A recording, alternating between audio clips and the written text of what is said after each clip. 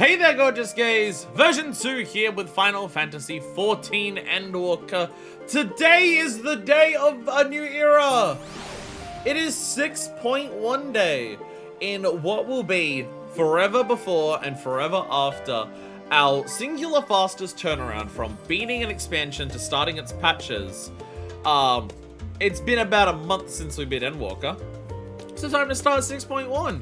Very funny that this is going to be the shortest gap, considering this MSQ we're going into isn't like every other expansion. It doesn't continue the story that we just did. The story that we just did ended with 6.0. So, let's try and work out what are we gonna, what is the story? That part of getting to more main story so quickly is also, it kind of like, I say it's ironic because we've finished the last main story, so this is actually disconnected. So it's the shortest gap for something that isn't connected. But also, this is our first gap ever in MSQ where there's not been any like driving force in terms of, hey, here's what, like, oh, you finished this storyline, but it's obviously going to continue the MSQ with that.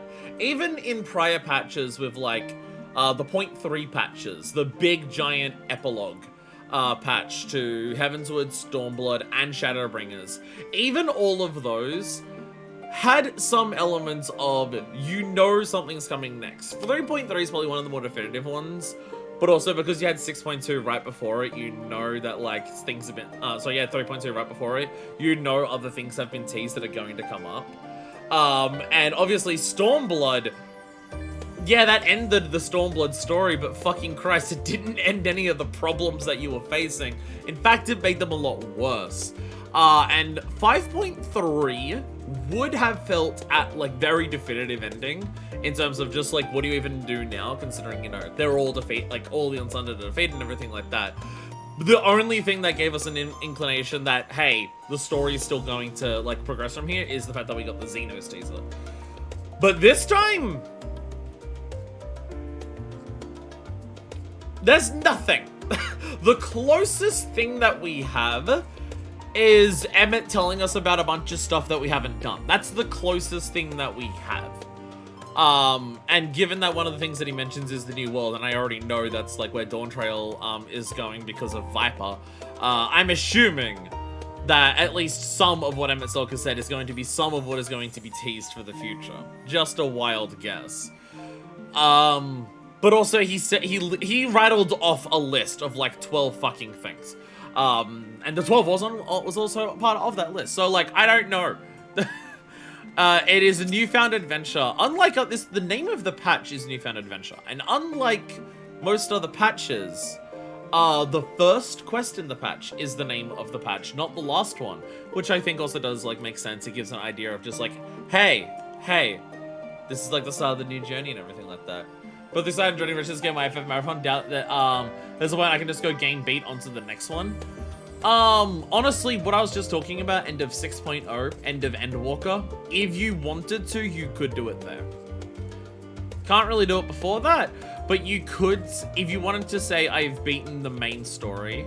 There's still new expansions and everything coming out, but if you wanted to beat the end of, like, the main story in terms of the story that you start the game with, you could say end of base Endwalker, which is what I just did, and we're about to advance past base Endwalker.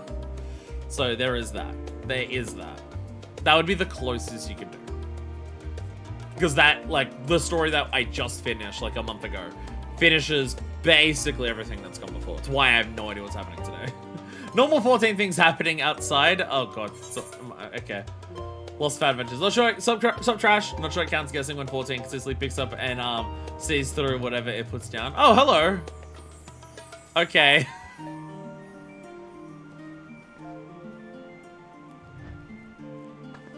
Beard, this is why you should play Final Fantasy XIV online.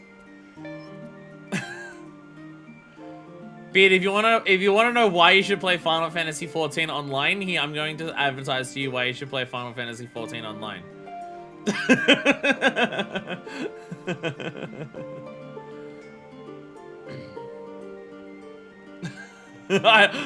Are they in G-pose? I can't tell if they're... Wait, I have to display names like this for that, don't I? No, they're not in G-pose. I mean, they could just be in the lobby. They could just be in the lobby doing this. They're not in G-pose. Oh, by the way, hello. You two seem ready for the colds. One of us only lies, the other only tells the truth. Okay, are you cold? I saw Kazuma. I thought I said Kazuma Kiryu. I have run into Kazuma Kiryu in this game before. Is this a teaser? Perhaps. Perhaps. One tells the truth, one lies, and your response is perhaps. Well, shit. That's an easy way to stump this classic puzzle. One lies, one tells the truth, and the response is perhaps. The rules say nothing about vagueness.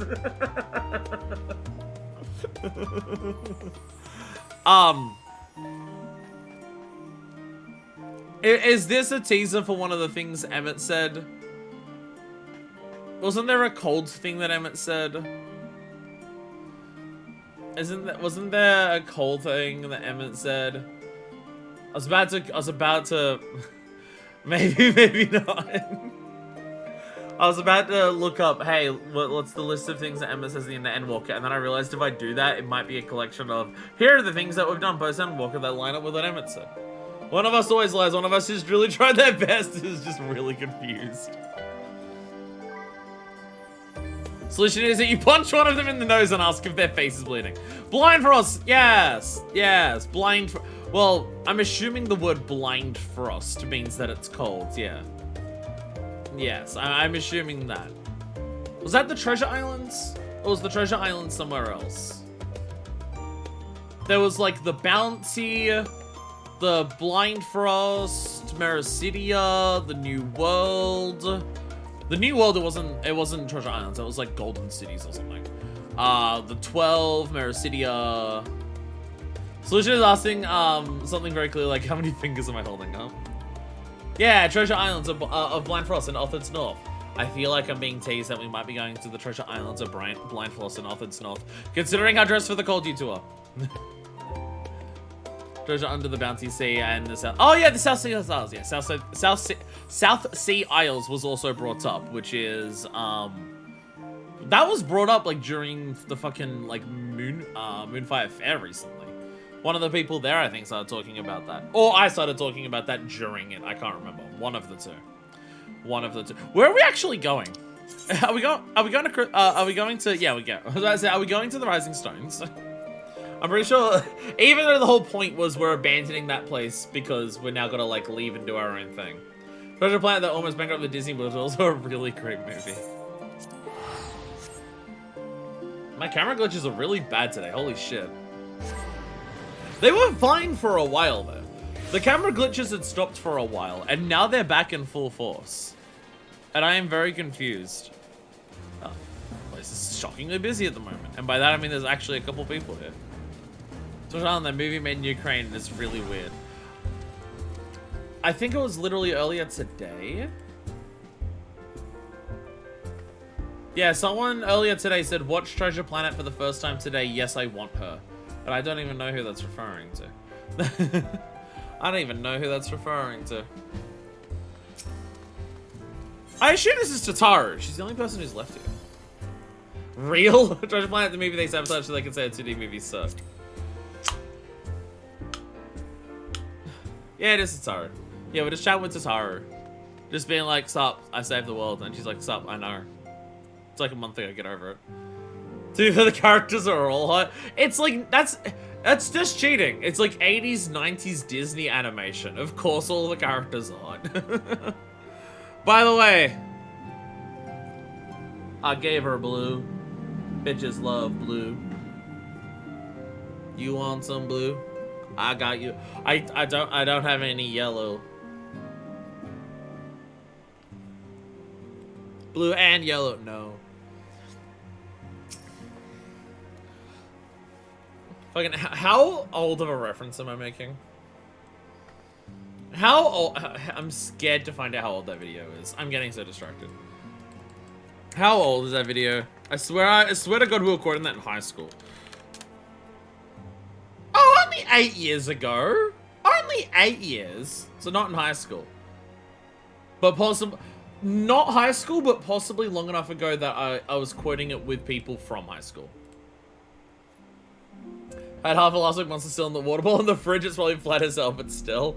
Well, I mean, if you're taking like a whole week to finish 1 can of monster, it's probably better than me finishing 2 cans of energy drink on stream in a single stream. Newfound adventure. Totaro is putting on a pot of tea and looks in need of company. Very, very chill beginning. Very chill beginning to Newfound adventure, which I mean makes sense. Manifest, how lovely to see you. If you're not in too much of a rush, I was about to make a pot of tea. Would you like a cup? Sure. Take a seat then, and I'll find us something to nibble on as well.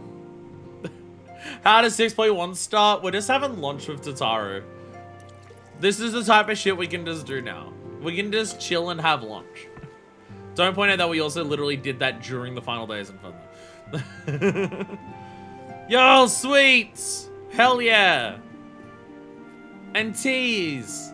We're just chatting away, hell yeah. Oh, by the way, Beard, it's a side video story, but probably spoilers. It's so much quieter these days without everyone around. Aaron Crowler Capital's gossip circle, by the way. Oh, I can turn this off now.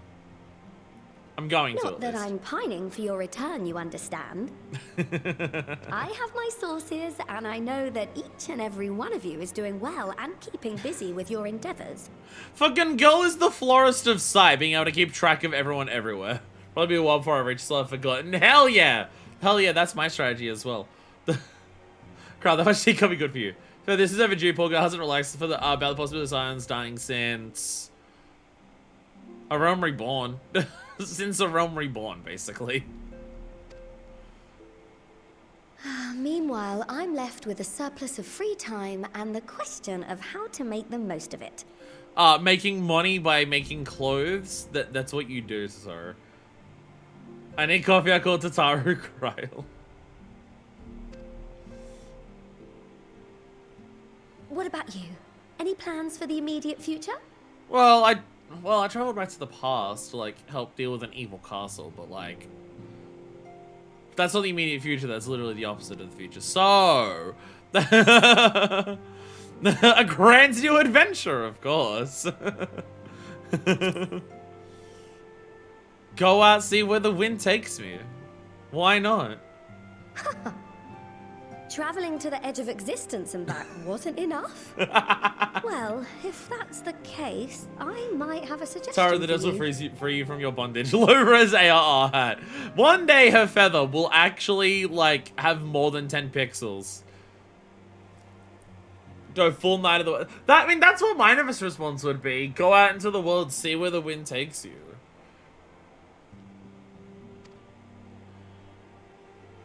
You've fought bravely and selflessly, helping those in need and saving our star from unimaginable threats. I know. It's also, like, I enjoy doing that. For your deeds, you've been hailed as the champion of Eorzea and a host of other incredible things. But Slightly why not more put than those champion of titles Eorzea at this aside point. for a while? That was an ARR thing.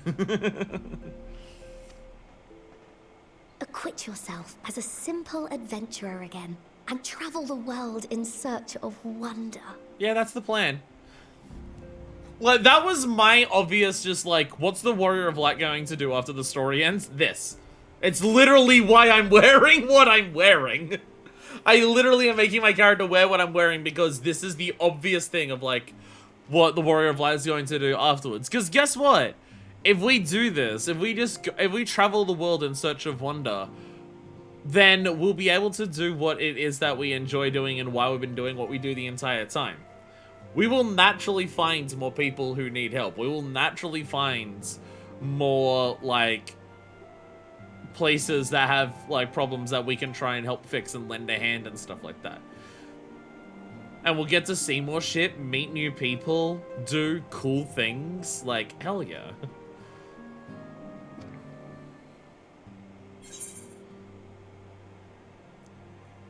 Imagine rejecting Xenos, calling you adventurer, and then going on to this. It's almost like your personal character can have their own ideas, and that's totally fine. But it's almost like the Warrior of Light, in terms of the way that they're written in text in this game, had one answer to say to Xenos, and only one. You're right. Who knows what mysteries are still waiting to be discovered?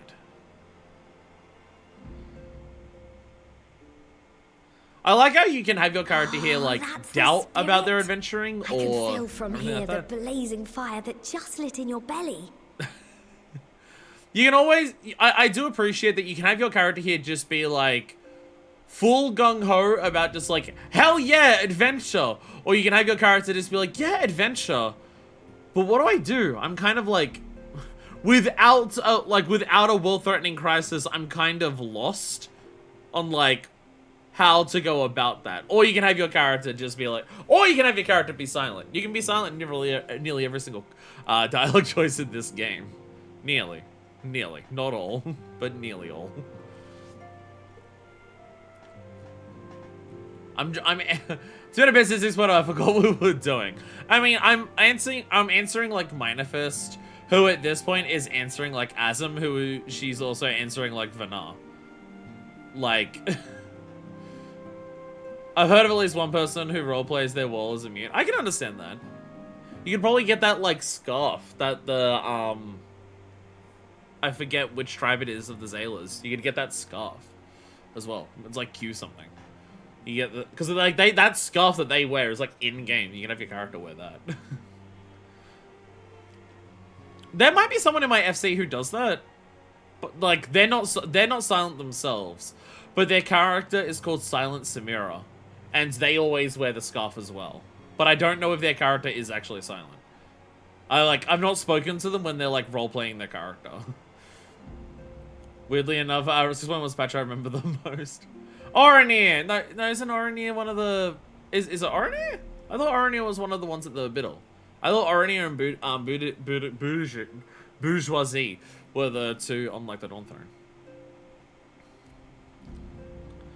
But, like... that you know that thing that, like, Vanar, because again, Vanar's gonna be a big part of, like, Minifest characterization as well. But, like, that whole thing that Vanar goes on about in terms of just, like, having an epiphany and seeing the world through a newborn's eyes and everything like that.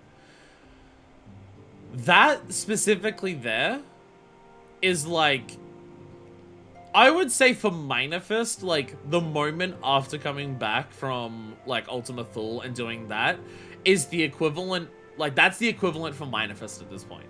Minifest is, like, at that equivalent point that Vanar is at in terms of just, like... yeah, the duty that I've like, Vanar finishes her time serving the Convocation, right? Kestir! There we go. Kestir. See, I knew it was a Q thing. But yeah, that whole thing that Vanar says about just, like... after her duty fulfilled and having an epiphany of seeing the world through a newborn's eyes and just, like, rediscovering that love for everything now that that's all she can focus on. I'd say, like, that's, like, the era that Minifest is in now.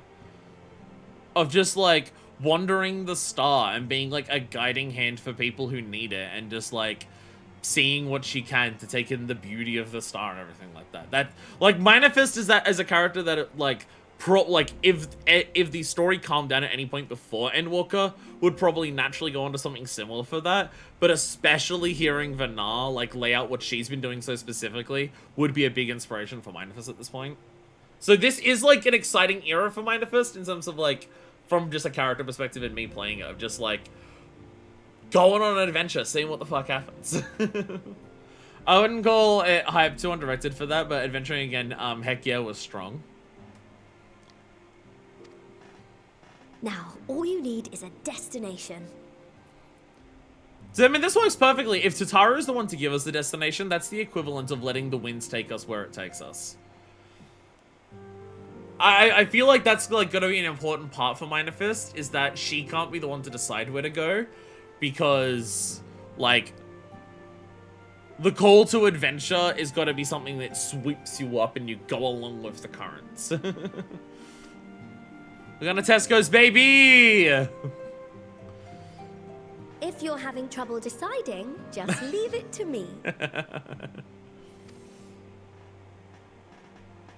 Favner. That's where you should go next. Yeah, Favner kind of got, like, stuffed over, like, people might complain about how Garlemald's got no pacing, but it's been, like, they just didn't do side content in Shadowbringers or Stormblood.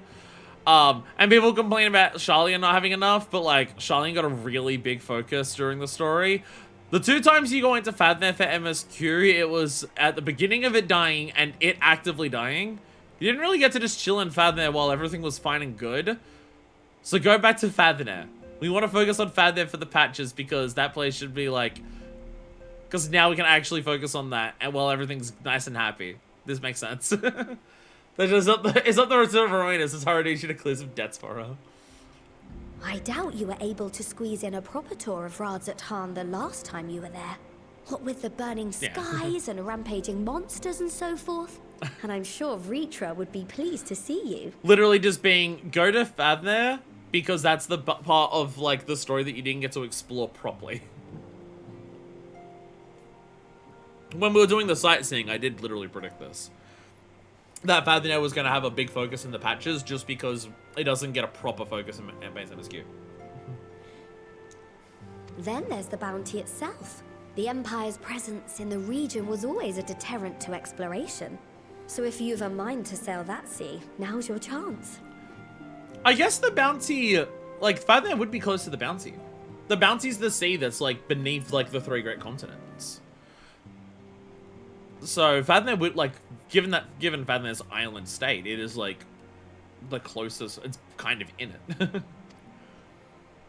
Just think of all the new experiences you could have. Yeah, Favner's in the bounty. We're going on a seafaring voyage. We're going on a pirate adventure. This game is once again made for me. Should I take a ship to the middle of the ocean?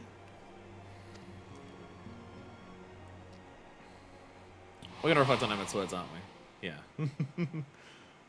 Tell me, have you been to the ruins beneath the waters of the bounty? See, we just hear, like, Tataru just knows about the bounty, where Emmett's, like, specifically teasing, there's ruins down there. As the bearer of Azem's crystal, you may consider your duty to see at least that much. Well, no, I don't think the duty was to see just that one thing. I think there was a couple things you missed in there, but...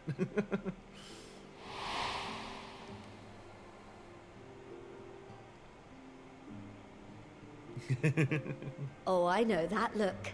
That's an adventurer ready to take on the world.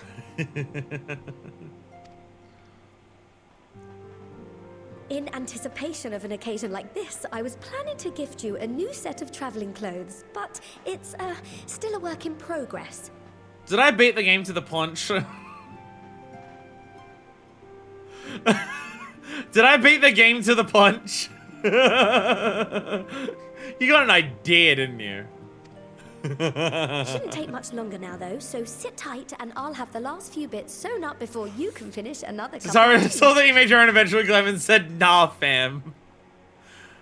It's gonna have to be very Minifist to beat what I'm currently wearing, Tataru. It's gonna have to be very Minifist to beat what I'm currently wearing. You're the best, Tataru.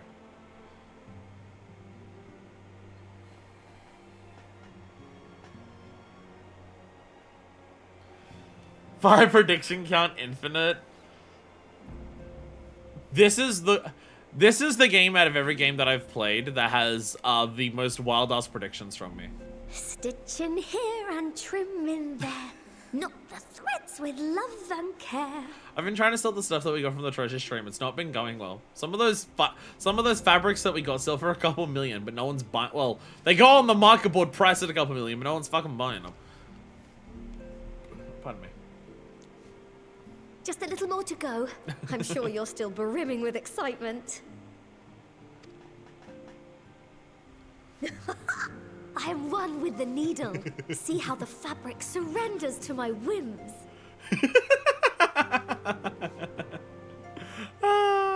This is so good. Don't worry. I'll make sure the lining has plenty of pockets for all your little treasures. I swear adventurers are worse than children when it comes to hoarding every feather and leaf and animal hide they come across. Look, I need to make relics. I need to, like, finish my leaf quests. I need to hand in stuff so I can get cool mounts. All around generic craft items in a day special ones. I might need to, like, craft into the clothes instead of some of the materials. Yeah, I should just, like, make the tower shit, but I'm too lazy. When you said I can progress, I didn't think you meant I literally have to make it here in front of you from scratch. She's working on it. She'll be there soon. She doesn't want to do groundwork. She's worried of breaking it. Oh, we mustn't forget the waterproofing. Gods forbid you forget to disrobe before plunging into the sea, or a river, or a piping hot bath. What would make you think I would do that, Tataru? Nizil and bulk temperature of just their net worth and kill. What the fuck are we doing?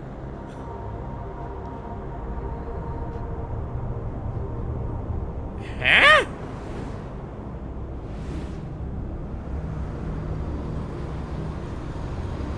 Meanwhile, in Garlemald,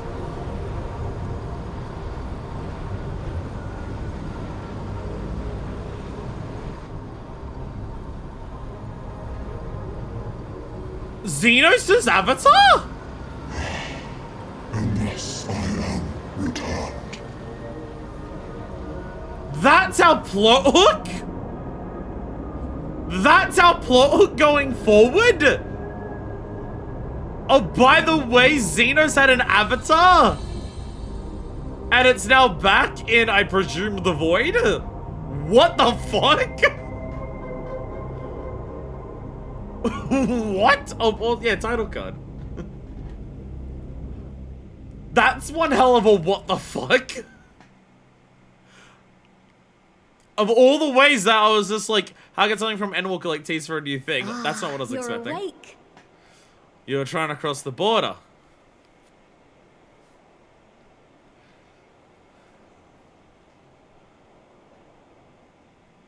Sorry, what'd you put in the cookies?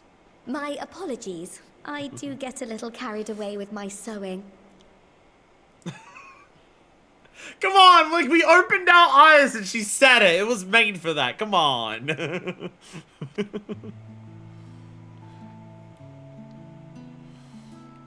You seem awfully cheerful.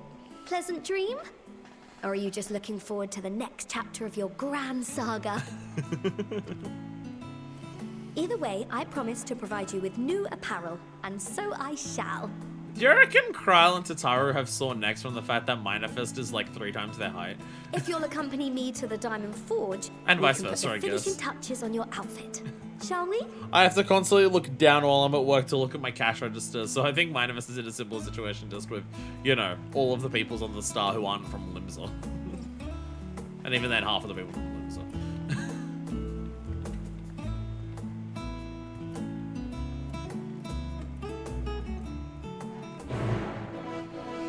Da, da, da.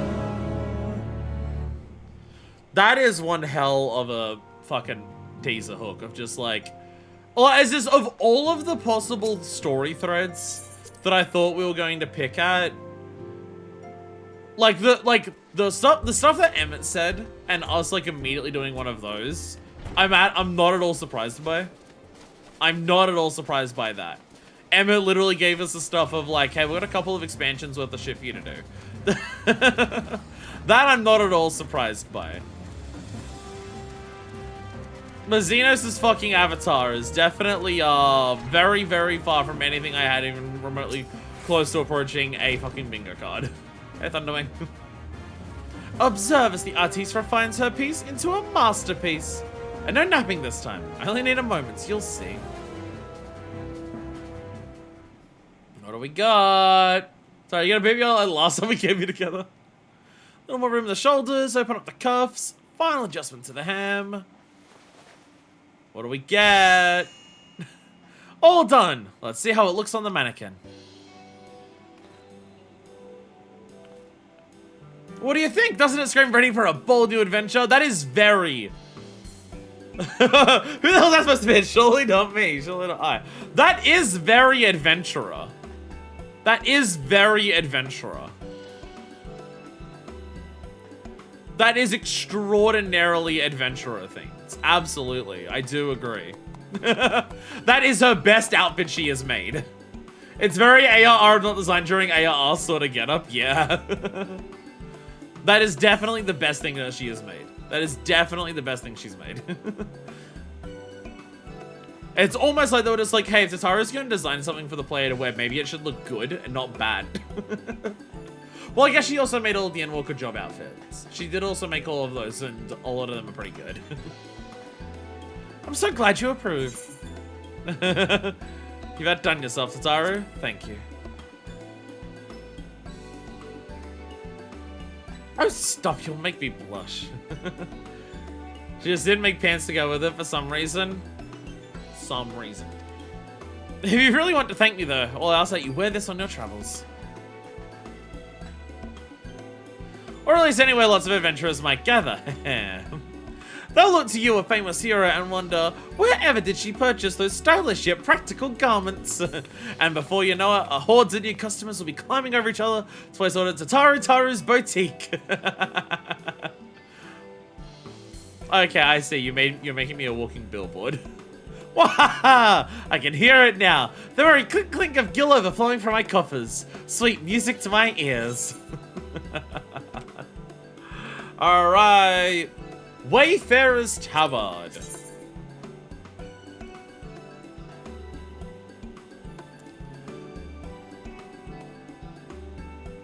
How similar this is to the top that I'm already wearing in certain parts is really funny. This is actually... Okay, well, actually, okay, take everything, because I want to show the side-by-side comparison with what I'm wearing. It is shockingly similar to the top I already have. It is so close to what my top already looks like. Burgeoning Mercan Empire's side, you must be excited to start a fresh chapter of your life. New places to go, new people to meet. I often wonder how you remember your experiences and exploits without taking at least a few notes. Oh, maybe you should start doing just that. You never know when somewhat past detail might become relevant, or if one day you take a blow to the head and forget the better part of the past decade. Something to keep in mind in any case.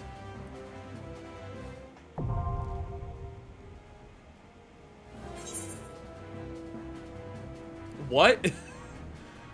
Since when one art is media wearing it surrounded by the previous job arts, very popular bit of art people who put their own wall in with their jobs. Ah, I have to commission that, don't I?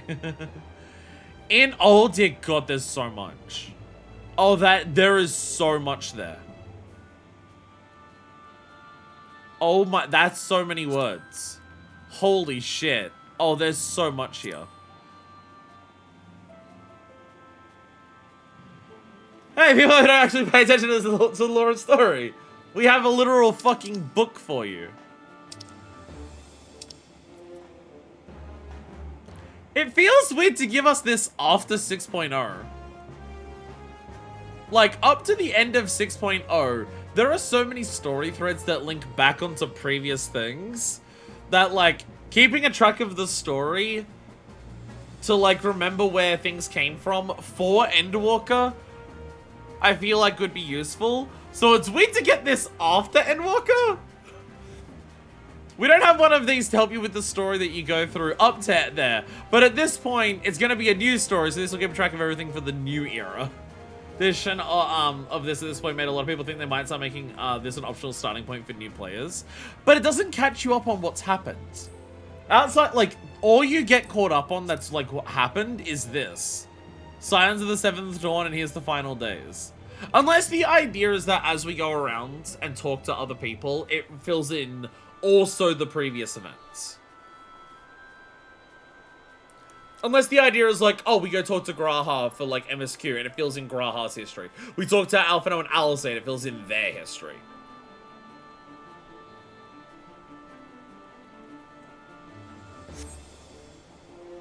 As in the collection. New entries, prominent terms of characters will be added to the codex to progress through the main story quests.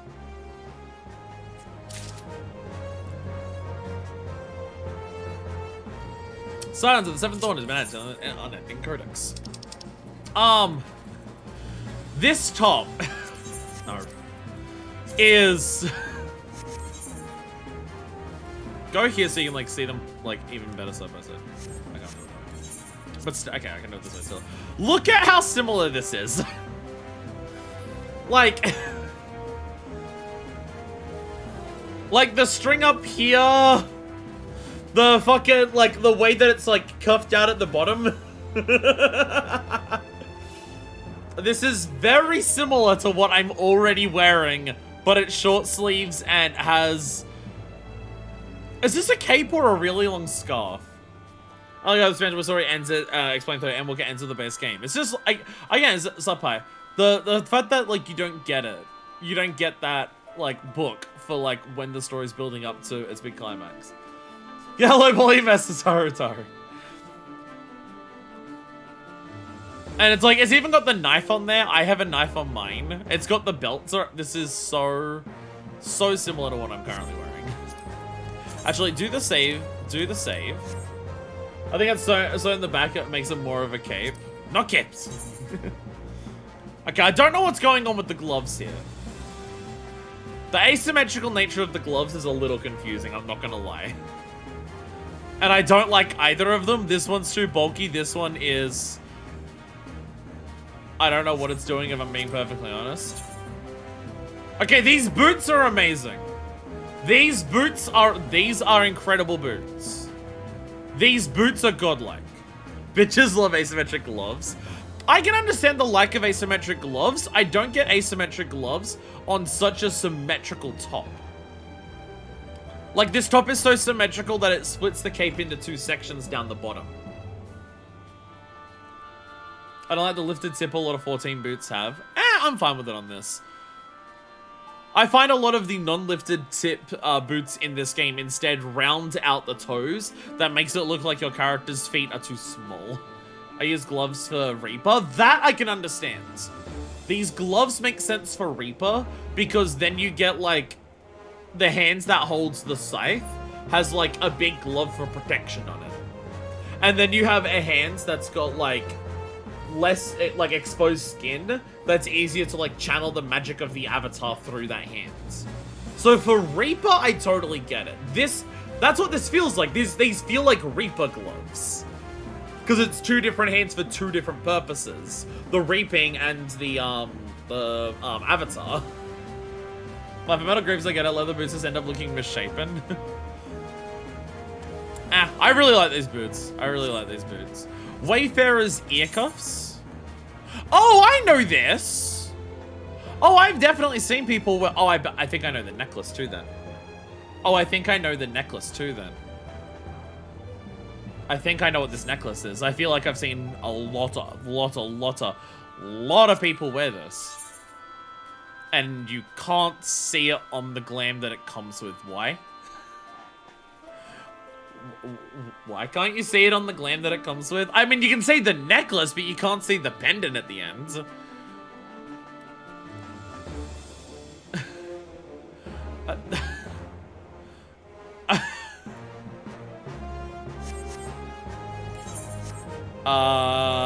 Chat, I'm gonna continue wearing the top that I'm wearing. I'm gonna continue wearing the top that I'm currently wearing. Come on! Okay, come on. You can see the necklace! It's a little crystal! It's a little crystal! This can be the necklace for Vana! It's like the mother crystal! It can be a Vana necklace! Like how she's got like the fucking Orshafon earrings and the Yasel bracelet you can't see on here. And also like the Graha and Y'shtola like rings that you also can't see despite the fact that I'm wearing fingerless gloves. I can see the necklace on this one. I can't see the necklace on this one. They show no necklace here. And also these are short sleeves. And also it has a cape. It looks good, but it's not as manifest as what she's currently wearing. Though the boots, though.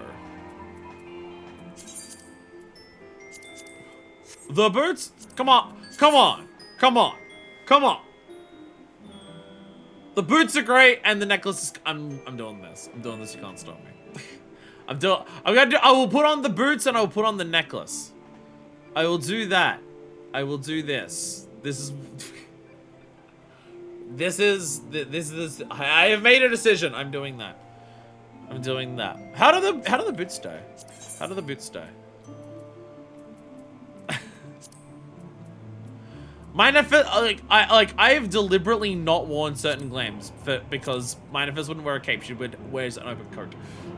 It's just not only ever wearing low poly stuff will one day kill me. Here's, you want to know the solution? Be like me. Don't care. Oh no, it's low poly. Oh no, have you seen Manifest's fingers?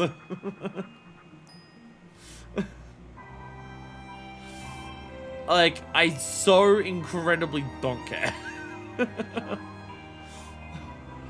Like, I do not notice that, like... like, to me, this top and the one she just gave me, the one that she just gave me has more detailing on it. But in terms of, like, visual fidelity, I have to actively look for it to notice it. I'm not gonna notice it in gameplay. I'm not gonna care.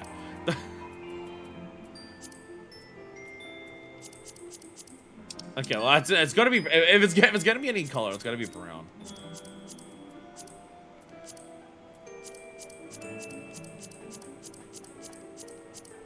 I don't think any of these are actually, none of these are better than the brown that it comes with.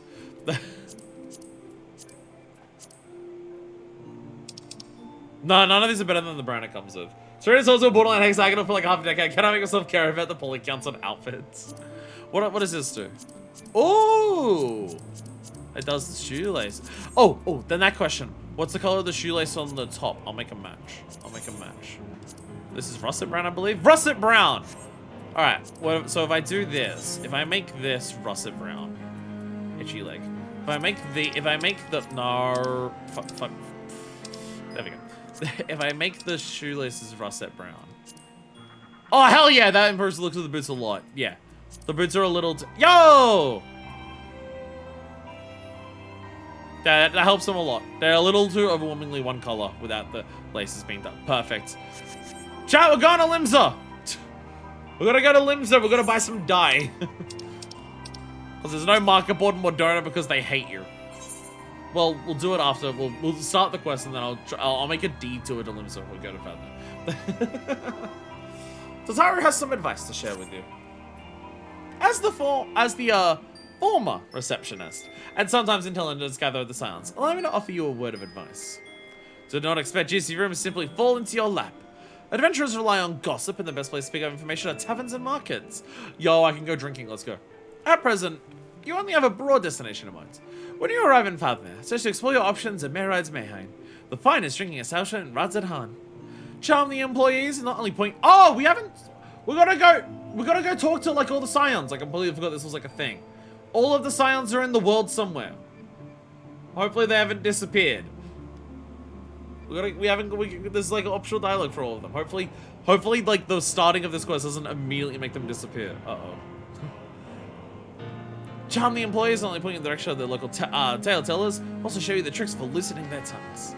Now, I really must be getting back to running my boutique. Enjoy the journey, Manifest, and may fair fortune find you. Seriously, like, that's what made me think of it. That's what made me think of it, is that Estinians at Mayhain. We saw him already. We saw him while we were getting triple triad cards. That's what made me think of it. Hopefully starting this quest hasn't immediately made everyone disappear. And if it has, oops. If it has, oops, then I don't know what we do. Let's go back to Limsa for a second. At least it wasn't until I finished this point when he's not there anymore for me. Finishing, I can understand. Because finishing, it's going to be like people are now doing their things. And some of the characters specifically said they're going to be moving on soon. Okay. Russet should be, not on the market board. But I do want to buy a new necklace. Because this is on a glam plate. I might actually, looking at the Wayfarer's necklace, I think that's a good Venar piece. I might actually, like, I could go through my glams and do that. Like, depending on the glam, have the scarf or the necklace. Because I can't have both on there at once, sadly. Because there are some of my glams that I look at that I think the scarf is a little too bulky for what the rest of it looks like. So I could do that. I could actually have my glams now. Oh, hello. I could have my glams alternate on whether they have the scarf or the necklace now that I have 2 pieces for that. I could do that. Russet! There we go. Hell yeah. Alright, dye the boots. Dye the boots. Russet brown. Bam! Cost glamour! No. Wrong way around. Cost glamour this way. Inventory armor. Well, oh, it's okay. Inventory armor and everything is combined together for some reason. There we go. Ta-da! Buy a new necklace. We're gonna buy a new necklace on the market board. So it won't, so the glam for it won't get overridden by like glam plates. How much ceremonial? That's too much. That's too much. Too much. How accessory is the most expensive thing? I bought like all of my armor pieces for like 20k each. How? I'll take it. There we go. There we go. 3,000 I'm willing to spend. There we go. There we go. There we go. Cast glamour. Wayfarer. There we go. There we go. Ta-da! There we go. Newfound adventure. Let's go. Newfound adventure. Tataru gave me glam, and I actually am using some of it. Let's go. No capes. And I can't see the necklace on that one. And also, it's not long sleeves. I can't. I'm trying to think if any of Manifest glams actually have short sleeves, and I don't think they do. So it's like, this looks very good, but between the cape, the being unable to see the necklace, and the short sleeves, it's just like, it falls off a lot of Manifest aesthetics, unfortunately. Clearly, you should have brought the Love Skin necklace, specifically the third one, down.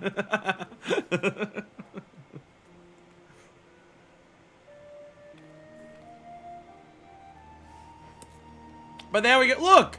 I have new boots now. Crafts, you were complaining about the boots when I first got this glam. And so was I a little bit. There was like one part of the boots that we were talking about looks a little bit weird with the way they're folded over or something. Look! The boots are better now. These boots are so much better. Holy shit.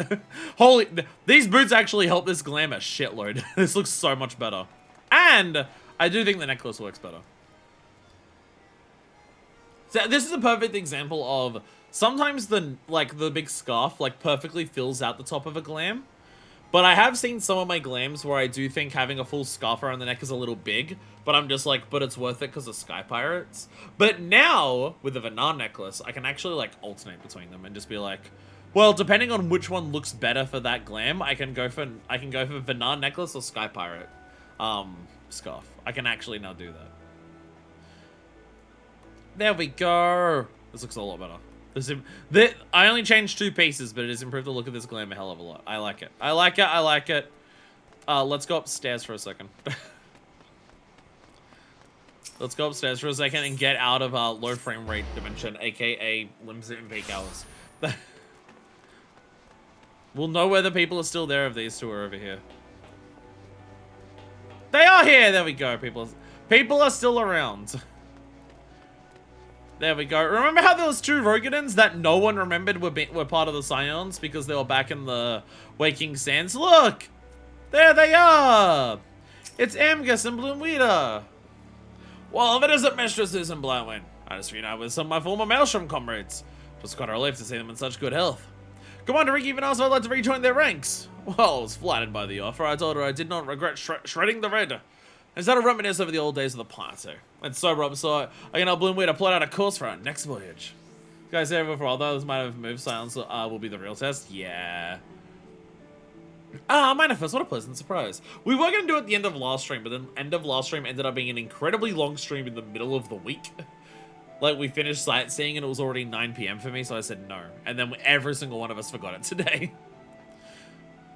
Manifest what a pleasant surprise. Amgus and I, emphasis on I, are in the midst of mapping out a way to reach our next destination.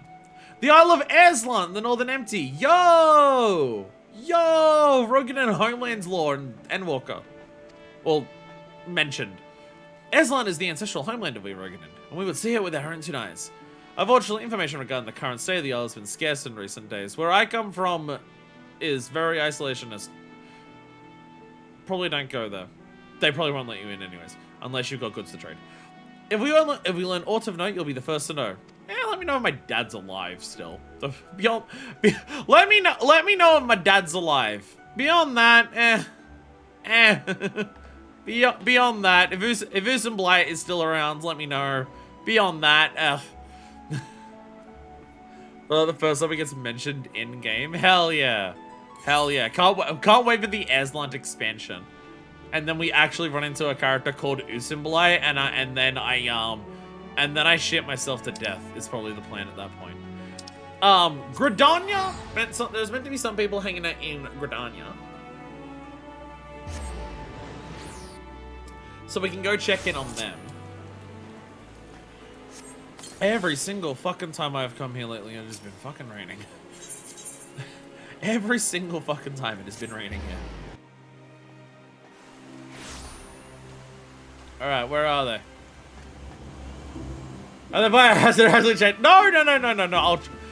No, at this point, in-game lore would have to, like, I just live in a different canon. There they are. It would either be like if we went to Aslan and somehow ran into a character called Usimblai, then the lore would just become Minifus going on her journey inspired Usimblai to leave the horrible village that they were both in and go to the rest of Aslan, which is more normal. Oh, how I miss Horribalda. I longed for the day I could have a brother on each arm, but it seems all that dreaming was for naught. My appetite is lost and sleep does not come easy. I guess hold my bow without my hands starting to shake. Could this be? The lack of brotherly love must be causing me to sudden withdrawal. Oh, help me, Clemens. Jesus Christ, I know. It's good to see you again. Wizard Gridana is our base of operations, honing our skills, offering our assistance to the guilds as they require it. While we may enjoy a comparatively peaceful life at present, does not mean that no trouble is afoot. There's no rest for the scions. Gil, you need a therapist. Or brotherly dick. It's only a problem if she can't... Withdrawal's only a problem if you can't get access to the source, right? Okay, so Osha and Ainur are here. Where did Hori and Coltonay say they were going? She could have both. Where did Hori and Coltonay say they were going? I feel like I have to, like, bring up my own video and, like, go back through it.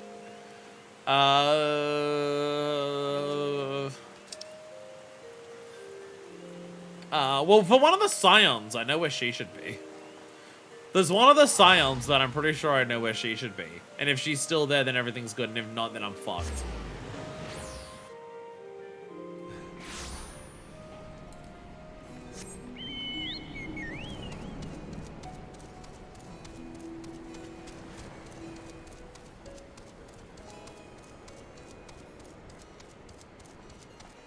How fucked do we think we are? Place your bets now! I mean, it's just a small little bit of optional dialogue. It's like, I imagine it's a couple lines each. It's type of shit you could probably look up online. It's not a big deal. Not a big deal if you miss it. Entirely and completely fucked? Damn! Does it have a cover? Let me see if they can be found somewhere. I feel like the closest place to Corvus is Bosnia. So if you go to Bosnia, they might be there. That's, I'm pretty sure, the closest place. Because, actually, is it? Corvus is meant to be next to Bosnia, right? It's still in Ilsabad? Because that's where Graha's from. Because it was, like, taken over there by the Elegants, I think. Or is Corvus near Dalmasca? I always forget. Giant frog. giant frog. Alright. Will she be here? Will she be here? Or have I waited too long? Directly above rods at Han. Okay, okay. Yo! Yo! There she is, really far away from Matoya. Like old Louis Soir, you lot set out to save the world. Like him, you believed in your cause with all your heart. And like him, you succeeded. The spineless wretches of the forum could take a cue from your example. Now, as Stola would tell you, tend to be sparing with my praise, but for what you've accomplished, you have my respect and admiration. Aww. Stola! Hello! Well now, have you come to check on Master Matoya? I'm very thoughtful of you. She appreciates your visits, even though she would never admit it. Despite her years, she remains as indefatigable as ever. To hear her tell her, she means to cite abandonments and claim the Ant Tower as private property. For my part, I'm glad to see you too. I'm only here until I find the tome I'm after in the library, so your timing couldn't be better. Aww. Aww. Aww. They're the main ones. The main ones are the Scions, and the Scions are pretty easy to find. Stola's here. Stinian is like next to our objective. The shipping he's... If we have to go to our objective, there's a half decent chance he's actually no longer there. 4 of them are in fucking Sharlayan still, and then Alphino and Alice are in Golemwald. Who's gonna squad is right? Tell the magic upside down tower now that tell the reason to the afterlife. Squad is right. It's been 10 years since the Exodus. Mine now. Okay, I'm pretty sure it's been more. Well, actually, I think we determined it was like 10 years, but still. 10 years since like ARR. It's been time. Despite what this video game may claim, time has passed since ARR. Despite allegations to the contrary, time has indeed passed since A Realm Reborn. The game may want you to not think so, but it has.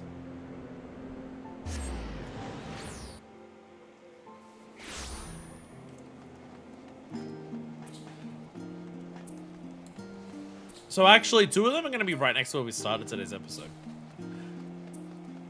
Thank you all so much for watching. Next week, we will do the next quest in 6.1. Hope you've all had fun today. There they are. They're staring at a map. What's up? Oh, Manifest, how good of you to visit. As you can see, there is little change with us. Just pushing steadily along with our work. A typical day involves tending to our commission, sorting research materials, and liaising with the collaborators. Doesn't sound like much, but it keeps the few of us here busy. As few as we are, we've been able to keep your chamber as it is. If you ever need a place to rest your weary head, you're welcome to use it. Ojiga for one would be pleased.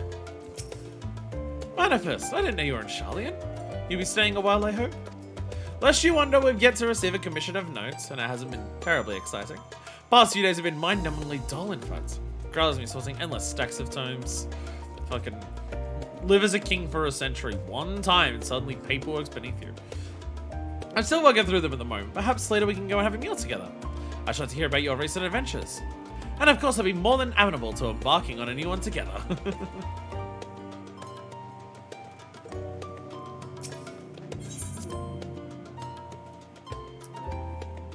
Minefist is probably at this point where now things have calmed down. Minefist is probably trying to get Gra to confess his feelings to Kryla as well. Minefist on her gambit to try and expand her polycule as far as it can possibly go. We go Runa to Y'shtola to Minefist to Graha, and now she's trying to push Graha to extend the chain one step further.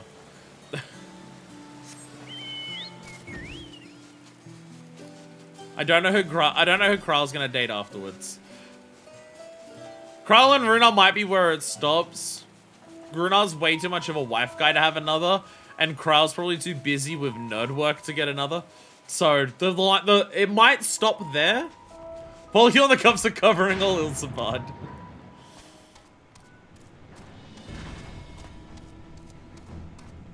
Minefist does also branch off to Lise, but they're not dating, they're friends with benefits. Because Lise is dating Nugger. If you're curious about how it all connects together. Oh, and well, Manifest does also divert off to Vinar, but trying to explain that connection in normal relationship terms, considering they didn't get to see each other physically for a long period of time, and also they're divided by space and time, but also the connection that they had as like saviors of like the star from like different times, and like the whole how they changed into different people and everything. It's more complicated to describe than just a relationship. So it's just a thing there that is just they were a thing. This boot collar is too close to skin. Makes you look naked. It's the limbs a trick. Ah, fancy meeting you here. Come to looking on the starship, have you? I must say, it already feels like an age ago that we enhanced the vessel's afterburner and then rode it into the great unknown. An age was a month, Thancred. Sometimes I find myself gazing up the starry sky, wondering if it was all just a dream. Once behind you, even the grandest adventures become but a memory. Well, well, I know not what errand bringeth thee hither, but thine is ever a welcome presence. There being no inherent urgency to begin our wanderings, Thancred and I did decide to first see how fareth the discussions between the Forum and the Loporits and, should it be necessary, lend our aid. Exploring the uses of the moon and ventures beyond the star, soon or late, other parties will inevitably seek to be involved. We must needs ensure that the tendrils of dark designs are not permitted to wend their ways into this endeavor. Don't let people take this to try and colonize other planets. Golemon might be dealt with, but like, we're the only ones around here doing that. Clemens, Athenium Astrologicum. Okay, I think she may have mentioned that. Alian Kugane can also go back to Mordona for Flamin. That is true. Doesn't seem like Corvus and Coltonate can be found. Yeah, they're often Corvus. We'll run into them when a story thing takes us to Corvus, and we run into them, and they're like our crew while we're there. If it isn't Manifest! How have you been feeling? No dizziness or nausea or some ailment or other after the journey? In particular, having hallucinations. It may mean that alien life form has taken over your brain, and invasive surgery will be required to remove it. That was a jest. Did you like it? Oriandre says it's useful for building rapport with you people. Anyway, you may have heard that I'll be staying on Atheros for a while. We're exploring all sorts of ways to make use of the moon. Which means we're getting to establish regular flights there and back.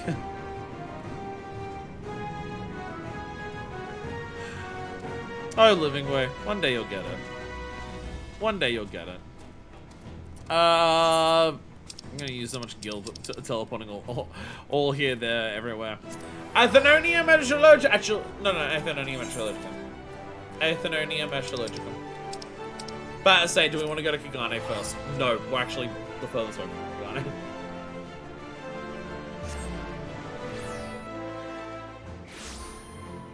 The Marcia says he's gonna Rogos reach about Ironbolt and be like, I don't think you can find either of them. Vinar normally, that's when, I mean, Vinar normally hangs out in Rogos Reach anyways. That's usually where he is. What about a Femi? Where did Femi go? Or is she one of the ones that stayed back? A Femi may have been one of the ones who stayed back.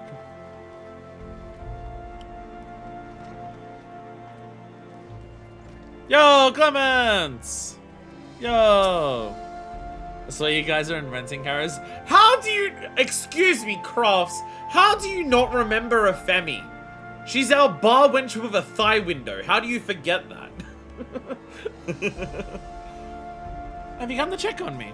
I'm well enough, but my sister on the other hand. Well, it seems the brother separating us left her quite lonely. So lonely that she sent me sheaves detailing her despair. He offered not a single word of encouragement regarding my studies. The nerve! Since she can't seem to spare any concern for me, I won't offer any to her either.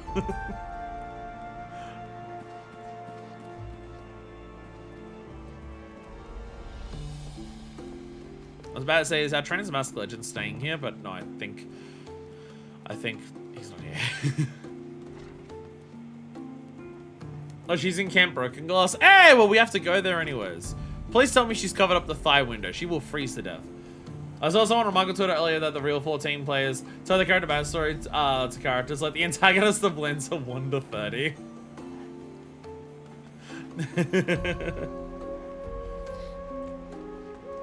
Brown eyes are so hard to get right. Yeah, as someone who has like 4 or 5 glams that are based on being brown.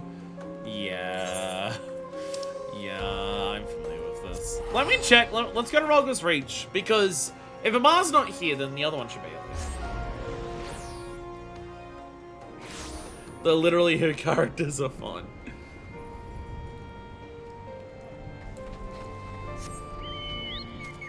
Look, the people out there who are just like, don't worry. The Duskway Ellison from the Lancer quest is gonna come back, I swear. Or was it, wait, is that Lancer or Archer? Actually, I can't remember. Vamar's here! Vamar and Jamoldva are here. There is no Arenvold though.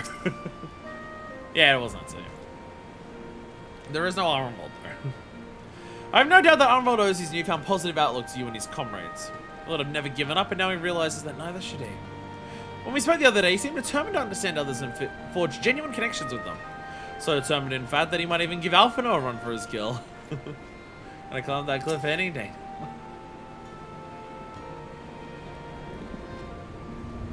What's up there?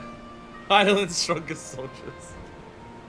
I just want when you murder a mooncat. Yeah, because all the job quests in Gridania require you to be racist because Gridania's fucked up. I hear that in his efforts to unite the people of Alamigo, Arenvold has even made inroads with the Kaliano and others who side with the Empire. And by all accounts, he's met with some success. Perhaps because of his unguarded manner and straightforward way of speaking that people are so willing to listen to him. Maybe it's because he has Ardbird's voice actor. Just between you and me, I think he'd make a good leader one day. They were here. Let's go. Let's go. Where was that next one? Kugane. We gotta go to Kugani. Whereabouts in Kugane?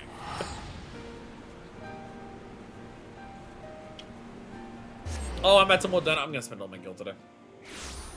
All my gil's gone. I mean, the first place I want to check is the tavern. I'm going to assume the tavern.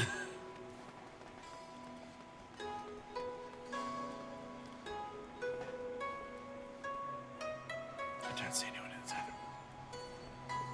Beloved your tickets. I used a ticket. Look. I used a ticket.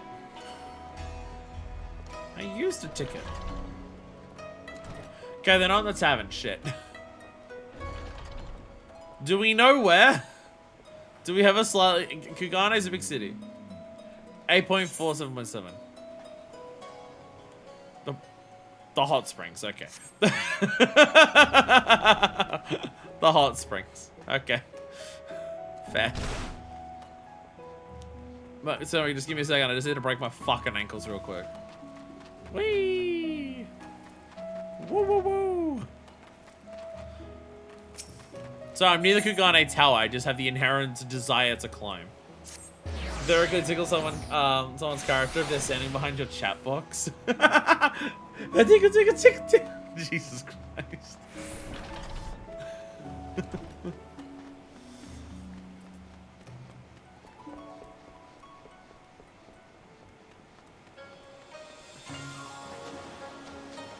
Oh, there we go. There we go. Oh, they're all here. Homai came. Homai came as well. Hey.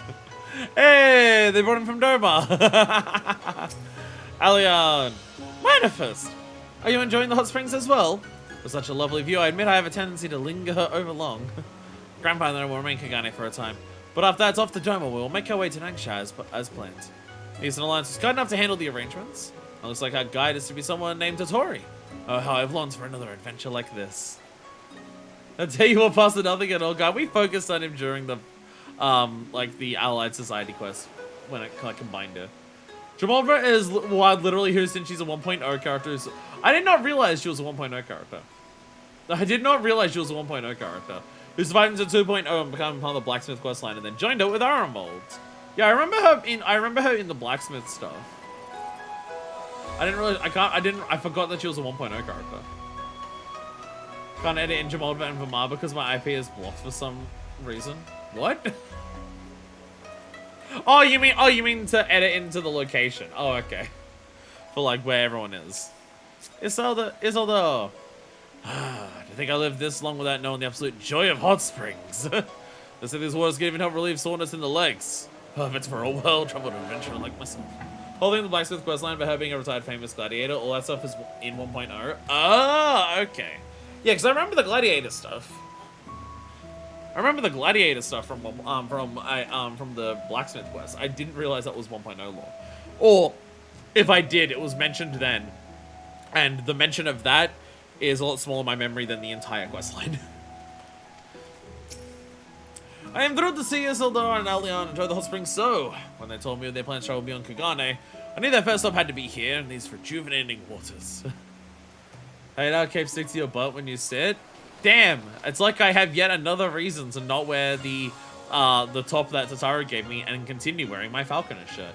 That is better. Where am I going? I've lost track. And I can't scroll my Twitch chat. Oh, okay, no. Okay, I just had a bit of give. Mordona, and then Camp Broken Glass, and then Tertium. I think that should be it. Loud and wrong. This top is good. If it's good, your boyfriend wears this top, Crafts. Come on. Is that why you don't like it? Do you not like it because I'm stealing your boyfriend's top? Is that what it is? We just in Mordona? Yes, and I forgot to speak to Flamin while we were there. Yeah, and then Radzet Han. Also, Mordona is still on one of my cheaper ticket things, so...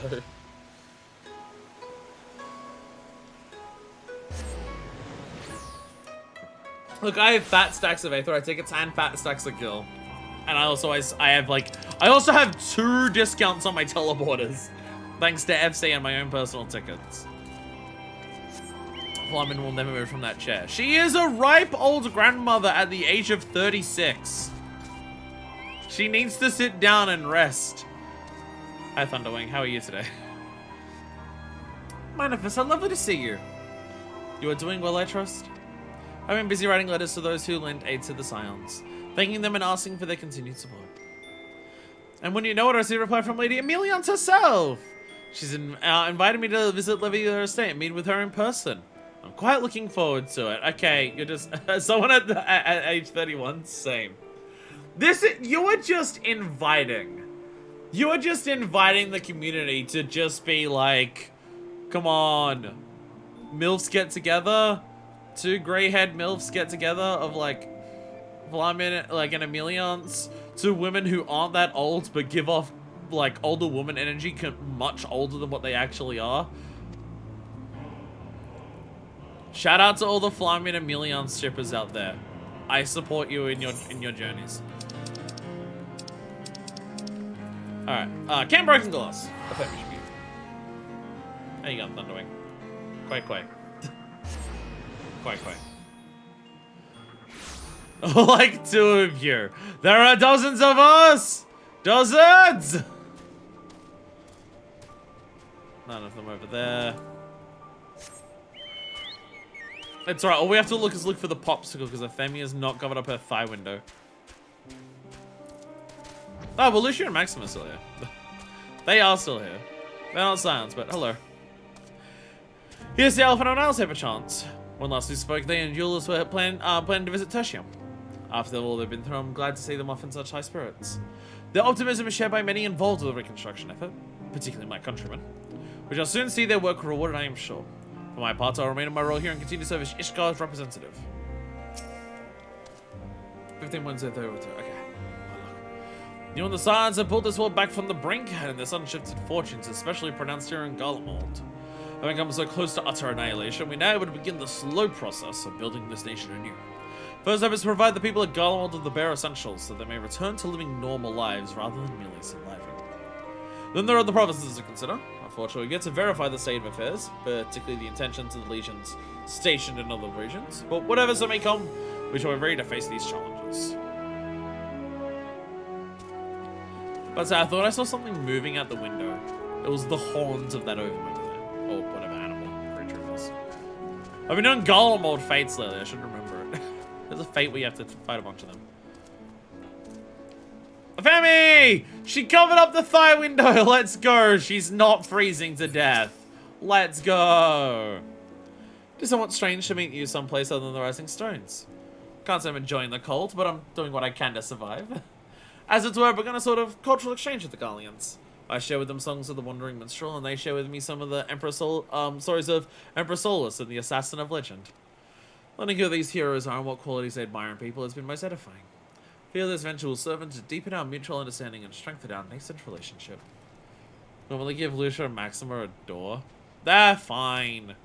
They're used to the cold. They'll be able to, like, stay there and not freeze with the breeze coming in. The Tara gave her a hideous coat that sucks. Well, I didn't wear it. I wore the I wore the rebel coat or the urban coat, whichever one it was that I wore. I wore that one instead. My right headphone today has been very, very annoying. I feel like today might have a lot of voice acting, so I kind of need to wear them, but I'm just like already tempted to be at a point where I'm just like, I'm going to listen to it on speakers. But unlike the last couple of weeks, today we'll probably actually have voice acting. Didn't expect to see the twins in Garlemald again. Like you, they risked life and limb to save the world, and some would say they've earned a lifetime of peace and quiet. Yet here they are. When they said they wished to help us, they truly meant it. And even if outsiders haven't given up on us, then how could we possibly give up on ourselves? The road to recovery will be long and hard, but we'll spare no effort. We'll rebuild Garlemald into a nation that all can be proud of. For those who are still here, as well as those who couldn't be. See? He's already getting it. He's already the for those who have lost, for those who can yet save mindset. Twins have already gotten through to him. Manifest, guess what? Just the other day, I tended to a beast terrorized station area, and afterwards a family came and thanked me. And on another occasion, soldiers of the First Legion told me about the medicine they use. It's unlike anything I've seen in Eorzea. It's not all uplifting tales, of course, but every day I'm afforded the opportunity to grow. If only it weren't so cold all the time. Manifest, you came! Words cannot express how glad I am to see you. We've just begun our work here with a contingent of local volunteers. Our foremost priority is establishing the number of survivors and distributing vital supplies. As we continue our efforts, we'll ensure that everything is done in consultation with the Garlean people. This is their nation after all, and theirs must be the hands that steer its course. There we go. We found them all!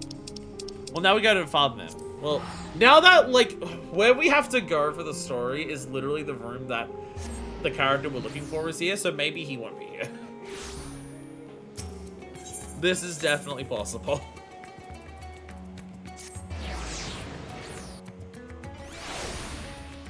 Because it's literally in this room that Estinian's meant to be.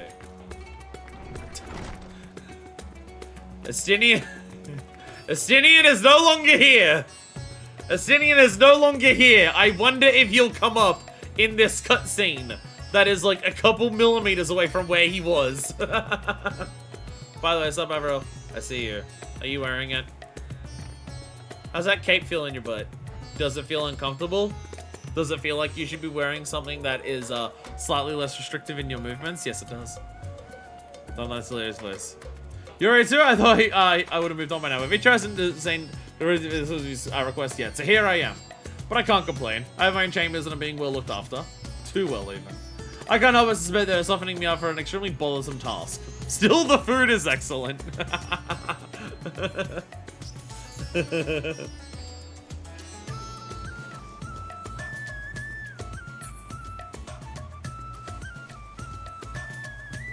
I didn't see what your shirt did.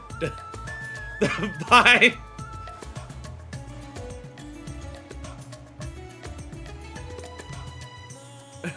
I didn't see what your shirt did. I teleported. I can't do that, but I'm gun breaking. That's not a low res shirt thing. That's a job. I'm gunbreaker. I need a target to do my gap closer. You'll see it again in 35 seconds.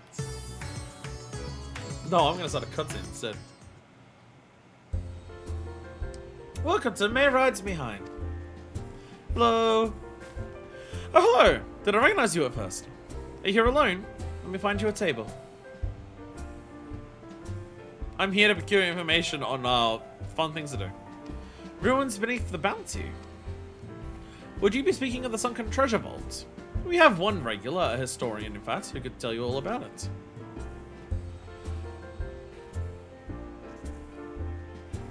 Where are we looking? Ah, there he is! Professor Jalheen! I thought I saw him come in. Although a somewhat private sort, Professor is quick to befriend those who share his fondness for the Mayhein's unique beverages. Alright, drinking competition. Well, let's see. Over a mini drink from our selection, he should happily share everything he knows about the vault you seek. And a few other odd bits besides. Whatever you buy from him is on the house, by the way. Remember, I found out I took coin from Father's savior, showed me scrubbing pots for a week. He really likes it when people buy him booze. Keep your purse strings tight, friend. We'll cover whatever you purchase for the professor or yourself. I'll never need to spend a guild for the rest of my life again, will I? Jalheen! Hello there. Yes. Following event can't be skipped. Okay. One of those moments.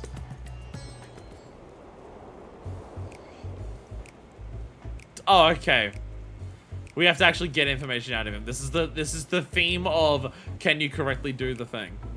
And what may I do for you, my Eosian friend?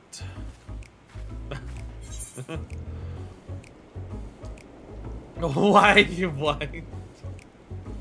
Some people in Razatan are white, it seems. Oh, just a friendly chat. How about a drink?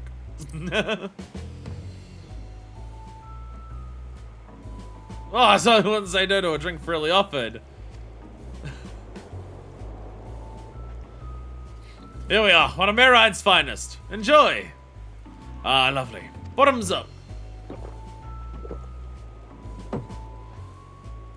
Jalheen empties the cup in a single pull. Jesus Christ.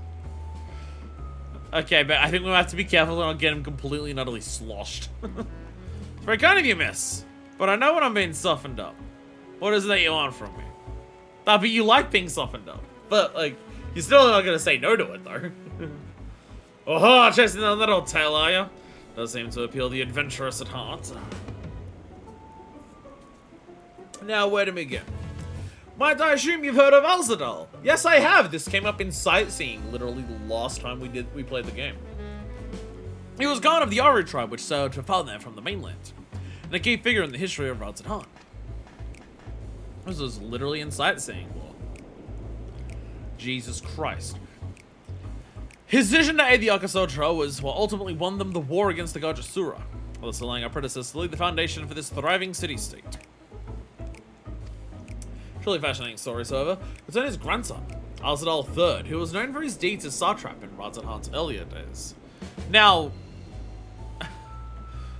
I imagine this was still satrap on behalf of Vitra, because from my understanding, like, all of the history of this place is, and by the way, Vitra was there.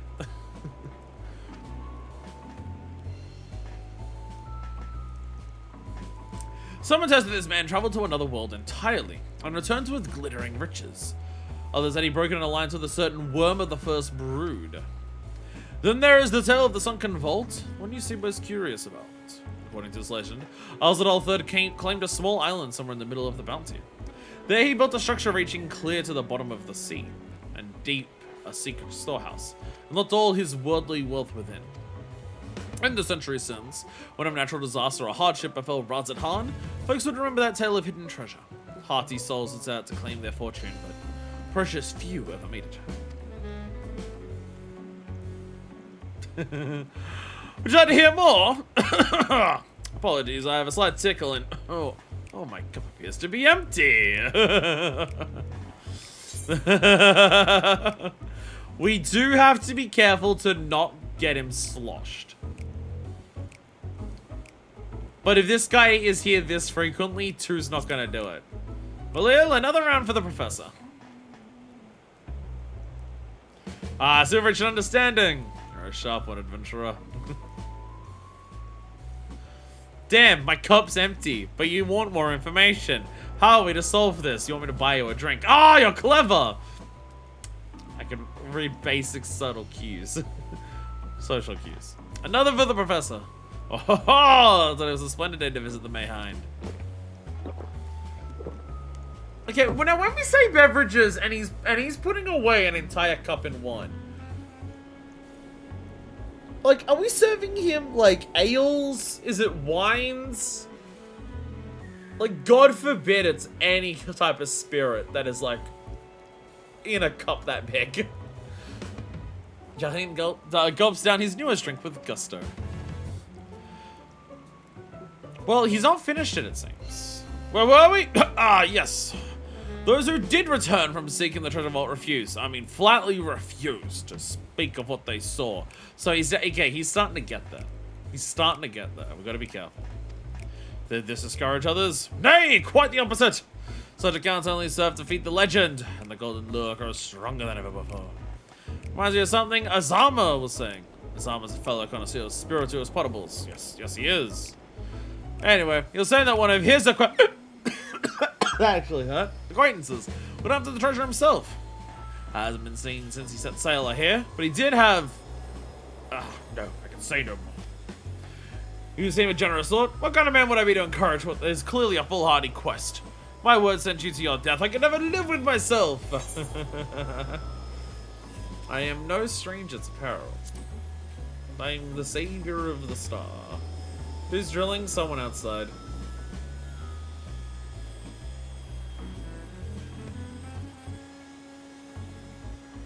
Oh, it's not drilling. It's not drilling. It is a whippersnipper. Or, the cutty thing for the lawn. It's the cutty thing for the lawn. I'll be honest, I could barely hear it. I'm shocked you can. Perhaps it's your turn to tell a tale then. What manner of dangers have you faced? I literally flew to the edge of existence. Yeah, I was about to say, in terms of, like, things that we can say, flying to the edge of existence should dispel any notions that we're not equipped to handle it. Indian beer, Indian brandy, Indian liquor. This is a terrible list. The very edge of existence? From anyone else, I struggle to believe it, but I recognize you now. You're the hero of the final days. A drink. I need another drink to settle my nerves. Balil, more of the same if you please. As you wish, but this one's on your coin, Professor. Jalheen drains yet another cup dry. No more for him. We cut him off here. We now cut him off.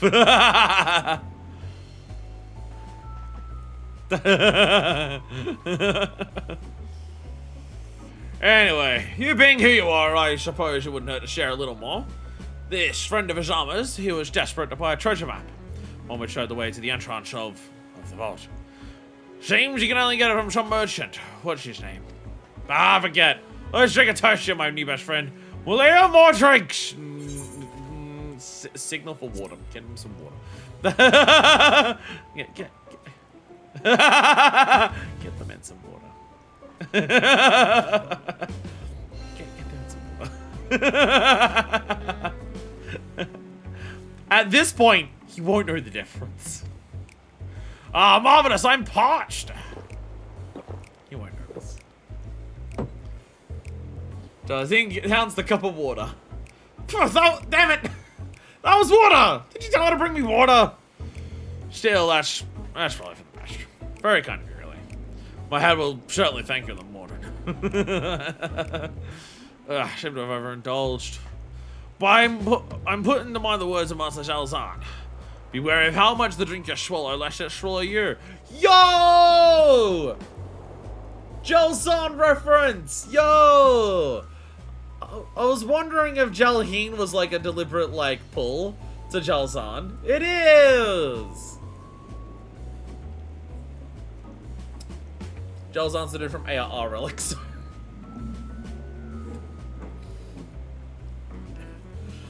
There we go. Now we're just gonna see if anyone in Fathers will also mention Ardashir. Forgive me. I should be you to know more of these unseemly antics. If we speak with Azama, well, as I said, we share a taste for the Mayhine's fine spirits. Probably came in as we were talking. I wish you fortune in finding your fortune. You appear to have learned all that Jalheen has to share regarding the Undersea Vault. Furthermore, you need to locate a man by the name of Azama. Yo, how you going? Perhaps I should find myself a new pastime. ARR, is that some kind of bit? This will help sober you up. This will help sober you up. Ah, it's an elephant. Hello. Hi, elephant. How are you today? This is culturally insensitive. It feels culturally insensitive. I mean, considering that there are little elephant people here. A little bit. A little bit. Just a little bit. Malil! Press O to help you, I hope. Azama! Listen, they're selling them in the city to tourists. I think it's fine. I'm on the top 10 racist moments. Okay, but okay. But think of it this way, Densho. If you could sell something that was technically racist, but you could sell it to white people coming to your city at a ridiculous markup, so at least if these racists are gonna come to your city, you can scam them out of their coin. Like I do it.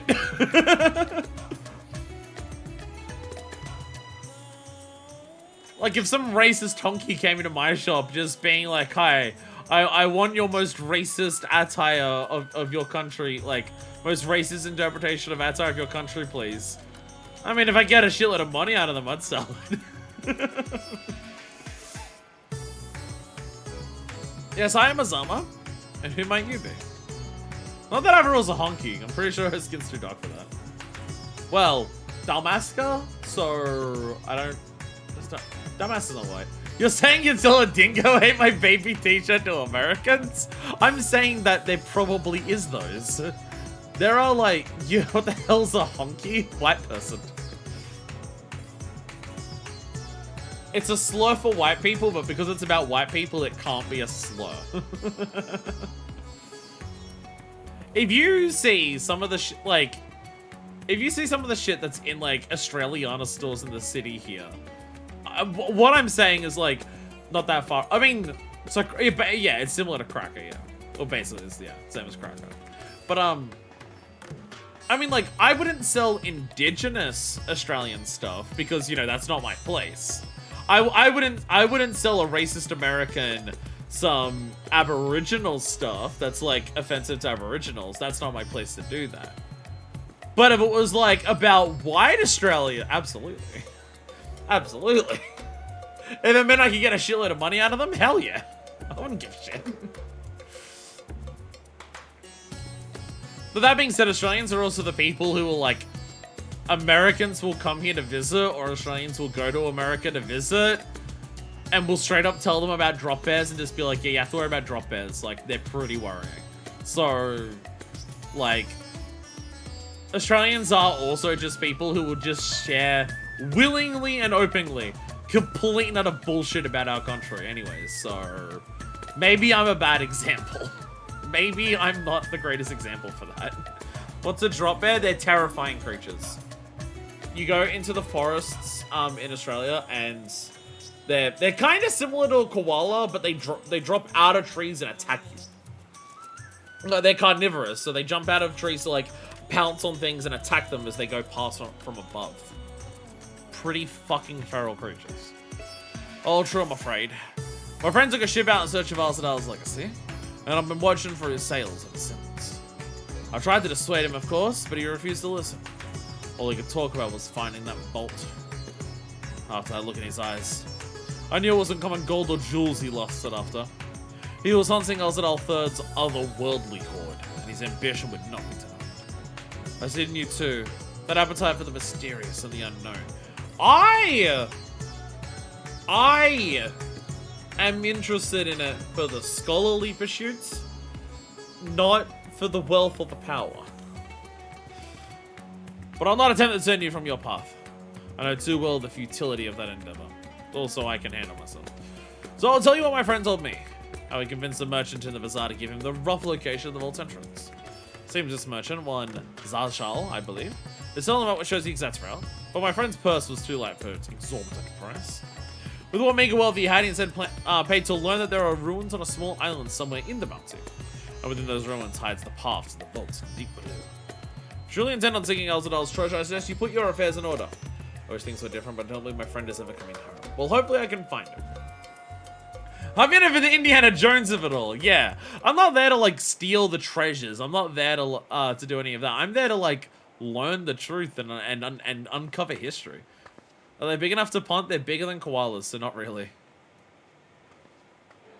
Please Marshal, please! You must let me have that treasure map! Is everyone looking for this treasure right now? Goodness.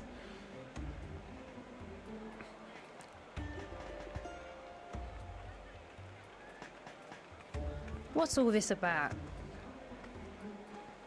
My mother and father were slaughtered by monsters. My baby sister, still too young to fend for herself. Can you spare us no kindness? Okay. I do feel sorry for you. How are you planning on finding this treasure yourself? Please, please throw me my map. Man, why are you British? If you meet someone in India, why they have a British accent, I apologize to let you know this. There's no good historical reason for that. There's historical reasons for it. They're not good ones. So, you hope to find your fortune? And what? You expect me to surrender my wares for pity's sake? What have you to offer in payment? Again, how is this kid gonna look for the treasure? Wow, this is fantasy India. As I thought. Come back when you've more than rags to your name.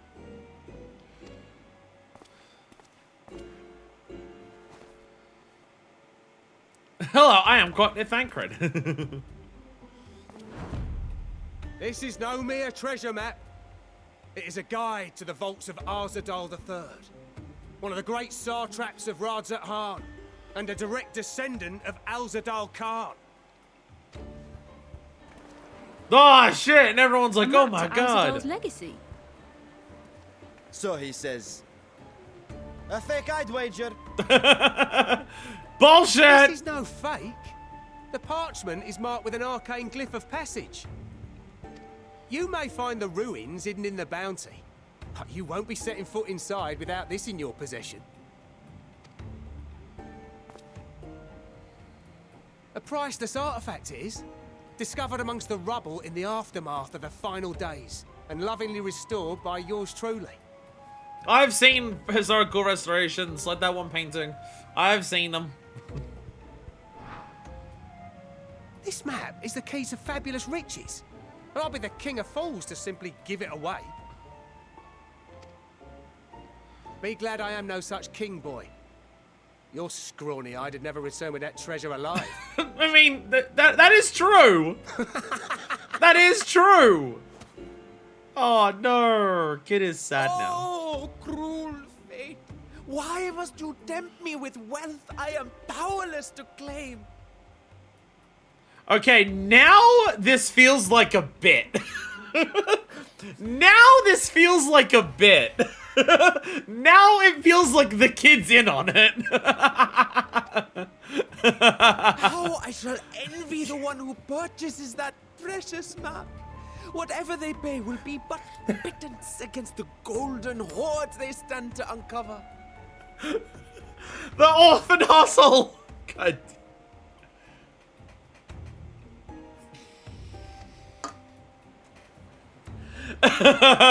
No one's buying it.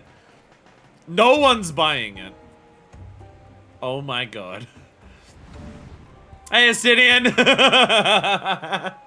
Hey, Astidian.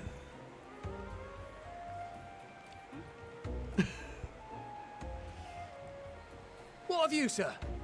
Fighting man of your stature would surely relish the challenge of recovering Alzadal's lost fortune.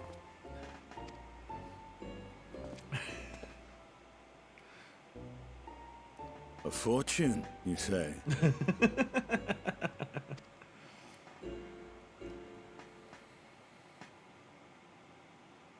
If I had but the strength to seize that treasure, my starving sister would never want for food.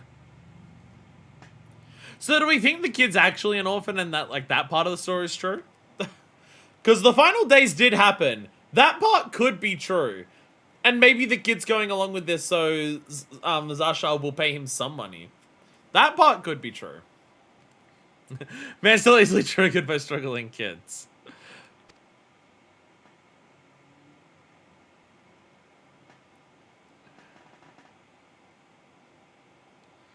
I'll take it. Will this cover the price?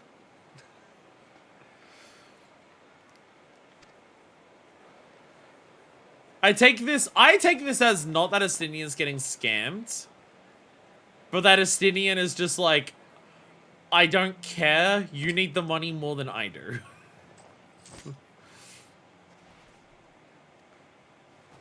Like, do we think Estinian cares about having money? Do we think Estinian gives a single shit about having money? Am I getting scammed? Oh no, the person who needs money more than I do. Well met, my friend. Estinian! After everything that Estinian's been through. Oh no, the person who's struggling needs more money than, needs the money more than I do. And he's gonna get more money out of it than is like, quote unquote, deserved by the map. Oh no. Damn, that sucks. Like, Estinian!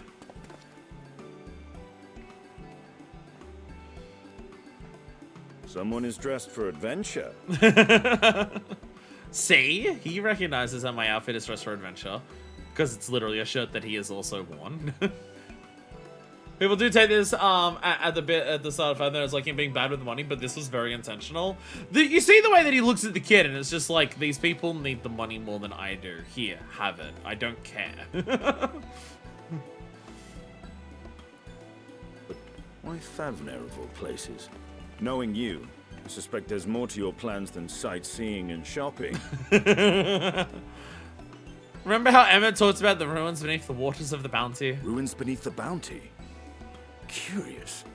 And here I've acquired a map to just such a site.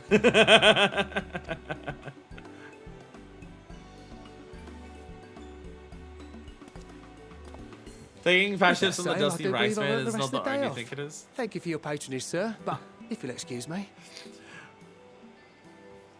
But, like, he was dressed more fancy when he was wearing the other one. Like, I'm not wearing the thing with the cape. The cape is silly and it doesn't even show off the necklace, and the necklace is more important than the cape. I look better wearing this than what I would if I was wearing that. Why is that top dusty? Because he's never, because you know that thing that we talk about how Estinian doesn't shower? Estinian does shower. I don't think he does laundry. Mind if I just want to go waste an afternoon? The two of us together will be totally fine. We can do this with half a light party. Let's go.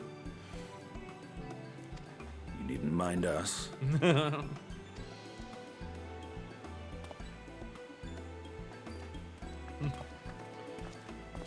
And now I've fleeced one of the heroes of the final days.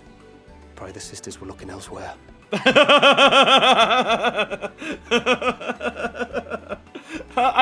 He's just like, is God gonna be mad that, like, people who saved us, the people that we scammed?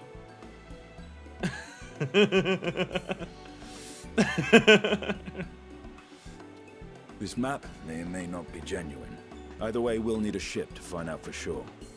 That's actually a lot of, okay, that's a lot more islands in the bounty than I expected.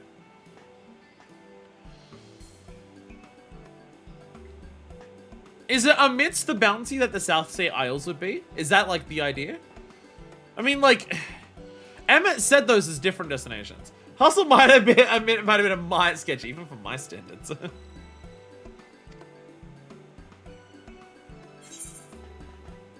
But there's an archipelago, not the one island. Oh, so this is, like, still part of, okay. So this isn't super far away from, like, the main island of Favner. Okay, it's not, like, way off in the dead center of the bounty. Okay.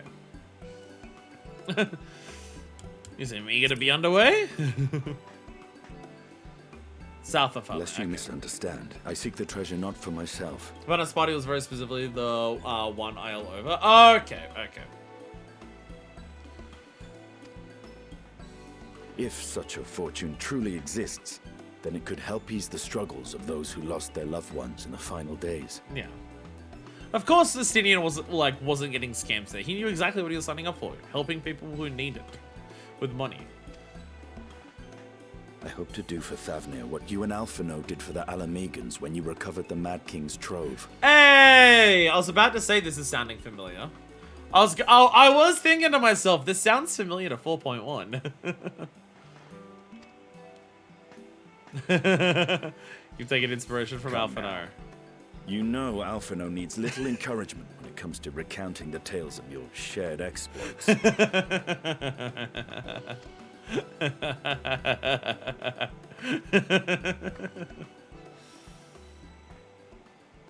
is so fun that we can just... Speaking of precocious lads, that boy in the bazaar was clearly an accomplice of the merchant.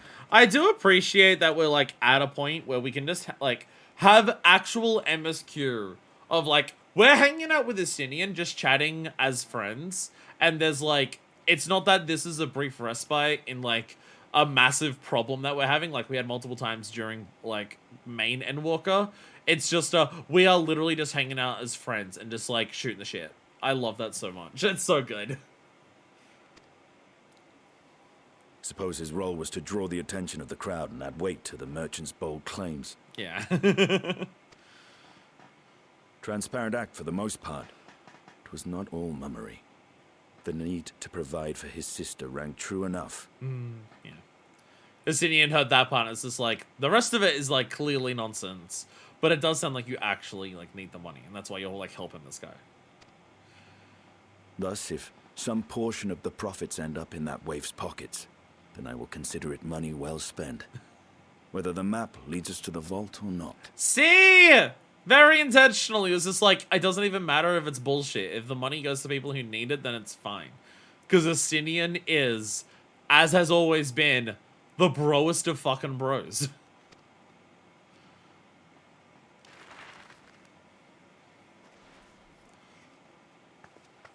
You are coming along, yes?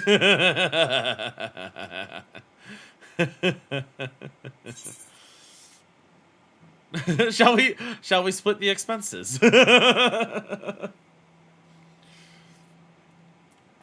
So, like, that is a Minifest line, but, you went in on this bit, right? Like, this is a Minifest line, but, like, this is more of a Minifest line, naturally.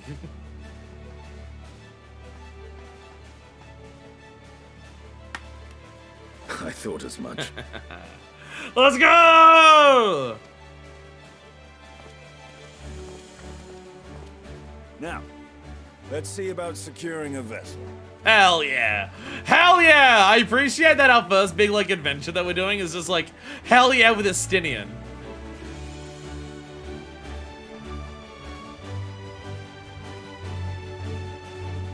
Hey, kid.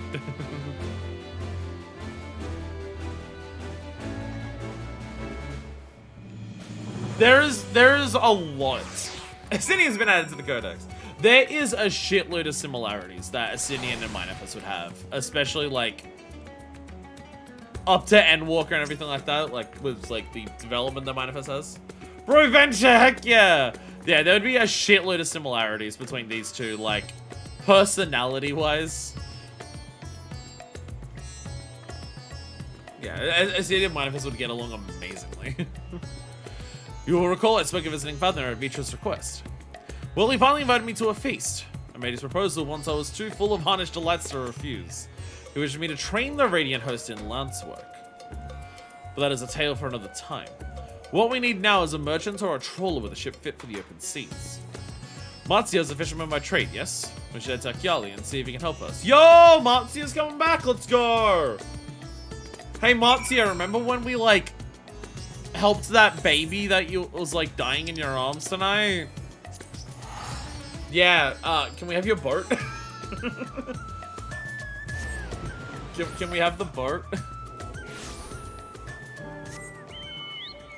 Whee! Is that a golden Kopica? Or is this the chocolate one? No, it is. No, it's the sparkle. Not bad. The sparkles made it look gold. I thought there was a golden Corpica, and I'm just like, there's a gold one of those? No, not quite. Not quite, unfortunately.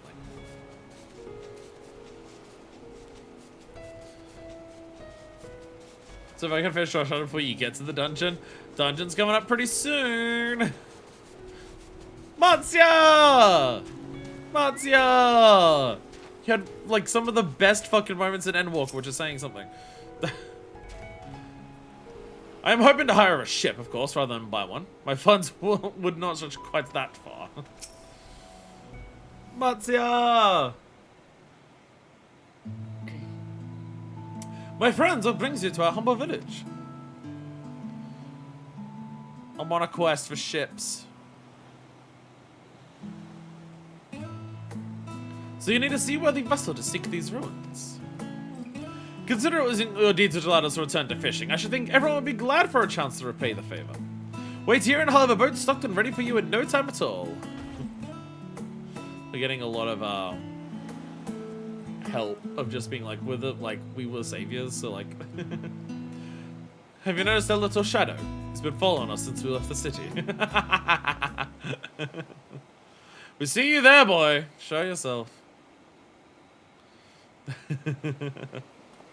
You're not good at this. He feels bad. Ah, it is you. Do you know how far out of the way we was that you'd not cross paths with some wild beast?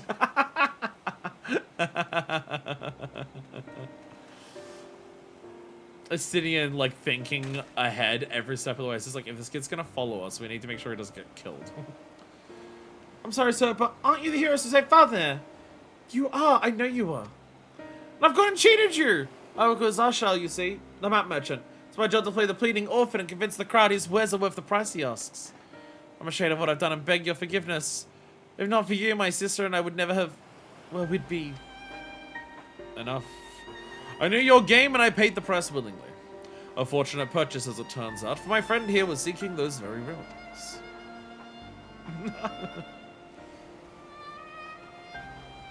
You're kind to overlook the wrong I have done here. But there is more you need to know. The map you brought is very real, as is the island it shows. Overseas Zarshal selling the information to another customer. He told that man where he needed to search, about the ruins, about the vault, about everything. Then the man set out to find his fortune, never to return. You cannot go alone to that place. You should have more friends with you. Maybe 2 more. Maybe another DPS and a healer. I do not doubt the ruins hold danger, but I assure you, between the 2 of us, there is little we cannot overcome. Please, I cannot bear the thought of...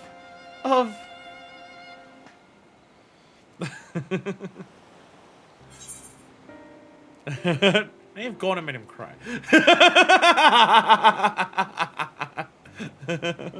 We might need a hand moving the treasure.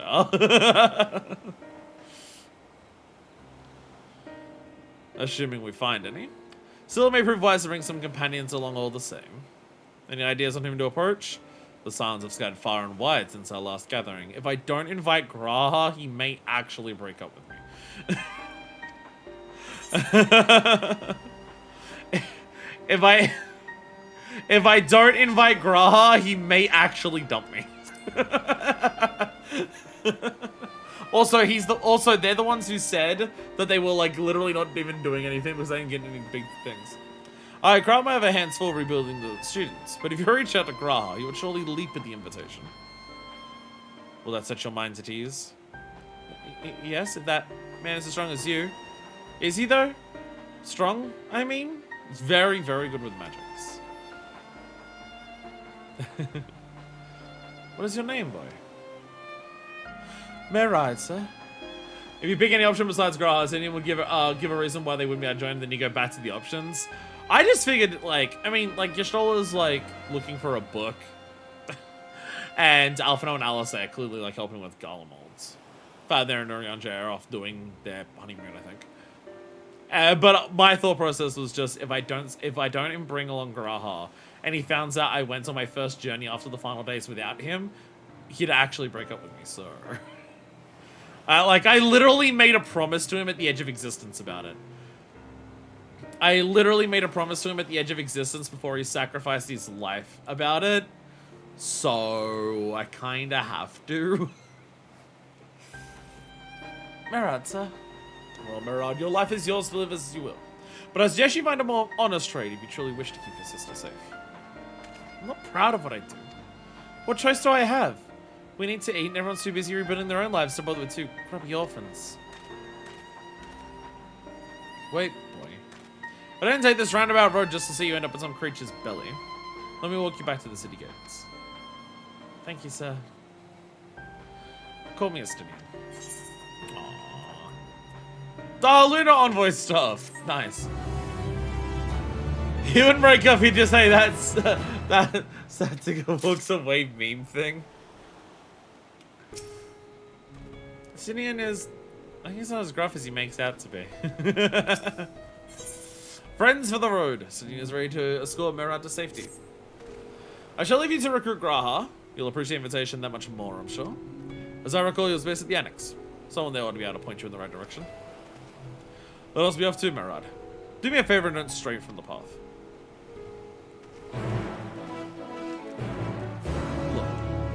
Look, I'll do it properly this time, alright? Someone got mad at me last time for this. I'll do it properly this time. I will actually go to Yedlaman. I assume it works in reverse as well. I assume it works in reverse.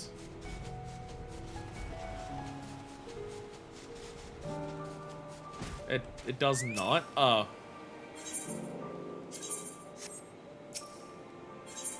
Oh. Well then, never mind. I guess I'm not. I guess I'm like.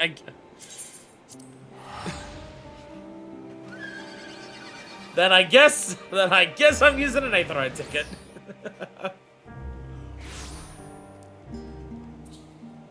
I feel like with how far you have to travel across fucking everywhere in Endwalker, I imagine there's got to be some people who like do no side content and never touch their retainers who would actually start running out of guild and teleport fees and actually get stuck of just being like, shit, how do I continue the MSQ? I don't have the money for the teleport fees.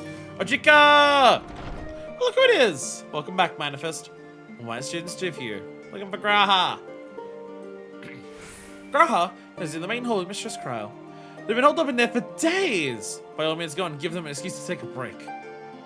For days, huh? Maybe the polycule's already been extended, huh? What? Who said that? Oh, me, the horny prick. Right. Sorry, I forgot.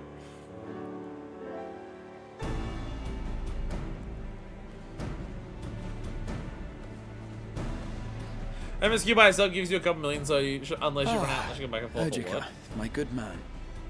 No.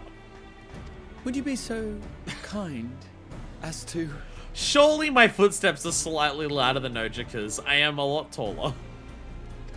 Oh, isn't this a pleasant surprise? Hello. I wish you had sent word ahead. I thought I was having visions for a moment there.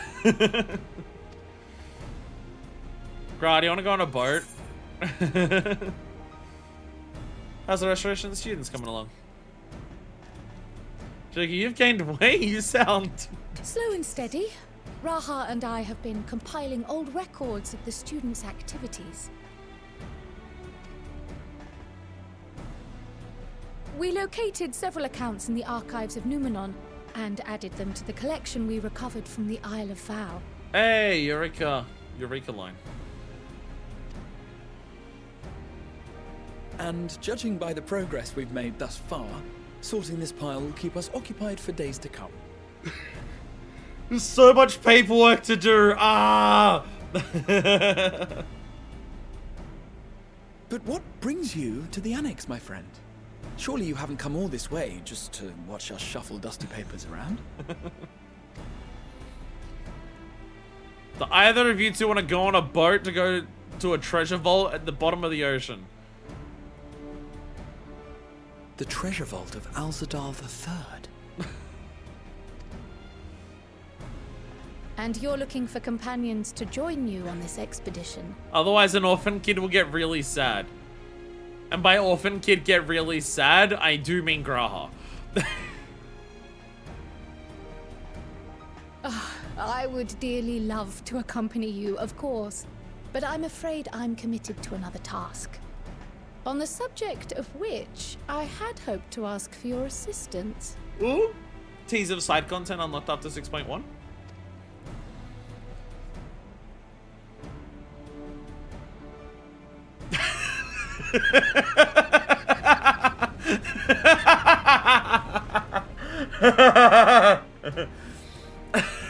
Then again, it's not so urgent that it can't wait until you've returned.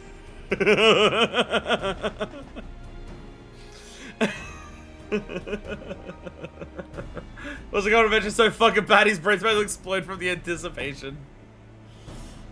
Just adding this to my head canon. Graha into edging. You should go, Raha. I'll stay here and mind the shop, as it were. Are you sure? I'd hate to leave you short-handed.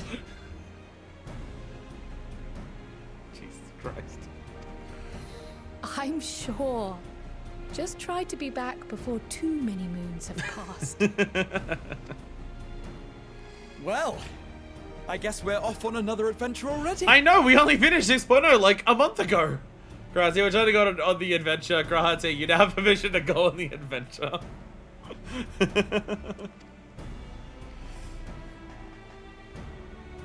Have you asked anyone else to come One along? person that I'm dating in the Polycule, can I go on a date with the other person in the Polycule?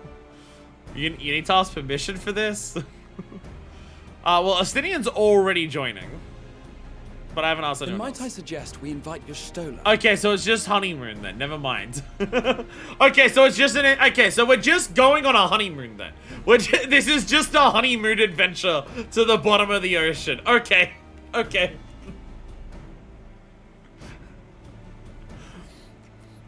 Astinian just like waiting on the boat, realizing that Manifest is coming back with specifically Graha and Yastola, just being like, oh cool, great, I get to fourth wheel. This is gonna be a very fun voyage.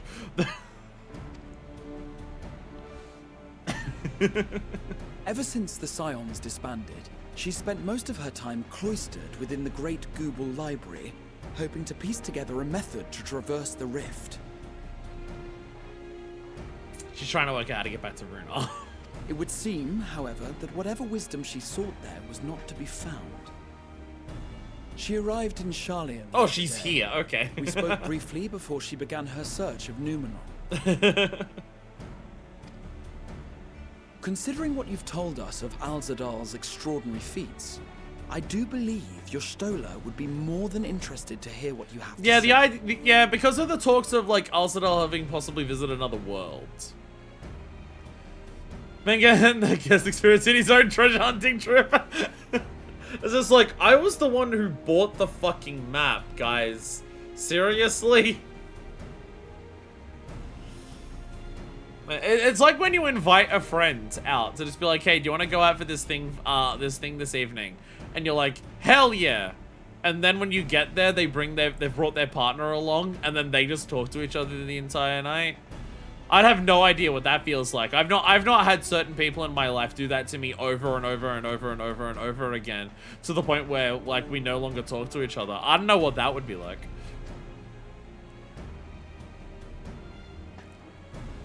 I would have no idea. Splendid. Then let us head to the archives at once. That's unfair. That's unfair. That's unfair. I'm sorry. That is unfair of me to say. Because sometimes we would start making plans to do a thing, and then they'd get back to me like a week later saying that they went ahead and did that thing with their partner before we even went, and I got to third wheel. Sometimes I didn't even get the chance to third wheel. I was just left uninvited to the thing that I had started entirely.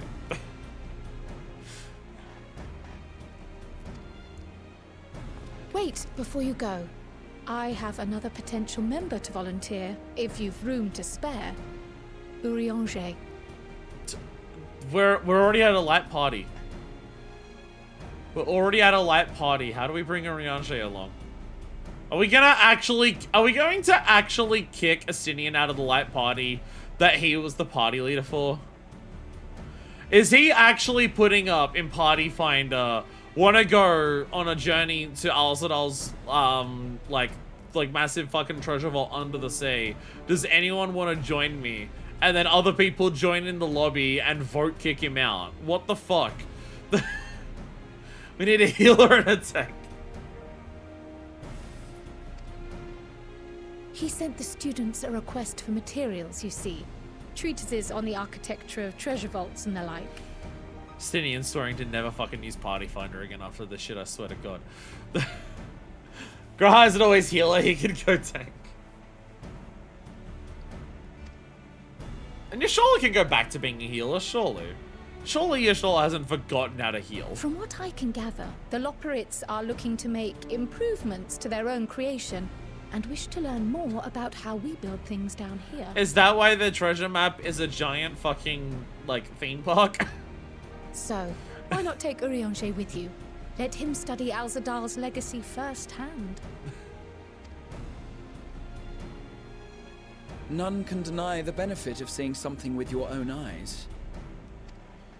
If our expedition leader has no objections, I say we extend Urianger an invitation once we've spoken with Y'shtola. Estinian, put up the Party Finder! Estinian, put up the Party Finder! He is now regretting making me promoting me to party lead. I only joined it because I was just like, I want to go and do this. But before I actually go myself, let's see if anyone's put it up in PF. And someone had. And then I'm just like, actually, I want to invite people from my FC that I'm dating. Oh, and they want to invite their friend. Oh, sorry, we actually don't have room for you anymore. We're such assholes. We are the toxic player base that people warn you about. Safe travels, you two. But don't forget, I'd still like your help with that other matter I mentioned. I imagine that's one of the patch questline things. Right. Then it's off to the library. Yeah! Adventure to the library. Bye, Crow. Bio. I tried. Parts of my hair are like separating down here. Grahar and Kral added. Alright, to Numenumie. Sunia will be the closest. Wait, is she in there? Oh, she's in the very back of it, okay. I was about to say, is she actually there? I didn't see him on the map. Hey, Puddingway. Look at Puddingway's just hanging out here permanently now.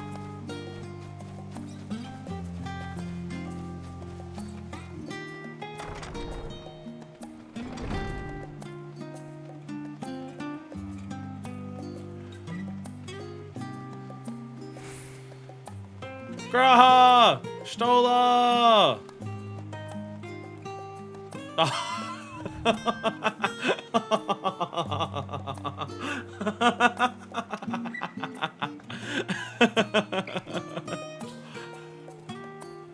She fell asleep on the books, oh no.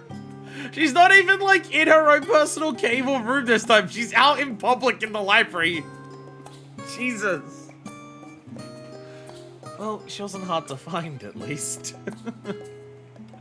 Wake up, sleepyhead.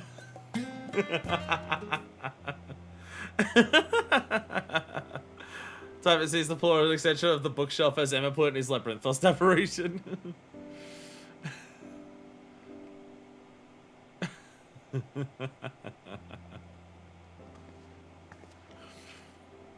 I've never known Y'shtola to doze off in the middle of research before. I mean, I caught you doing this outside on the chairs as well, so, like, you can't talk shit. If you wake her up, she will attack you. Trust me, I know. Oh, we'll just wait. We'll just wait. We'll just wait here, I guess. I think she heard us.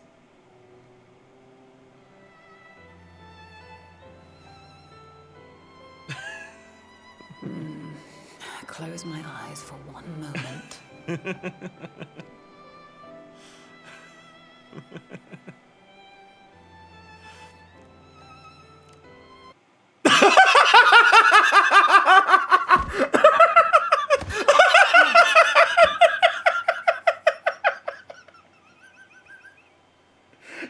How long have you two been here?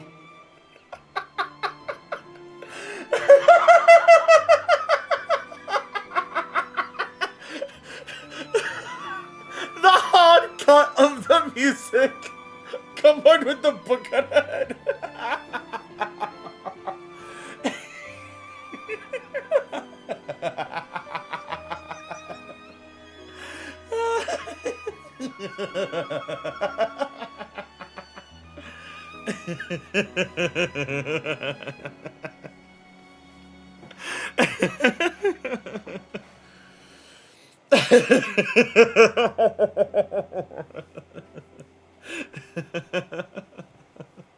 Hi, Stola.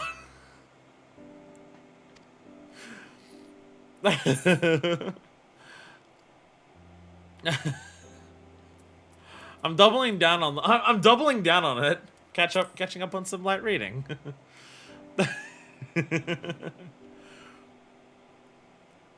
Something to that effect.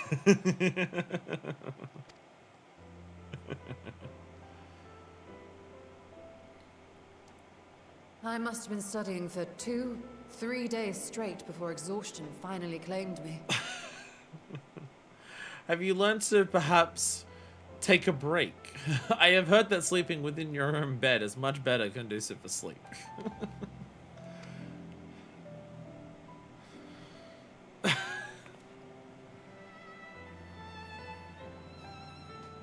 As you know, I've been researching ways to travel from the source to one of its reflections. Can't imagine why. Can't imagine why. Well, looking for hints at least. I don't expect to find a simple set of instructions tucked away in some dark corner of the library. I mean, we literally don't know examples of people doing it before Graha did it, outside of the Void. Wild guess that's not your destination. Charlotte spent a lot of time with Matoya. She fell asleep as soon as she got back to Sharlayan. So I've been skimming through the stacks, hoping to uncover even a partial mention of any similar feats in the past. Yeah, the only ones that I can think of are the Void. And that's usually not because someone's worked out how to travel it. It's because, like... Well, I guess the closest people have worked out how to do that is, like, the Crystal Tower. Of, like, forcefully opening, like, the gate, but not quite the same. A means to travel between worlds exists, and you can be sure I will find a way to employ it. Have you considered asking the person who's literally next to you, who literally did this before? Even to the place you're going? I mean, I don't know how much Graha specifically himself is aware of the science of how to do that. Because, like, it was a couple centuries of research of them to work it out. And also they had the power of Omega on their side. I mean, Alexander as well, but that was time. We don't need time travel. We just need rift travel, which was Omega. Like, I understand why we can't just go to our Crystal Tower and do the same thing. I get it. I get why. But I feel like it would, like, help a little bit. So I promised Runar. But 'twould seem I've set myself a nigh impossible task. You needn't be so hard on yourself.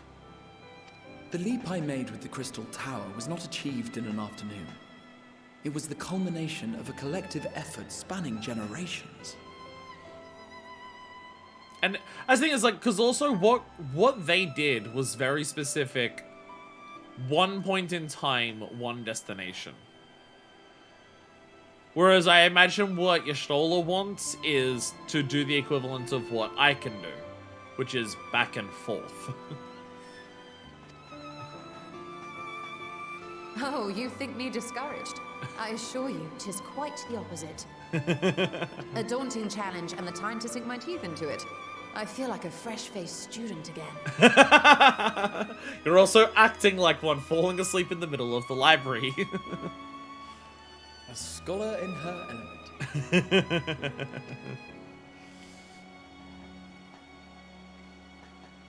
Indeed. Was there something else you wish to ask of me? Want to go on an adventure? Like, it's related to your shit. Al-Zadal III has, like, a history, like, stories set about Al-Zadal is no minor figure in Harnish history, and much is known about his family. But this is the first I've heard of a descendant surviving a trip to another world. If those tales are true, then he may have left behind some clue as to how it was accomplished.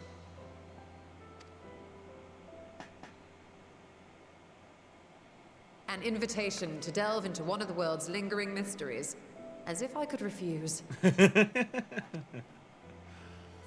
Hell To yeah. embark upon this expedition. Hell yeah, squad up. Achiali, by ship. But before that, we thought to extend an invitation to Urianger as well. He was in Thalmazane, last we heard. Then by all means, let us recruit him and be on our way. Yeah, adventure.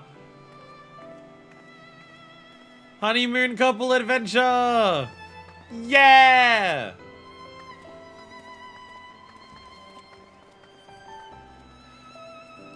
$6.1 made for me. All of the moments just gathering around just being like, they're not putting these books back, are they?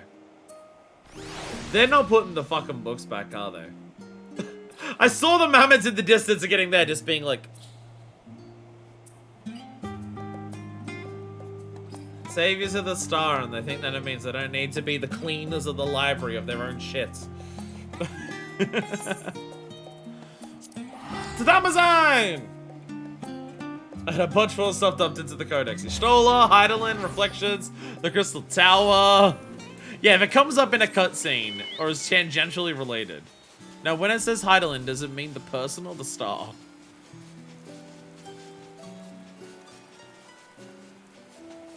By the way, we call him the star Heidelin or Atheris now? Because it kind of seems like it's going back and forth still. About how we refer to the name of the star. Because part of it would be like, this star is still Heidelin. Because Atheris would be like the unsundered star, which no longer exists. But also, because Heidelin is also the name of a god, it can get a little confusing if we don't like give them separate names.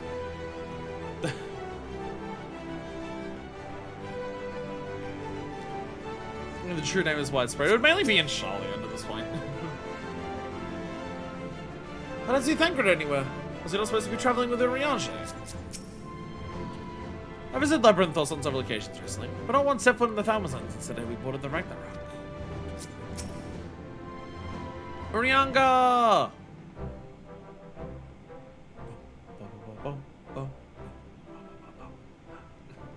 Ah, our illustrious champion. Urianger! Cloaked in the mantle of the common explorer, fame set aside in thy pursuit of simple adventure. I am told a new expedition is... So if your Highland probably isn't a super widely used name, either probably on the Arenda you'll see. That is also true. That is also true. I mean, Heidelin's a name used throughout history. Like, people throughout history very much are aware of Heidelin still. Heidelin has been something that has been, like known as the Will of the Staff in, like, several, like, ages past. Because you go to Evilis and, like, the Ramza of the past is, like strictly calls out Heidelin. I mean, to be fair, he was, like, also one of Heidelin's chosen, so, like... yeah, of course he's gonna know the name. But, like, even on the first, they're aware of Heidelin. Because Ardbert recognizes Heidelin when Minfilia shows up. And it's just like, oh, now you're listening to us. Though that being said, it's possible that... it is possible that Ardbert had only, like, heard about Heidelin after, like, being told the history of, like, the Flood and everything like that. It may be possible that... Because I don't think anyone else in the first ever mentions Heidelin. So it's possible that Ardbert only knows about it from, like, Olympus and shit.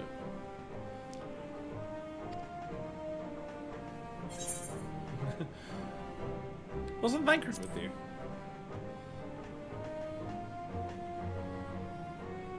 He left to attend to some personal errand, but should be returning ere long. He's somewhere. You've been keeping yourself busy, I trust? True to our plan, Thancred and I embarked upon a pilgrimage of sorts, with an eye for gauging the state of those lands through which we passed. We're also doing adventurership, and we're doing his best to make sure people don't call it that. Yeah.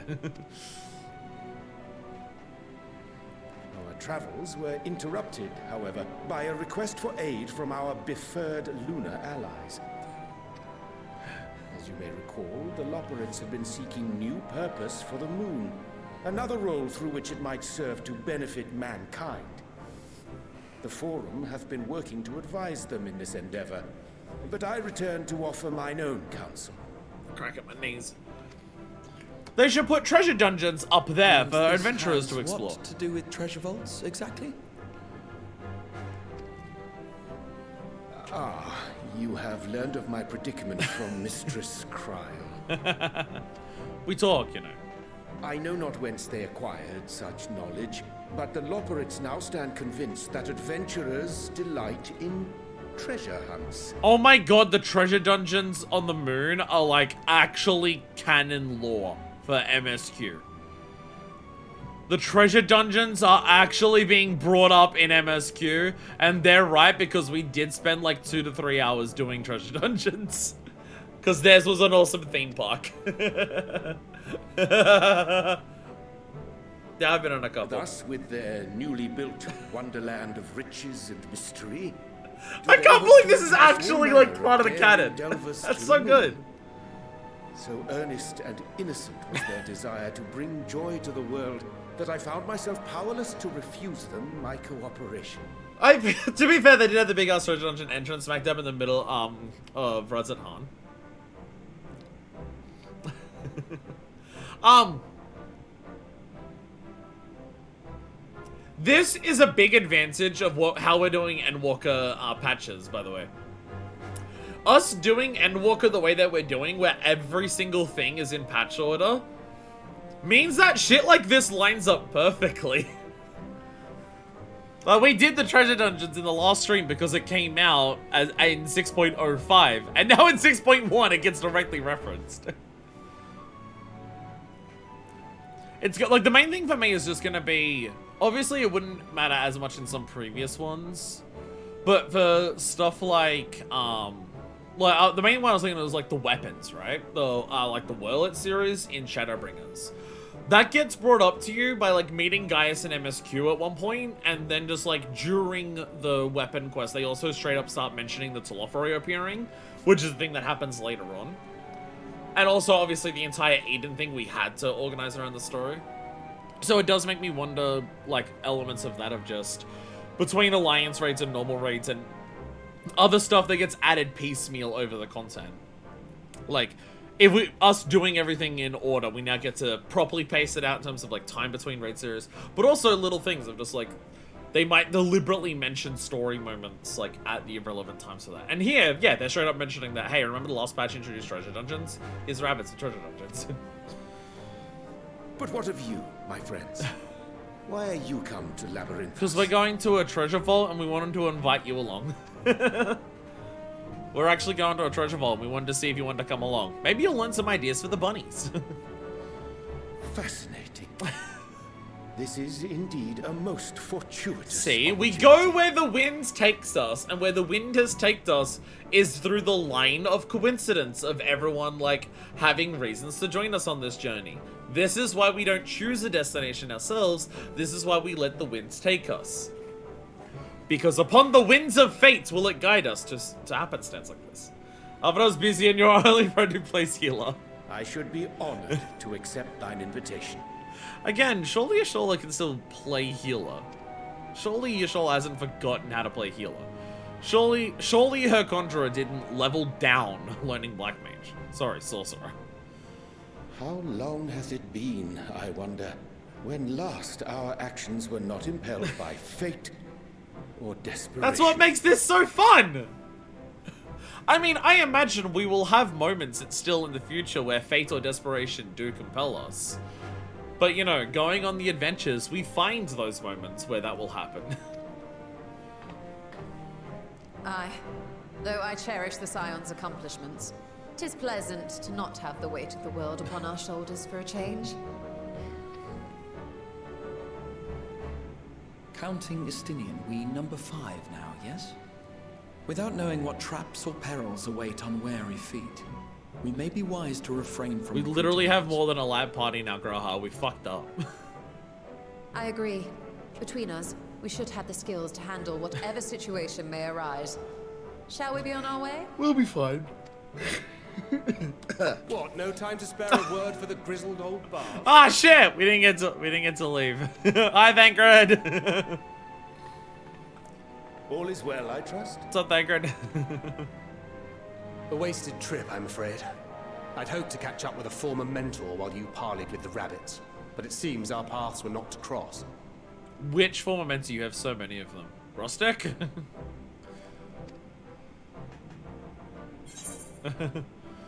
How was your pilgrimage? Pilgrimage, we're saying instead of the word honeymoon these days, I think. Having an astrologian beside you on the road is surprisingly convenient. And it doesn't hurt that he's making strides with his light-hearted He's learning how to talk to people. We're very proud of him.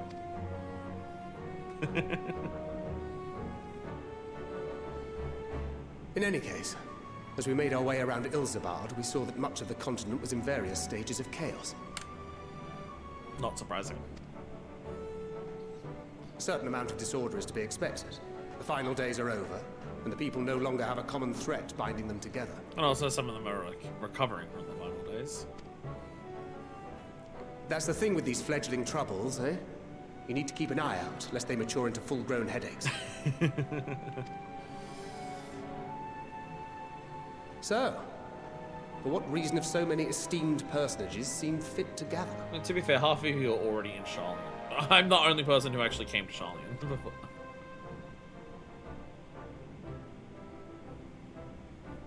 Beneath the waters of the Bounty, you say? I see you've already stolen away my traveling partner with the promise of unexplored ruins and scholarly glory. Nay, 'tis not for mine own indulgence, but rather the fulfillment of my commitment to the Loporits. I'm not doing it because I want to go on an adventure. What are you talking about? Shut up. It's totally a work. It's totally a work thing.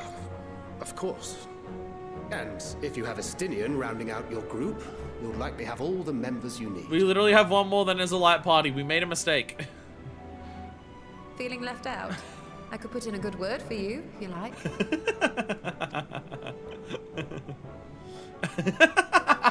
We may have been released from our obligations, but I'll never be free of that merciless wit of yours, will I? That's what you get for being exes in your 30s. That's how you talk to each other now. Too many former scions consorting with one another might be seen as a cause for concern in certain quarters. We're allowed to be friends. I'll return to my usual reconnaissance and scout out the situation in the Far East. Feel free to share if you come across any interesting revelations. You'll always have one more than a light party. Always need one of every plus one more DPS. But the story-wise is confusing. I have like several eyelashes coming out on this end. They keep getting stuck in my eye. Till we meet again. And every time I like touch my eyelash, like my eyelid, or eyelash, whatever. Shall we also more of them keep hasten falling our out. departure? Sir Estinian will wonder what hath become of us. I swear like 20 eyelashes that come out of this one eye just like then. What the hell?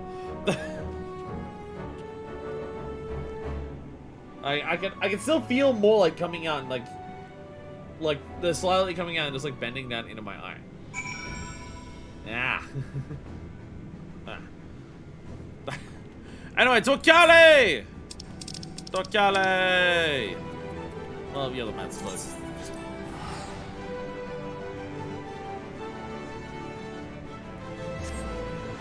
Do y'all miss this? Do y'all miss when I had auto advance turned off for voice cutscenes, so therefore every voice cutscene takes 3 times as long as usual? I figured we're no longer in base Endwalker when that was explicitly required, because I had auto advance on voice cutscenes and stream still took 10 hours. But I'm going to have a guess and say that after Endwalker, there's going to be slightly less voice cutscenes per MSQ episode, so we can probably turn it off as long as I don't ramble too much. Hey everyone. The thrill of imminent adventure. Never tire of this feeling. Amaru! Just imagine the possibilities. Rotisserie! In my travels, I spied many a child wandering alone. Orphans, in all likelihood. The homes raised by beasts and blasphemies can be rebuilt. The void left by those we have lost cannot be so easily filled.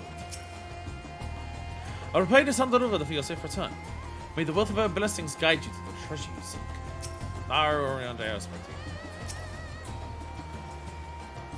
I send you to recruit Graha and you return with an entire survey party. Marty's boat is sturdy enough to carry us all. What he means is we are grateful for the use of one of your precious fishing vessels. We are more than glad for the chance to provide it. It's only that you take care to steer clear of the reefs and the shallows there. Aye, we will keep an eye out. You're very flowery today, Sinian. Did I hit a Sinian? Yes, you did. Almost perfectly spot on. Almost perfectly spot on. Oh! I see a pie sneaking out from behind the boat. Sup, Roshir? Despite his misgivings, however, Merard remains in that merchant's employ.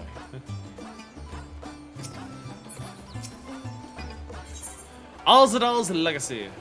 Shoals in trade by the legend of Alzadal III. I'm going to need to get some water before this dungeon starts. My throat is getting a little bit parched. This drink has not been parching my throat as much as I thought. Probably because it's blue instead of yellow. Bitches love yellow. Alzadal III. I confess I'm somewhat embarrassed that the tale of his journey to another world escapes my notice. Could it be more than simple folklore? What of the treasure he supposedly brought back? The Undersea Vault may hold relics from another reflection. My friends, we should temper our expectations. The map doth promise ruins, but beyond that we know not what we will find.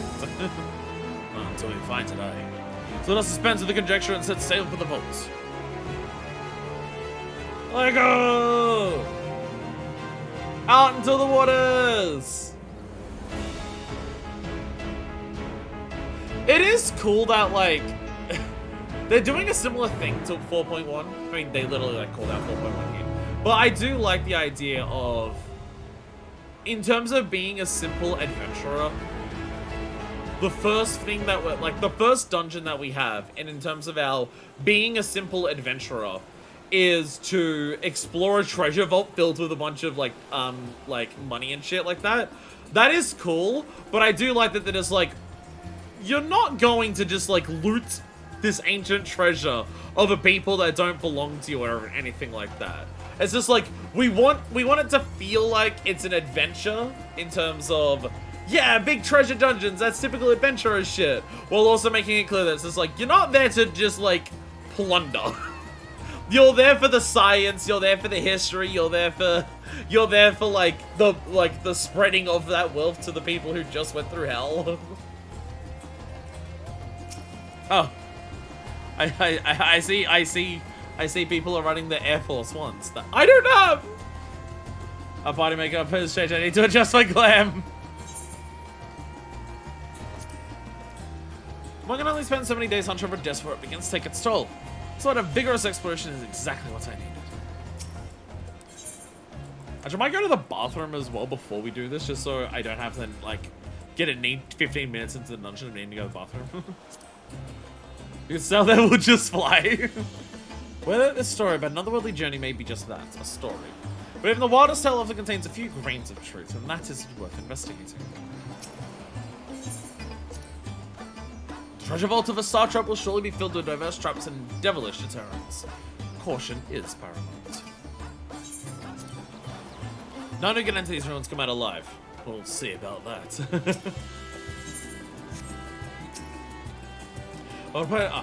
Same thing. Okay, I will wait here. I will wait here for the party. I will go to the bathroom and I shall return. And we will return to go treasure dungeoning. It's like the treasure maps we did last time, but apparently like way more riches. Yay, let's go. Hell yeah. And we're back. This is the weirdest Brazzers thumbnail I've ever seen in my life. You know what else is also the weirdest Brazzers thumbnail I've ever seen in my life? Does that make sense? Not really. But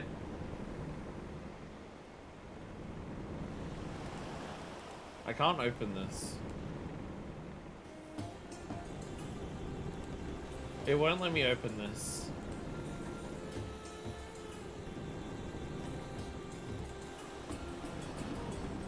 Oh, it's okay when I try to.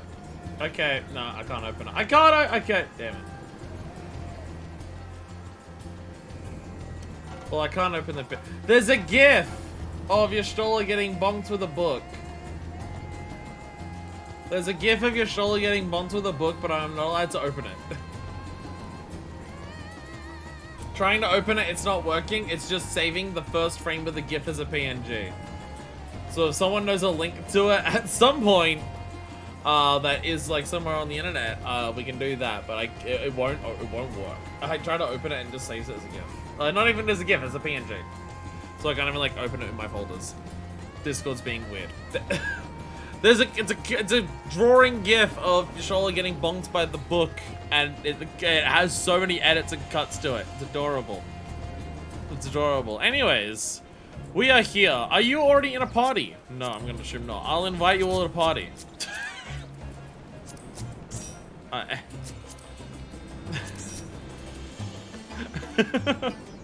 It's not often that Minifest has to crane her neck up this much to see someone. This is a very rare situation that Minifest has to look up at someone like this. That's basically only the Unsunded before she got the growth magics. It's basically only that.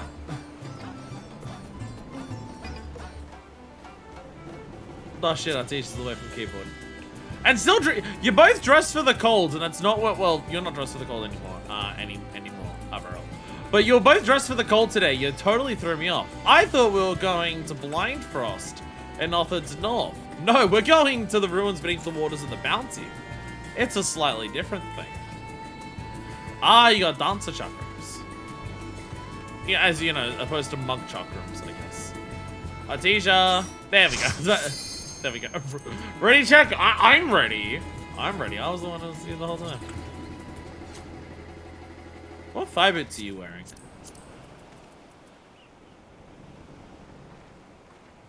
Oh, Oracle leggings. Okay, okay. But I'd say it's just like, I feel like I recognize them, but yeah. All right, who is ready? Well, I mean, the ready check just went out, so everyone. For Alzadal's Legacy. I saw Reen's boots. Alzadal's Legacy. Since the days of all, the imagination of Tavernarian people has been captured by a persistent legend.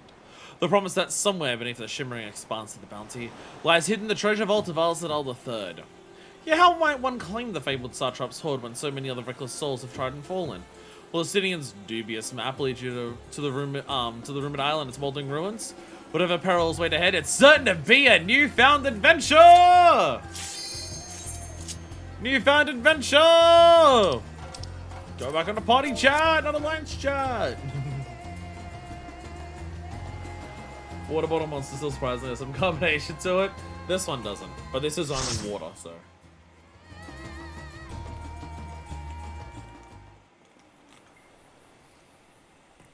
Ooh, sound a bit like deep into it. Grinding Gear guys made Newfound Adventure a pair of emotes on their channel. Hell yeah. The map is glowing. That's a good sign. The map is glowing. This is a good sign. Oh my god, it's the fucking... It's the monkey village. It's the monkey forest from the beginning of Twilight Princess.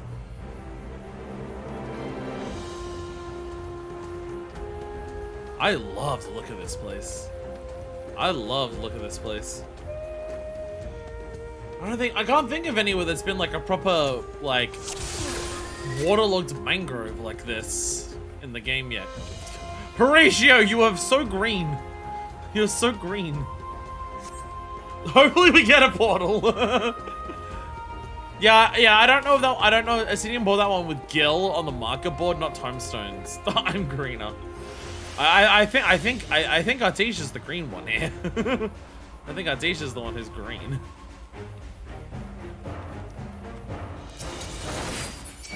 Alright, come here, Alzadal's Lingyur. Since Alzadal's Lingyur, like Alzadal personally was the one who got those. Why didn't I use Sprint? I forgot about Sprint, don't mind me. Look how pretty this place is. God, this place is so cool. Oh shit. What? Excuse me? What? We have that technology? Adorable. I love it. The mobs appear to have like a unique tell that they're coming in to attack you.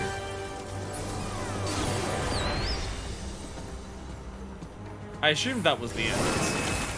The map's glyph of passage opens a way forward. God, this is so cool. Okay, sprint fur. Oh, I don't have sprint anyways. Never mind.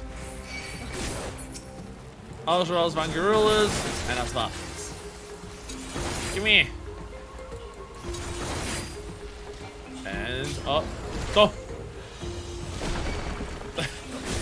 It is really cool they come out like that. It does mean I have to like actually slow down in a second. Oh, the moon boss! Yeah, the moon boss had that tell as well. Yeah, you are right. The moon boss had that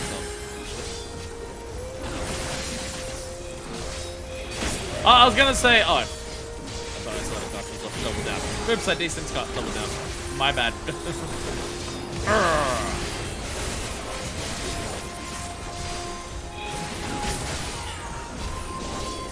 Grenades! There we go. The same words I forgot. Oh yeah, I was gonna say, yeah, those things coming out makes me like, damn, I can't go past them and like pull the next thing. But they are very smartly putting those enemies at the end of the pack. So like, if you just wait around, you can pull them up. Because normally you'd want to pull a pack and then move to the next one. But they make those specifically the second pack, so you don't have to worry about it. This place is so, sorry, I wanna look. This place is really pretty. This place is really, I really like this prettiness of the aesthetics. This is so cool. I am a sucker for like overgrown jungle shit. It's not like one of my favorite aesthetics in the world, but I do really like overgrown jungle shit. And also like half-flooded stuff. Like that level, like that, spoilers for Mario Sunshine. When you get to Mario Sunshine and I'll definitely know floods, I love that. I love that aesthetic. That shit is so cool. So I am a big sucker for that. It's like when you go into the underwater section of the locks and you go to like through that old city there. Amber Jam! Whoa, Black Betty! Amber Jam! Whoa, Black Betty! Amber Jam! Black Betty out of town! Amber Jam! Big wave! No, that's... I meant to do a wave, but reprisal. Undersea entrance to the tentacle dig! Okay. Red tentacles will mean... Oh! Okay, that's going around as a spiral. Is the spiral just hurting people? Or is it like... Oh! Okay, where it ends. Big explosions. I was wondering if it was like doing a loop and it was gonna like seal off that loop. So that's the red spiral. Tentacle dig! I dig those tentacles. Oh, it's on both. Okay, so red one's gonna go out somewhere. I'm gonna assume blue one's a donut based on the look of it. I'm gonna assume blue's a donut. No, never mind. I don't know what I'm doing. I thought because of the shape of it, it might be a donut AoE around it. Because it looks like it's got like a big like circle to it, and the other one's a point. I overread that.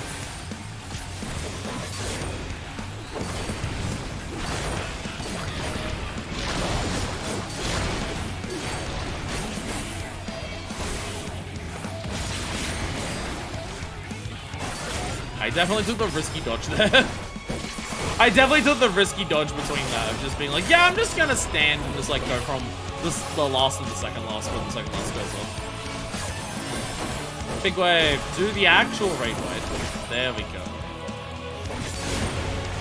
There we go. A raid wave that just adds permanent bleeding. Well, not permanent, but like a raid wave that adds bleeding no matter what. Okay, so you want to see where they go. They're going in the middle there. That is fun of like trying to like keep a track of where it goes. Like looking at both of them trying to see where they go. I kind of wish one of them was a donut because then you'd have to like be careful of which one it was. But also it would probably be easier if it was that. Like you can't get like it would make it so you salt and cross. Yo, we got underwater. It'd make it so like you have to make sure you don't get them mixed up, but also if you knew which one was the right one, you'd just stand where it is and just follow it the entire time. You wouldn't even need to pay attention to the other one. But as one mechanic get its bitch guess. Yo, your treasure dungeon. Undersea passage leads underwater. Shocking, but then we're in the legacy. We're in the legacy. Lip of passage detected. Confirming bearer's identity. Oh, shit. Yo! Yo! Yo! Yo, real shit! It's not a treasure dungeon, it's an aquarium. But like an aquarium for the ocean itself. Look at the tenties. I see a squid. Yo! The shark! There's a monk over there. That's what they're called in Eureka. That's an anglerfish over there. That, I'll be honest, those ones look like they're looking at that window like they're gonna attack us when we walk past that. I love you, Splat Tim. Hell yeah. Oh, that's amazing. That is. This is aesthetically very pretty. This is aesthetically very pretty. Yo. Locked off rooms that I'm not allowed to go into? Hell yeah. Like, the way the light's coming in and basking in here and just, like, shining through and seeing the prettiness of the water. Hell yeah, I'm glad this is the place that I'm taking, like, 2 partners on a date with. Hell yeah. Minutia statues around? Oh yeah, yeah. Hell yeah. So just star for a dungeon. I love that this is, again, the fact that they're just like, you're not just a plunderer stealing shit, because that would be weird given the story of this game. But we are going to make it. We are going to make it so you go to a big treasure dungeon for your first adventure. It's a lovely G-spot. I would love to G-pose particular things there. Unrecognized individual signature. Brazen thief, you will proceed no further. Oh! Oh! Hey, that thing that I was saying about how it looks like they're gonna attack us. I think they're about to attack us. I think they're about to attack us. Yeah, design with the art is immaculate. I mean, this... Are we attacking the big thing? Yeah, we are attacking it. I mean, that is something that, like, is a change. Eye level sinking means that we kind of destroyed it, but, like, the idea of kill a main ad, otherwise it spawns more ads. That's the type of shit, like, when I ask for different things in dungeon pools, a complaint that I've had ever since I've done about us in Arsenal, because that made me realize how much better it could be. Squid! You don't remember the big boy, someone's over larger weight. That's what's cool. That's what's cool. Like, I don't ask for massive differences when it comes to trash pools. That is a difference. Have one big thing that you have to, like, try and burn down and kill first, otherwise it spawns more ads. So it gives you, like, a reason to target something specific. That's cool. I also recognize these things from Eureka. What the dog doing? There's crabs down there. That one really wants to get us. Yo, look. Oh, it's so cool. This is so cool. Where's the big one? I saw a big one go past. Come back to us, big one.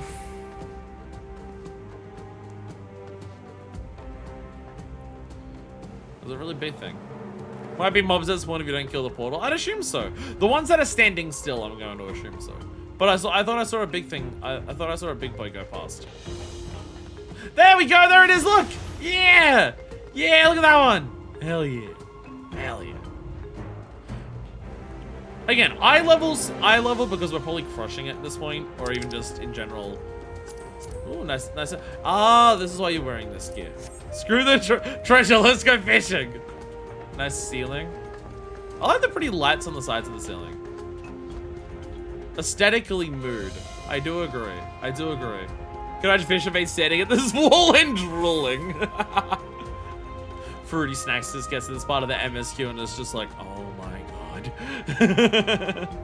By the dungeon dropping winter gear is pointedly weird. Yeah, I thought, again, that's why I thought we were going to Blind Frost and off to the north today.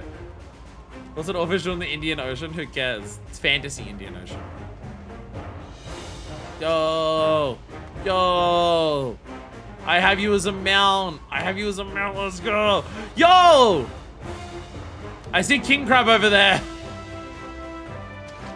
Glowing mural up top.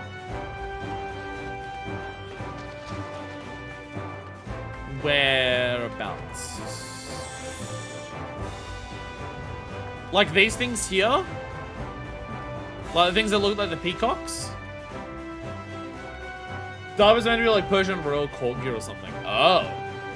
I mean, many fish models for this. I think there's them reusing most of them, but that crab is that's the thing from fucking Eureka because it's got the crown, the middle of the plant. Yeah, they look like peacocks. That's what I was thinking when I look at those. They look like they remind me of peacock feathers. Place is apparently based on a place from 11. Ah, it is very pretty. What I was looking for was reliefs. Ah. Hi everyone, how are you today? I will be your murderer today. Get that going. Oh, portals! Oh no! Stab you. Okay, we're gonna double down. I'm gonna do this. And see, now we're gonna have the focus of like burn down the boss. Well, I like forget to pull the ads. I guess everyone else burns down the big thing, and I get the ads. Yeah, this crab is straight up from Eureka. This crab is straight up from Eureka. This is the thing that gives the blitz ring. Claw Trap Alcedal 14. I've never seen this model stay alive for this long. Normally, pull time for crab is crab, and it dies instantly. Pop up in chat if you get the pull. If you manage to get the drop. Pop off. You always gotta show off if you get it. Okay, no blitz ring for me. Anyone else get blitz ring? Doing this content in Juice for Asang is actually quite hard. Oh, I level sync. Oh, I level sync. Where I'm like forgetting to even use my minutes. I don't know what that is. I'm making you. No, yo! Yo, Atisha got it. Let's go! Yo! Atisha got the blitz ring! I thought you actually had that on you. Oh my god. Normally get at least 3 rows of ads and the healing is mid. Customization has even hit the line of Alzatal. Everything must return to crab. I'm starting to think we should just go through every bit of content, new bit of content, in mid-eye level as much as possible. I'm like, the more I play the game, the more I think we should just do absolutely everything at mid-eye level. Pillars are kind of weird. Like these ones. These almost look like medals. Like the medals that like military ones, but they're on an ankle. This place is very pretty. This place is very pretty. I see this is gonna be one hell of an arena that we got here. Oh, these pillars. Oh yeah, these are elephant trunks. These ones. Yeah, you can see elephant heads and then they go down to elephant trunk. You were nowhere near the pillars. I didn't know which pillars you were talking about. Oh my god, is that a giant octopus on the outside? The Kraken! The ARR Kraken is back! The ARR Kraken is back! More sharks as well. Oh, fish!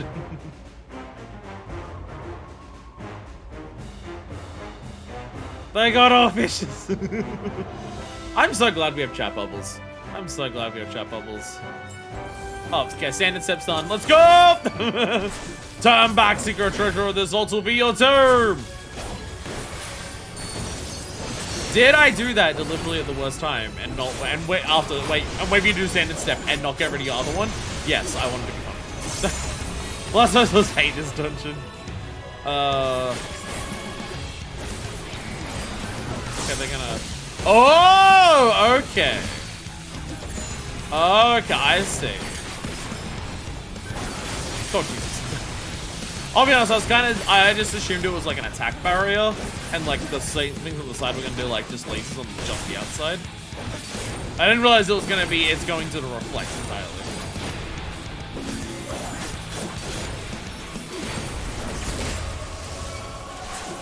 I love how naming conventions can tell you something's a raid wide or not. I love how well designed it is that just by names you can tell. Oh Jesus, okay.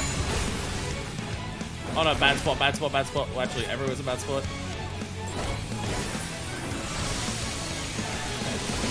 Oh, okay, I didn't realize they, okay. They didn't pull out, okay. I didn't realize they weren't going all the way over to the side. I thought it had entirely filled out.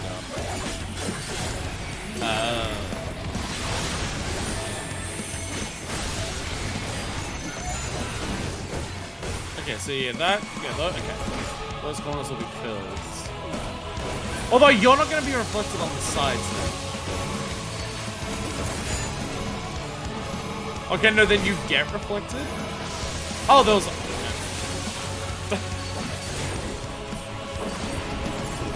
I feel like this is the type of duty that's way harder as a tank when you can't... when you're, like, looked away for the rest of the party.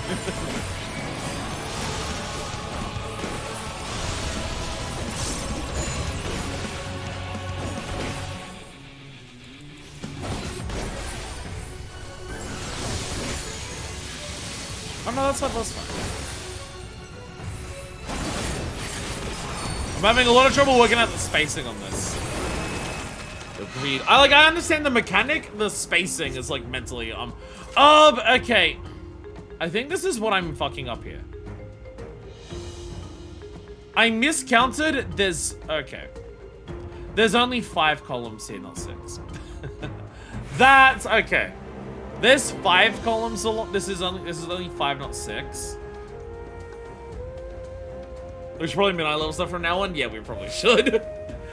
But yeah, I thought this was 6. So every time I was trying to stand somewhere, I was like trying to work out like where things. No, it's only 5.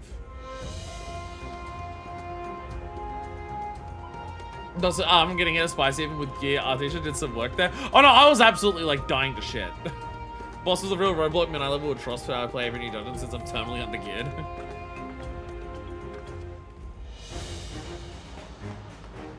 Shout out to the people who designed this game.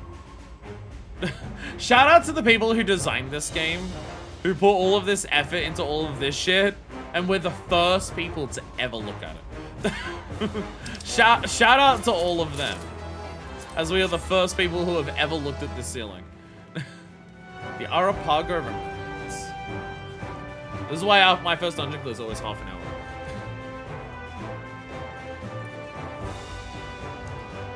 But yeah, I kind of think we should do like basically everything we can from now on at mid-eye level. There is enough stuff in the game that just our eye level is. I did fucking Hesperos at mid-eye, I got Hesperos in like a raid roulette. Between like the last, between doing the raids and now, so it's like only in the last week. Fucking, you know the whole thing with the orbs? You know how there's the orbs that target everyone? It has to be taken by someone who's of a different, like, of not a particular role, of like shit like that. How that's like an entire thing. Fucking on getting that in a roulette, we skipped that. We didn't even do that. There's so much of that fight that you skip. Because when we did it mid-eye level, we saw that mechanic twice.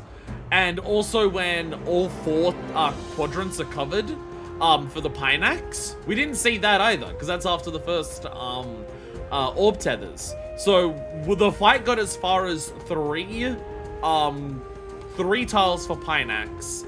And then it got to the teleport for the, like the cone that covers most of the room. And then it died. And I'm just like, we skipped several mechanics.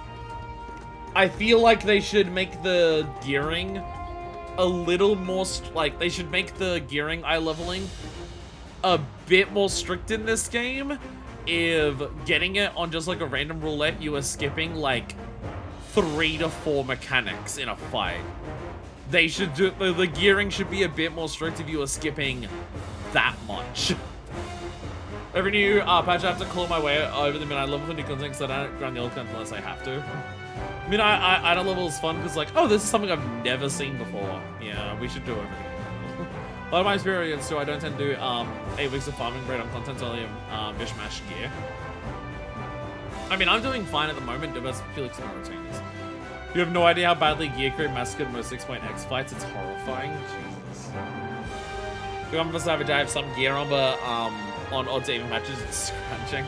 Again, because of my, I mean, this is not this set because it's my differently claimed set, but like, I'm at a point where it's just like most of my gear at this point because of my retainers is Kersali or Neo Kingdom. So it's like, I at least have, like, hunt gear. Doing current content, especially Alliance raids, thinking about, like, stuff people won't see in a few months. Jesus. Well, I guess Alliance raid is something that we can't do. We can't do Alliance raid min-eye level. Again, another thing of, if I was a more popular streamer, we'd be able to. But I'm not popular enough to do an Alliance raid at min-eye level.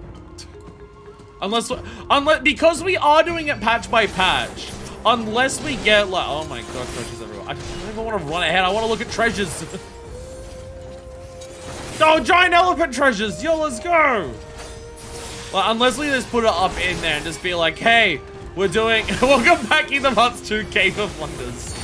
You are so incredibly correct. And you should say it. Oh, I did. Oh, I forgot to put this. But yeah, unless we put up a PF just being like, because we're doing them one at a time. We are doing them one at a time for Alliance raids. Unless we just like put up a PF that's just like, hey, we want 24 people to do it min-eye level. Let's have a throwback to 2022, baby.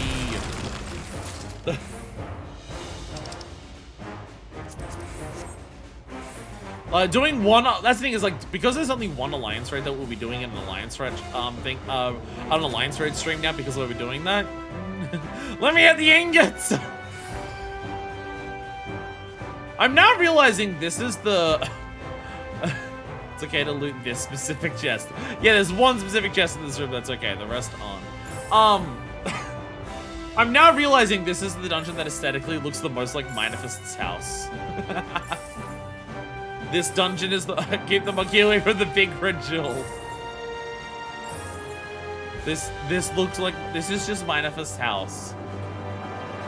In fact, this has less treasure because you can actually see some floor here. You can't do that in my house. Anyways. Treasures absolutely fucking everywhere. It's so shiny! Whee! Look! Yo, look, it's... I'm about to say, they're my treasure chests! Why did I... I'm on the wrong buttons. I'm on the wrong buttons! Sorry, give me a sec. I pressed my triggers in the wrong order, so I turned off tank sense instead of doing AoE. Return the slab, wait, wrong side of treasure road.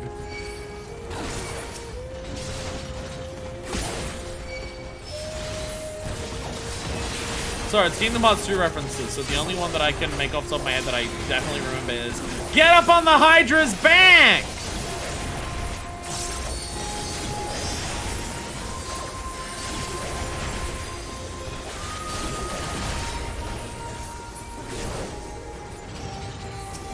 There we go. Treasures. Ooh! Ooh. Yo! Looming Warden, Kapikuru! Yo, I fucking love the final boss of Ancient System. I fucking love Koloktos. But he's happy for its Shell King. It's got that finale's the hypest shit ever. Treasures, they go fucking everywhere. Why is there a random glass? Oh my god! That's the rug in my house! I have that rug in my house! I didn't realize the rug in my house was actually the rug from the dungeon that is piles of gold. This is literally the rug that I have in the bar area at the top of my house. And then my basement is flooded with gold. Even my house is predictions of future theories. Oh my fucking god. Can't get in trouble because you stole it before getting told not to. Yeah, Susanna skeleton over there. But I'm just thinking of ancients. I like Skyward Sword Sumi. I'm making references to that as well. We're in your house, you didn't even offer us anything to drink. I'm sorry.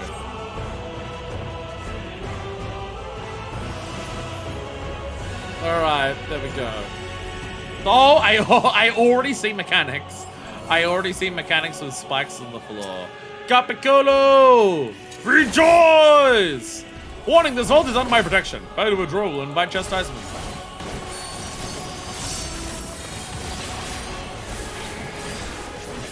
Billowing bolts. Okay, we're making the dangers spicy. We're making the sides spicy, I mean. Yo, the ribbons come out in the attacks. Amazing. Spin and fumble, stumble and fall. Spin out. Yo! Oh my fucking god, it's 4 guys. Holy shit!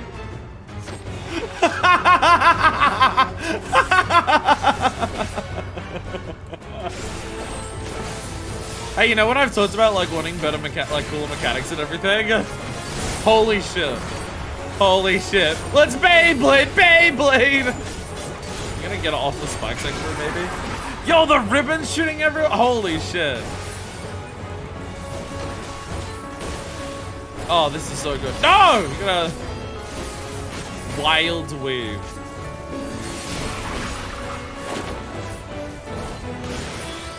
Power surge. Go to a yellow because it's.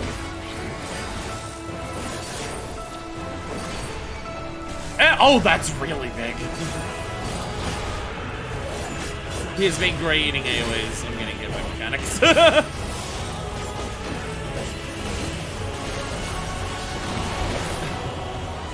Come over this way a little bit so no one's sitting on spikes just in case they come out. That was a surge carpet wave wall.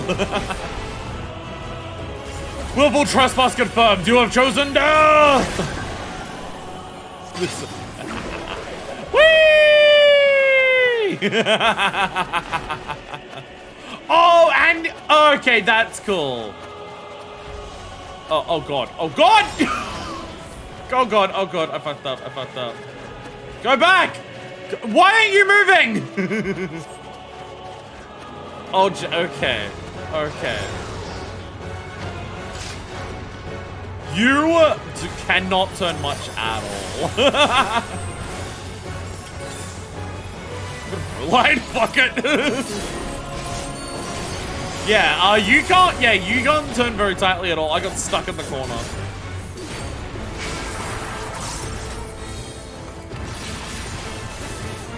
Yeah, you gotta be very careful to like get out of the way. That is so good. That is so good. Holy shit.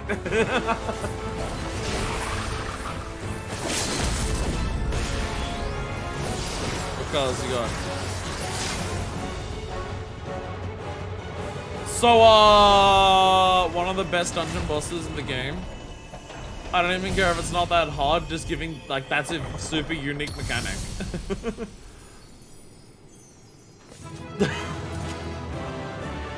I feel like that spinning mechanic is a perfect example of the type of shit that I talk about of, I don't even care if the mechanic's hard, all I care about is if it's fun.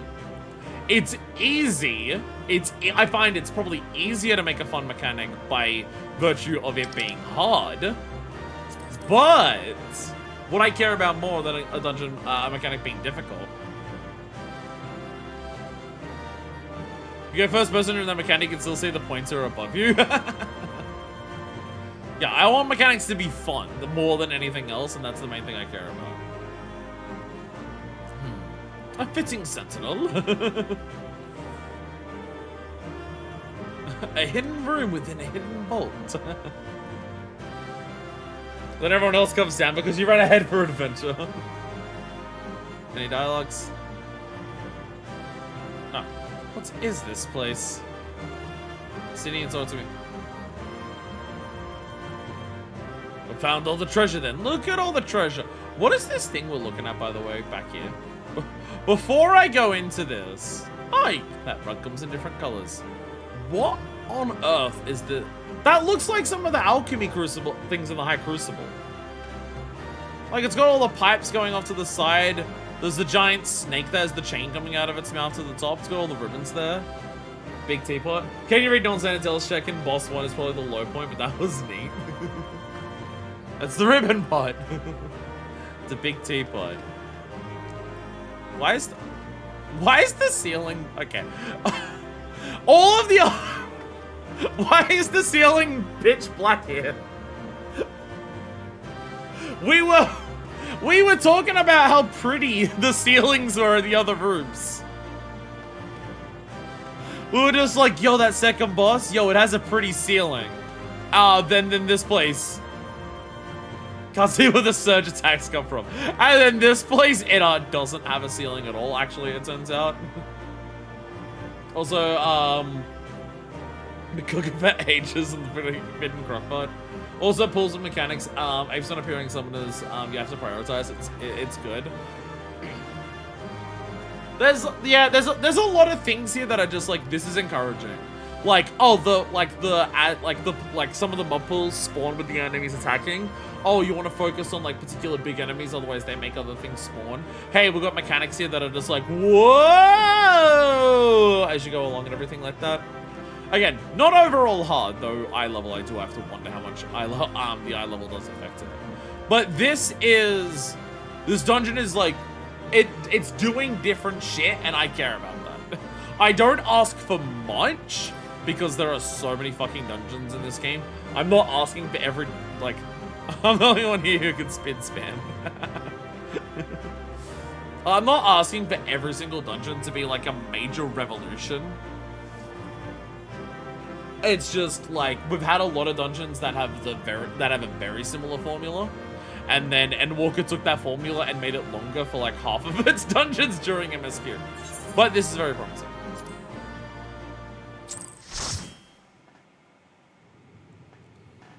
Thousand Sonic Heroes. Whoa, my head's spinning!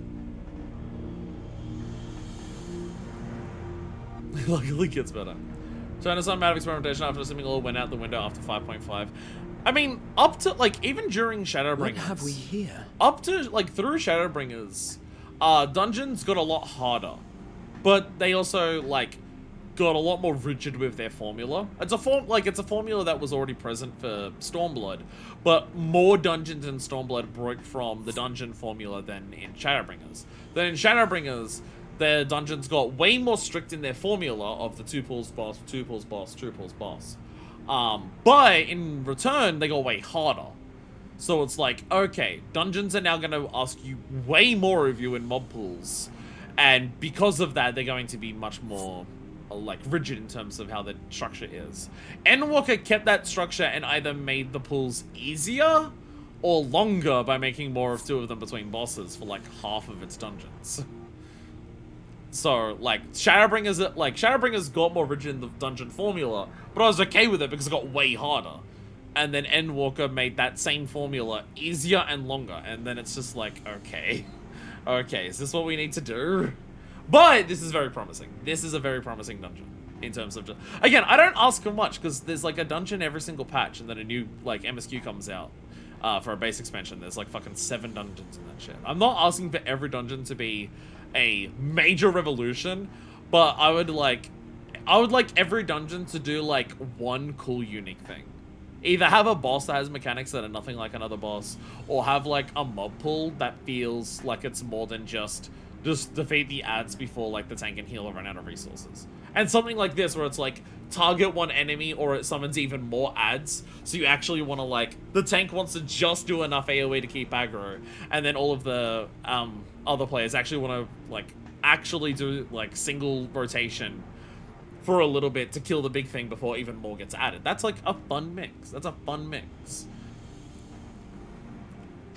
'Tis not unlike a Harnish alchemical furnace in design. That's what I'm confused. We came down to this and it's like, there's a lot of cool shit down here and a lot of treasure. Why is there a giant freaking like crockpot down here? Well, there is one way we might find out.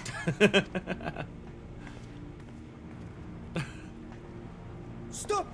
You mustn't touch it. Shit, it's the feds! Scamper! Run!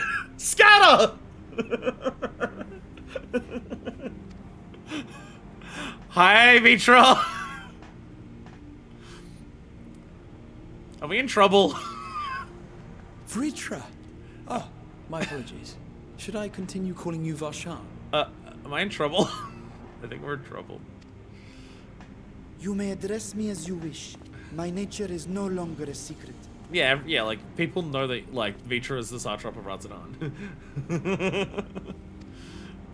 Still, This is not a setting I imagined for our reunion. Surely you've not entered these ruins as common looters. What the fuck are you assholes doing? Okay, no, we're not here as common looters. We're here as Robin Hood looters. We want to take from here and give to the poor people of your nation. Is that helping? You buy that one? Would that we could deny your accusations, but I fear you're not far from the truth. We're gonna give it to your people. Notification on my tombstone. The fuck you guys doing? Blowing up my robots. Sorry.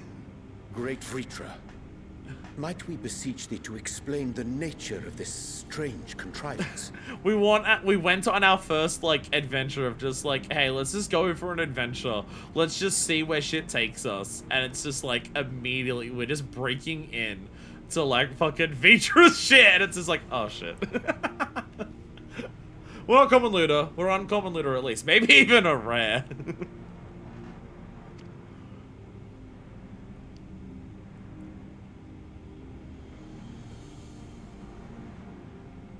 It was crafted by our alchemists at my behest, for the purpose of sealing something away.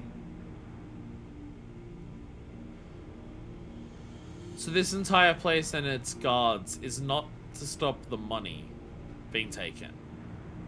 It's because you have something locked up down here.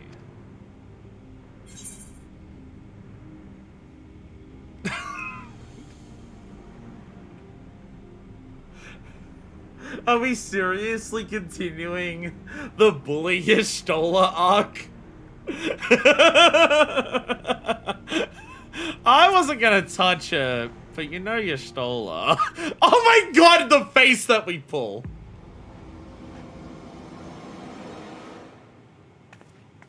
You and I will speak later.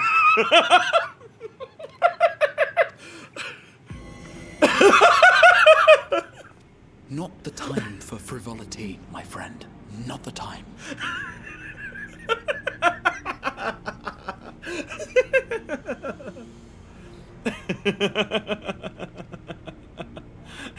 This something of which thou speakest, might it be some manner of threat?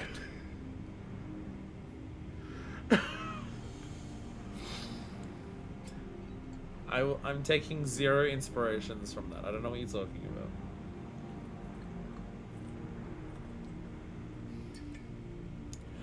I have 0 inspirations. I don't know what you're talking about.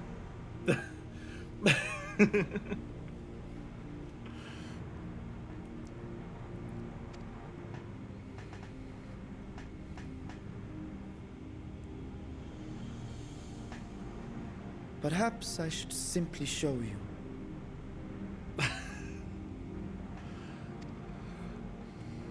You trust us to handle whatever threat it is? That's like locked under there?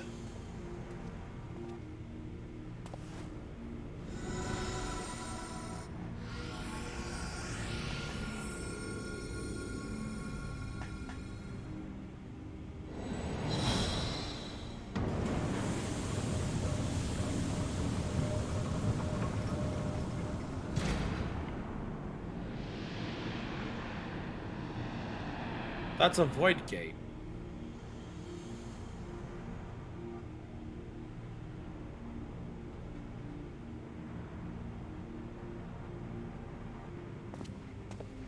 So when they say... I have lifted the seal, if only for the moment, by an authority only I possess. So when they say about Al-Zadal traveling to another world and coming back, it is the void. It is the void they're talking about. A planar fissure? No, my friend. Small though it may be, this is a functioning gate into the void. It's generally what she was looking for. I mean, going to and from the void is something that is like way easier to do than others, like just because you can use magic enough to like rip it open. But if this is locked away, this implies that it's stable. if this is something that is kept, like, that's the big difference. Void gates that, like, we literally know people on the first who, like, study in opening up void gates. But the entire thing with that is how fucking hard it is. And the fact that it's, like, you keep it open and you have to, like, maintain a lot of energy to keep it open. That was, like, that's the entire thing with the two kids.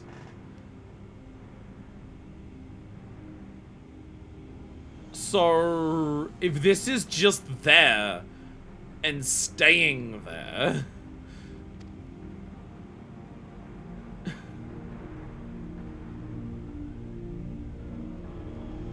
I got a whole field of associated void gates too. I don't think we, well, I mean, maybe whatever was keeping any marks were, like, closed up, but I don't know if Mark had any that were just permanently there. Can such a tiny portal truly be so dangerous? The concern would be more so something from the other side making it bigger. I came here in search of something that might further my research. I did not anticipate a fully functioning void gate. Even in the learned halls of Sharlian, is forbidden to throw wide the gates to the abyss.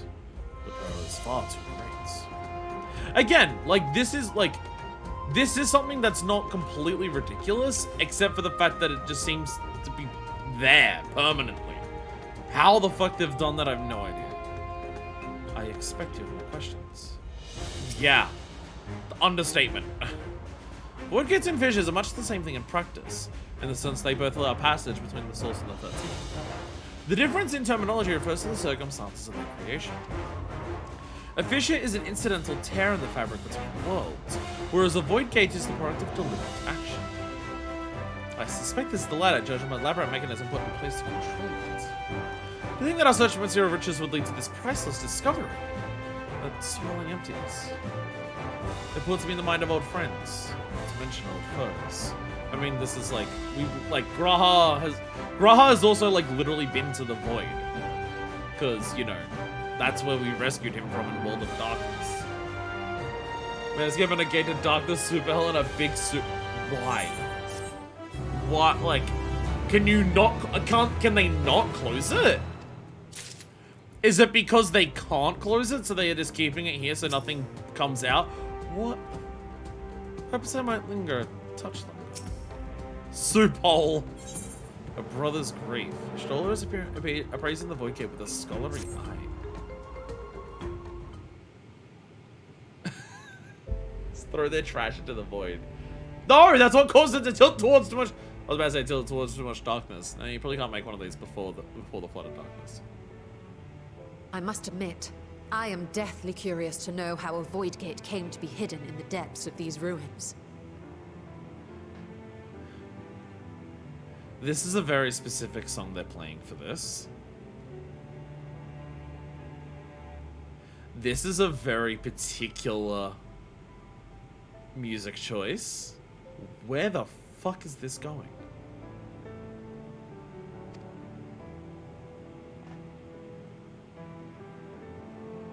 To tell that tale, we must first peer far to the south, and even further into memory.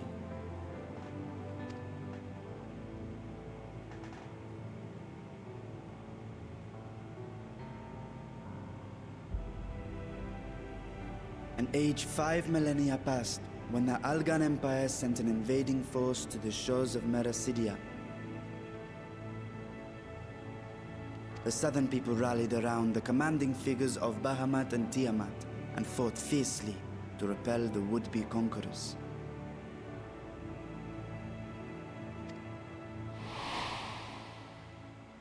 With Bahamut's defeat, however, the tide turned against them. Desperate to seize any advantage, the Mercidians resorted to summoning primal entities. I mean, the Warring Triad series literally connects to the Void because of Anukulhai as well.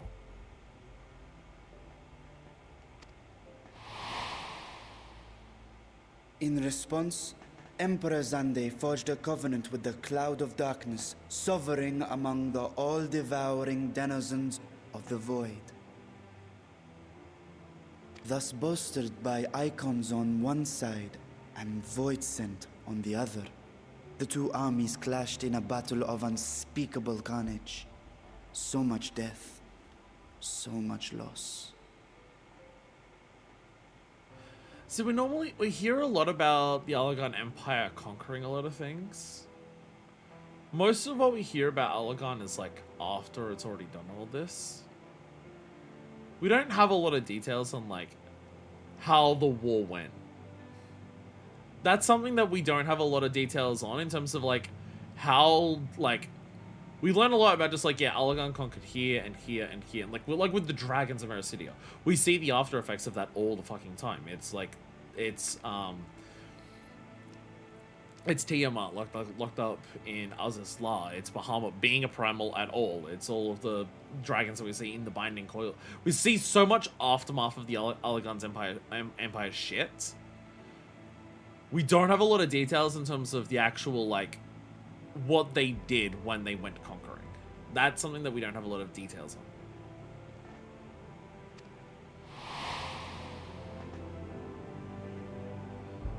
I consider myself well versed in that period of history, yet you speak as one who witnessed it happen.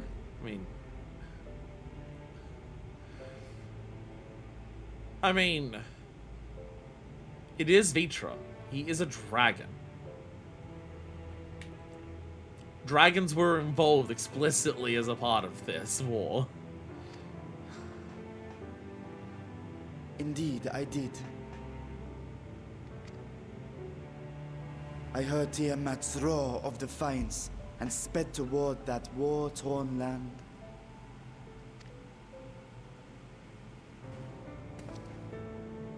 Along with my sibling, Ashdaya. You mentioned Ashdaya. You mentioned Ashdaya when we were like getting all of the things to like build the Ragnarok. That like she didn't answer, I think.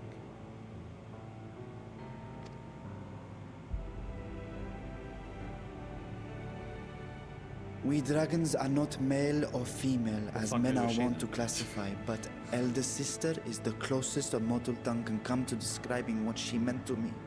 Okay, never mind. Actually, we fucked with the she.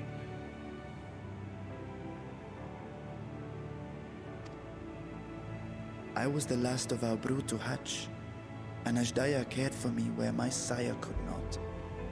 Oh, Vitra's the youngest. Oh, Vitra's the youngest. Thus, I was with her when Tiamat roared. I was with her when she journeyed south, and I was with her when she fought against the Void-sent hordes.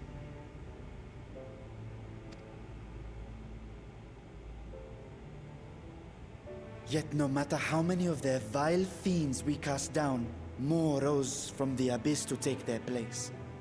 Faced with an unwinnable war of attrition, Ashdaya risked her all on a final gamble. And the very first time we saw him behind the curtain, he's like, was last the hatch? Yeah.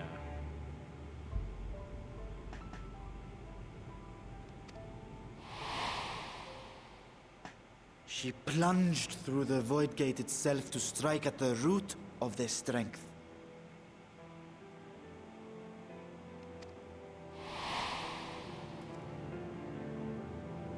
I tried to follow in her wake, determined to lend what aid I could. But even as I came upon Alag's glittering tower, I saw the rift close behind her.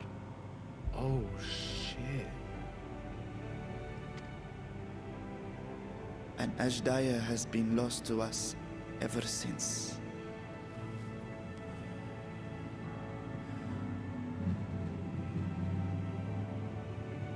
So that's yet another of the first brood that was lost to the Allagans.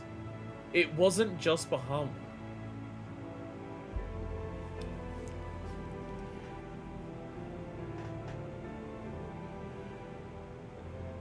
Like, just thinking about Nidhogg, in terms of, like, Nidhogg's, like, lack of trusting humans and everything like that. there's 7 of the sibling. There's 7 of the first brood, right? There's 7 dragons of the first brood. Bahamut dies. Tiamat's locked up in Azazlar permanently.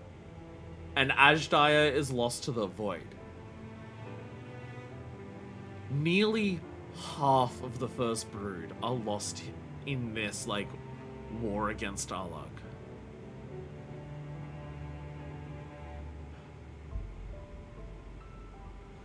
I mean, like, two of them are ones that we already knew about, but, like, with the extra context of Azdaia, it's like, it's easy to understand. Not that it just necessarily justifies it, but, like, it's easy to understand why the moment that one dragon is taken out by Ishgard, after this history, Nidhogg is just like, it is scorched fucking earth time. Like, Nidhogg gets to this point after the, like, centuries after this has happened, and sees one of them go again, and is just like, before this escalate, like, last time this happened, I lost half, like, cause from an individual perspective, you lose half of your siblings, because, like, you're the 7th, so you have 6 siblings. So Nidhogg would see, like, the last time that man tried to, like, mess with the dragons, I lost half of my siblings. I'm not losing the other half this time. Scorched earth. There will be nothing left of them.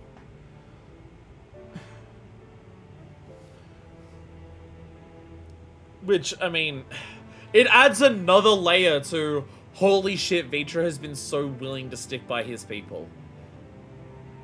Considering, like it seemed like Azdaia is the one that's closest to Vitra out of all of them. It's the equivalent of Bahamut and Tiamat. I mean, they were consorts, but, like, these are, like, close siblings.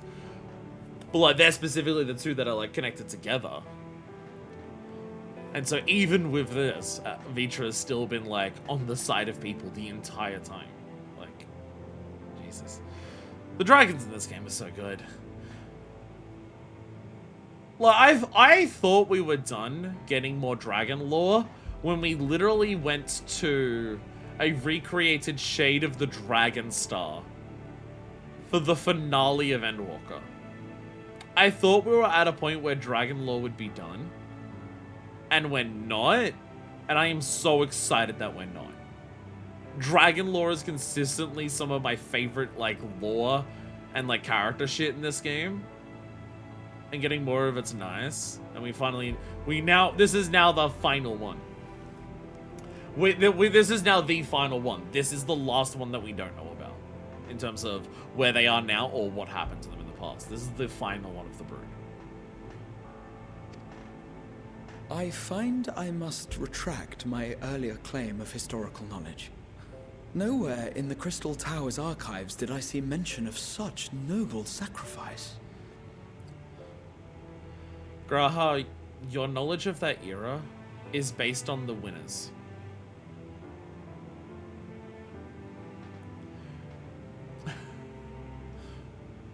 It's based on the winners. Why would they put pen to paper part of history that would inspire one of their enemies? That does not surprise me. To Allagan eyes, it must have seemed as if a lone dragon, driven to madness, simply dove through the gate and did not return.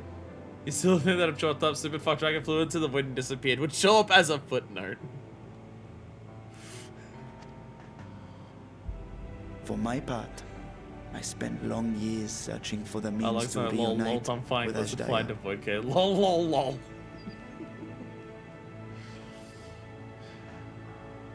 So this is why you have a functioning void gate. To try and work out how to go to the void and get it back. Until I could search no more. Until Allag was dust. And the arts to open a void gate large enough to accommodate a dragon forever lost. Yet you have the beginnings of a gate right here, under the control of a harnessed device. My discovery came before Radzat was founded. Though I scoured the lands for a method to cross the rift, it was beneath the sea that I chanced to find a natural planar fissure. Okay, so this was here, like, originally. It was, however, far too narrow to admit a worm's bulk. Only after our city rose upon the rock, and I could enlist the aid of our talented alchemists, did matters take a favorable turn. So the planar fissure was here naturally and self-sustaining, and you've just been working on making it bigger. Their dedication was beyond reproach. Tirelessly, they worked to expand the fissure, and after decades of toil, it finally grew to a size that a child might pass through. You're not saying this encouraging. Your voice implies that this isn't an encouraging story.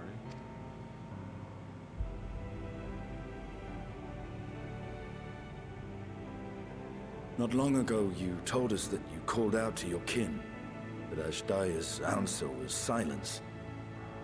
I suspect the conclusion to your tale is not a joyful one.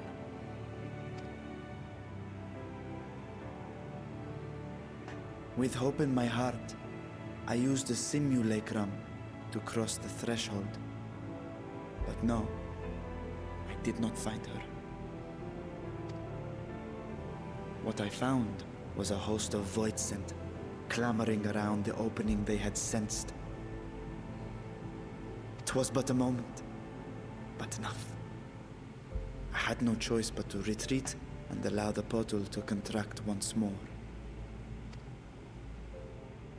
The gate was a threat to your people. You had to decide between endangering Radzat and abandoning your sister. And you chose the latter. I mean, a gate big enough to let a worm through was literally the weapon that the Allagans were using. They're voidsent, you don't have a ton of control over them. So to do the same here would effectively be recreating that weapon.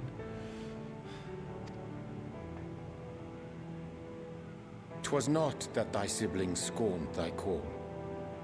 'Twas that she was trapped beyond a barrier through which neither roar nor dragon may pass. Even now, in the desolate world of the 13th. I mean, it's overflowing with darkness. I don't even know if you could roar in there that she'd even hear it. I can scarce imagine your pain, yet it was wise not to linger in that place. Too long a sojourn, and even a being of your power risks being warped into a creature of the void.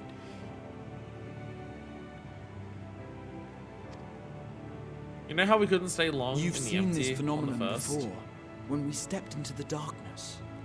Yeah, being in the void is like that, but significantly fucking worse. Nero went purple. I remember when Nero turned purple!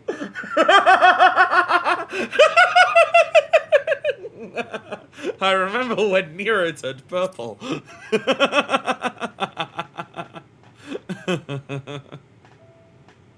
Turned purple? Well, yes. His wounds had allowed the void's corruption to enter his body and twist his ether. Made for you in particular. Well, now you have to.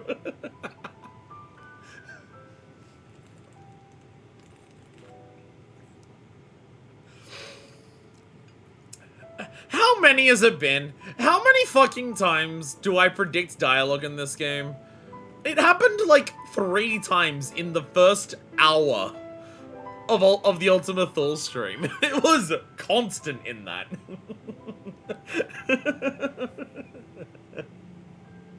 Fucking Christ.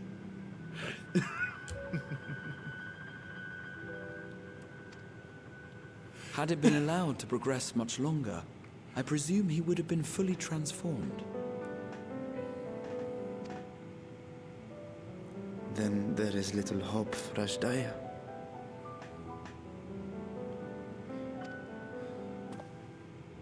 Ah, no. I hadn't meant to. I speak only of possibilities. Ashdaya has been there for centuries at this point. I mean, technically we don't know how long she's been there. Because time doesn't traverse evenly. A century passed in the first in the space of like a couple years or less than that, depending on your personal timeline between the first and here. So we don't actually know how long it's been. But if it's been a couple centuries for us, it's not good odds either way. Even if it's only been like 10 years for our couple of centuries here. That's still 10 years. We were in the world of darkness for a couple hours. We're not dragons, and dragons are literally made out of scales that like help stop that shit. That's like literally the whole preventing tempering thing that we had during the like Endwalker with the scales that Idana made, but like still. Oh no, one of my headphones died. Oh. I changed headphones over to this, make sure they didn't die during the dungeon, and then they still... We've been in the dungeon and post-dungeon for long enough that they still died. Well, one died. I can still hear the scales of the first brood are extraordinarily resistant to ethereal fluctuations. They are the protective talisman's core components, after all, and even the corruption I described would struggle to overcome. I'm going to compare them into a 1-to-1 ratio. I'd personally put it at a slightly different ratio. Like, I'd say that, like, Shadowbringers for you, like, once you get there, it's the over, like, a couple weeks / maybe a couple months. And I'd put it as, like, maybe in the source, like, 2 weeks has passed. I would still have a personal bit of time dilation for mine of a storyline. Like, Totaro was just shocked that you're back so quickly, and it's just like, no, I've been there for a couple weeks, months.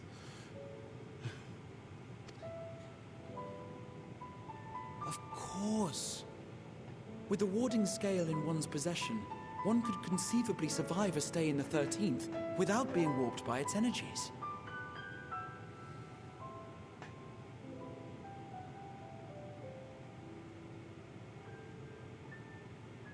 What's stronger at corrupting your aether? A primal or a world that's flooded with darkness? I would guess the second.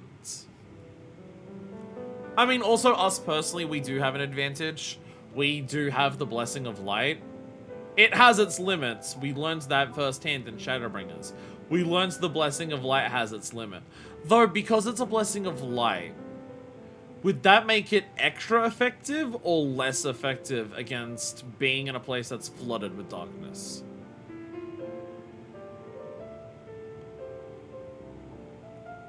Because we can go through the World of Darkness and we're, like, not corrupted or turned during the World of Darkness. But neither is Graha. But we are also the ones actively fighting and possibly taking some injuries, which makes it easier. Even the first, which was inches away from Rejoin, didn't actively corrupt people just by existing there. If you stayed in the empty for long enough, it would. Again, that's the difference, is that in... they say that you can't stay too long in the empty because of it. But because I feel like the void would fuck you up faster just because think about the nature of the energies. Light is stasis. Darkness is activity. Light will slowly fuck you up. Like, the light of the empty will slowly fuck you up by just slowly bringing your body's aether down to a standstill. In the void, the activity of it is going to be actively attacking your body the entire time. Just the sheer nature of the difference probably also just means that in terms of being surrounded by it. Like, I feel like darkness would probably be a lot faster.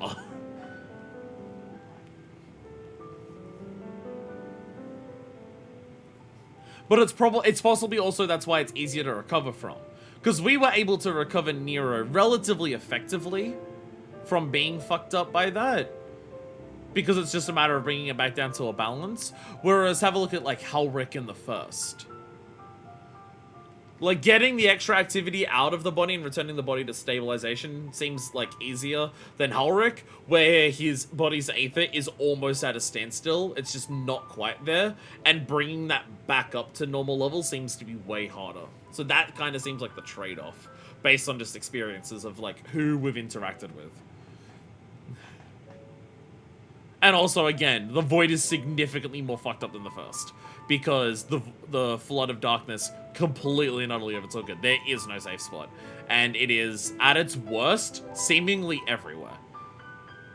Like, because even on the first, the wave that's happening has been, like, physically frozen into the crystals by Minfilia. Whereas, I assume once the Flood happens on the Void, then the whole Void is at that level of activity permanently around the entire thing. I would assume that would be the case. Because, again, darkness and activity, and it's completely surrounded.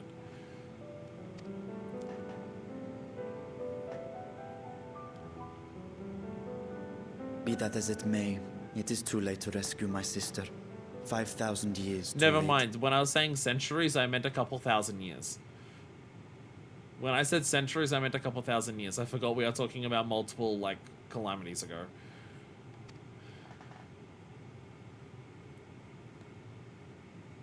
And now countless others look to me for guidance and protection.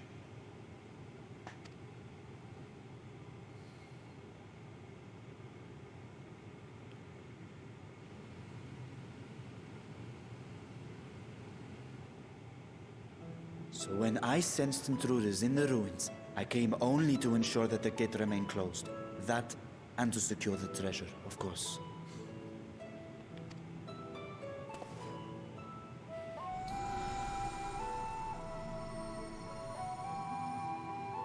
I wish only to forget the rest.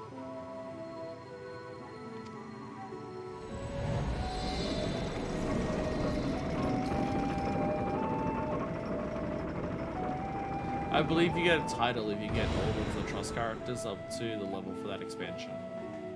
I think you also get an achievement with the title.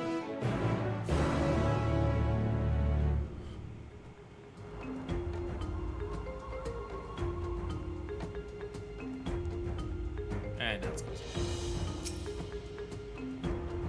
I wanted out one of the first bird could simply vanish, leaving no trace of a passage. Now I have my answer.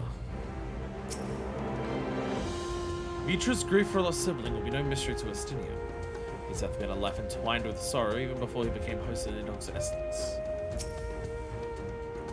The 13th. What chaos must consume him. Millennia have passed since I last saw her. But I see as giant memory still. So they managed not only to expand the fish, but also manipulate it as one might a gate. Astonishing. Is there any chance I could learn more of how this feat was accomplished?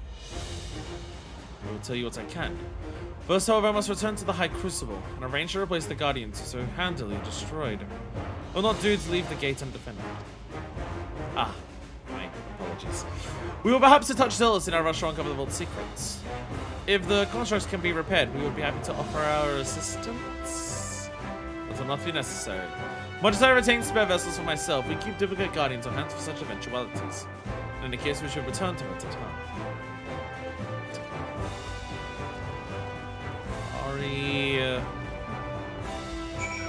Sorry. Oh! Okay. I was half expecting us to just be teleported out. Tiffany! I mean, there's definitely not where I saw the story going. We may have a little oopsie fucky wucky there. Yeah. Definitely, I mean, we're doing the thing. We are doing the thing of, we're not doing something that's completely and utterly brand new, never before heard about, outside of, like, going to, like, the mountains. But, oh, I guess we are the closest to this. Well, oh, hey, Artesia. We are picking on threads that have been laid before the beginning of Endwalker. In terms of just, like, we've seen very small amounts of, the Void. Like, we don't really know much, like, we know a lot about its history, about, like, how it came to be and everything like that, but, like, it's all, like, how it affects other things or how it reflects on other things or whatever. And also, the whole, we don't know all of the dragons. So we are picking at threads that are, like, have been established since before Endwalker finished. This is very cool. I'm, like, this is cool as shit where it's going. People thought the Void might be an expansion of it, but making it part of the patch story was a happy surprise. I mean, I'm going to assume this is just what the rest of the patches are about. I imagine the rest of the patches are this storyline. There's much about the Void Gate that I cannot even begin to explain. I must convince Vitra to share everything he knows. Vitra speaks as if it was a dire lost cause, but I wish he feels differently in his heart. It's quite the gathering. So what do we have the pleasure? We trade a bunch of robots. Can you rebuild them? You have the technology. Well, I don't have to keep Kral waiting much longer. Can I bring myself to leave for hearing more of Vitra's tale? Get voided. It was a most enjoyable expedition, for which I am grateful. As for mine evaluation, I shall impress upon the Loppers that treasure vault is incomplete to that daunting sentinels to test the metal of any would-be intruders. I'll let the Lopperites know that they should put in robots that can kill you. They will think it be hype as fuck.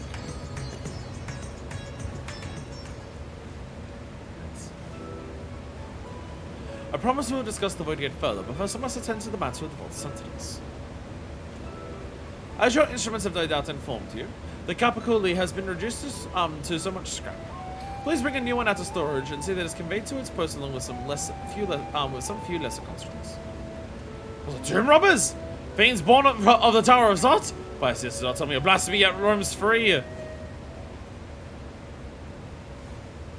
It's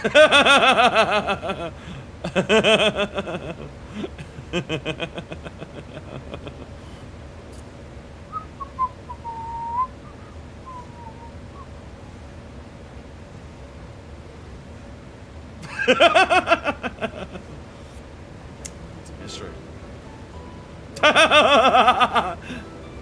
Why such guilty faces? Surely it isn't you who are responsible for this. Oh, we're not going to talk about it. Well, the details aren't important. I shall see it done immediately.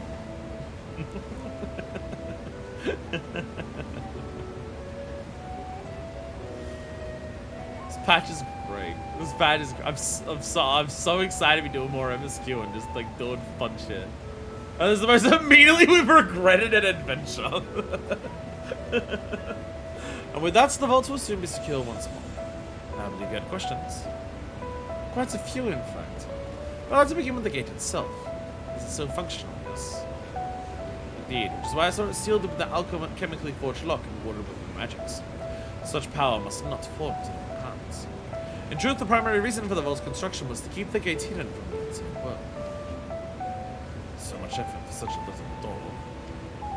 That little door you speak of leads to an abyss teeming with unspeakable horrors. That said, in its current state, it would admit only the lowliest avoids it. And from this side, no man would be able to pass through. Man?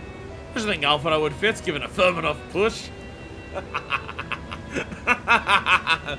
Physical size is only one consideration. The true restriction hinges upon the etheric density of the soul in transit.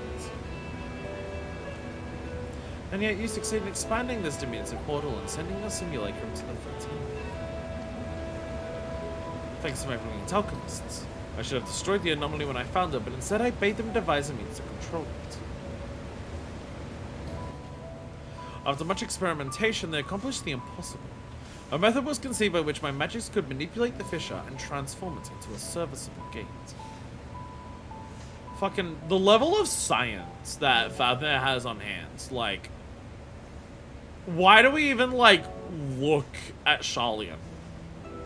Most of Sharlayan's, like, science is just hoarding knowledge that they've like, been able to, like, acquire from other places. Fucking Fafnir is out here just being like, yeah, so we worked out, like, how to work void gates.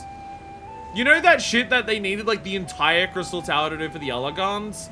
Yeah, we just, like, have it in a crock pot and just pressure cook that shit and, like, we can just do it. It's fine.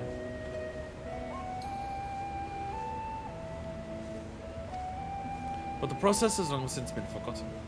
Once I had given up on searching for Ashdaya, there was no need to preserve such esoteric and dangerous knowledge. Thus the gates had lain dormant for years uncounted. See, you've not given up on her, and I can tell you, I can tell that he's not given up on Ashdaya for one reason. It's still there. He mentions destroying it, but instead he got the alchemist to work on it. When he gave up on that work, his response wasn't to destroy the game. It was to stop working on it and seal it. If he truly had entirely given up on Ashdaya, he would have, like, destroyed the game. But he hasn't. The millennia. We're in passage to the fucking... What the fuck is going on? Stream Deck, what are you doing? Okay. Stream Deck trying to update itself and just freaking the fuck out on its window. Our own passage to the 13th was made relatively simple thanks to the Crystal Tower. An ancient mechanism channeled to the tower's vast stores of energy to open a void gate. One bound to a covenant made with the cloud of darkness. Once that sovereign entity was beaten back, however, the covenant was broken, and the doorway severed from its connection to the void. Theoretically, it should be possible to reconnect the gate by forging a new path with another void sense. But such deals usually end in betrayal and death. In any case, we should attempt to gain an understanding of the bounty gate. Mayhap you could resume the search for your sister. As I've already explained, over those futile hopes 3 centuries ago, my place and my duty is here now.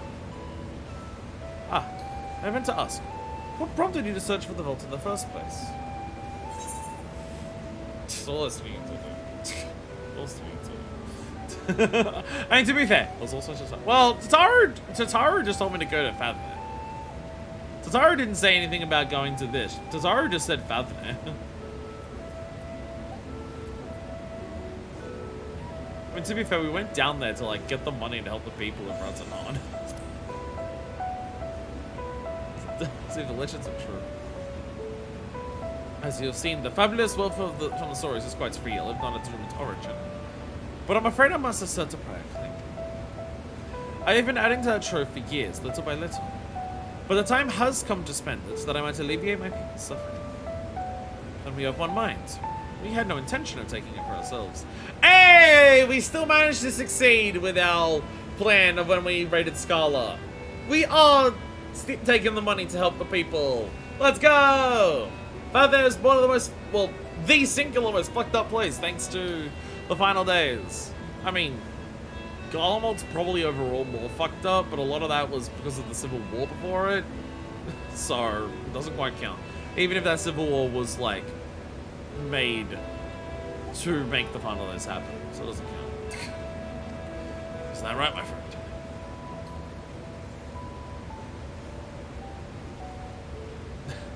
You got that face on when you're thinking.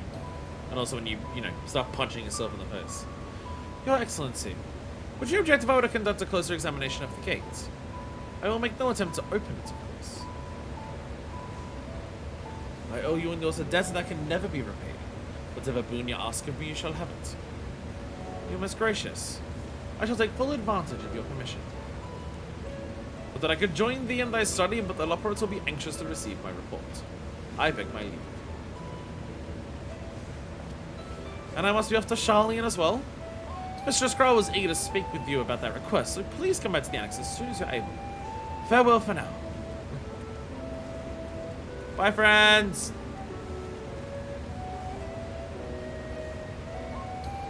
We're going to discuss my findings once I return. You'll not be rid of me so easily.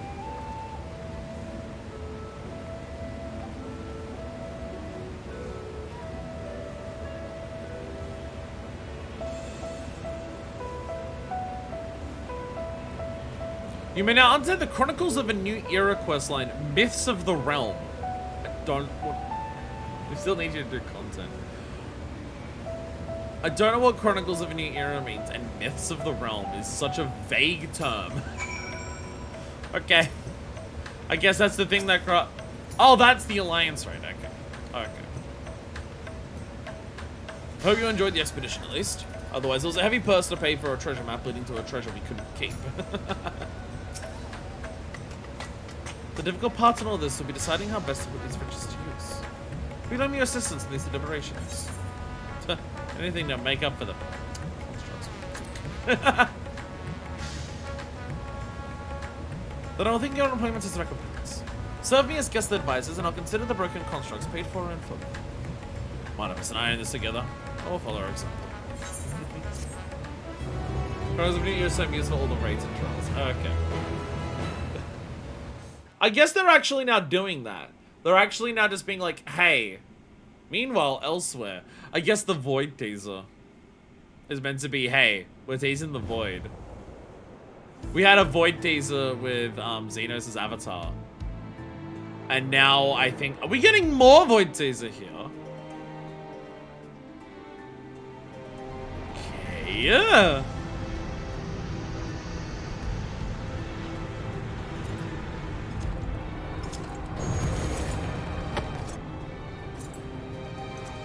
I hear the clanking of Jesus fucking Christ. That is a dude, and he is huge.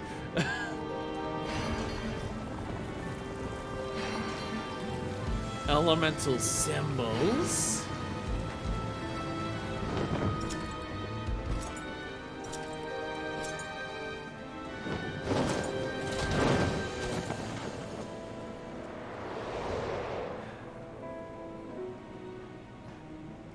Like, I don't even have a size comparison, but just the motions of the movement, I can tell that this dude is fucking massive.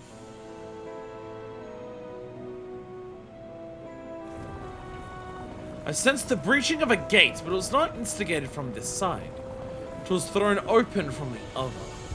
Uh-oh. Uh-oh. Let's see, a motherfucker was designed to look intimidating on a throne.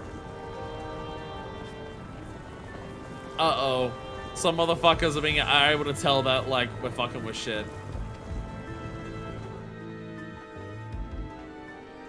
I too felt it.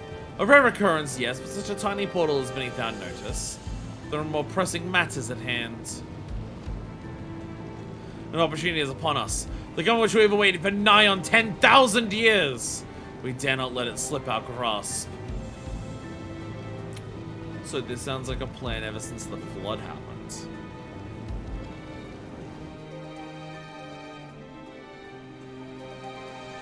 It was not underestimated she who bested the cloud of darkness. Even restrained by a covenant, the cloud was no feeble wisp to be dispersed by some flesh and blood mortal.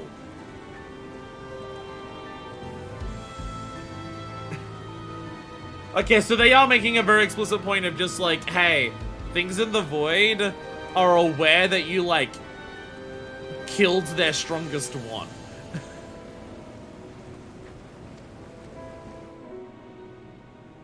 Bah, let her come. I will drown the world and watch this fleshling gasp for breath in her final moments.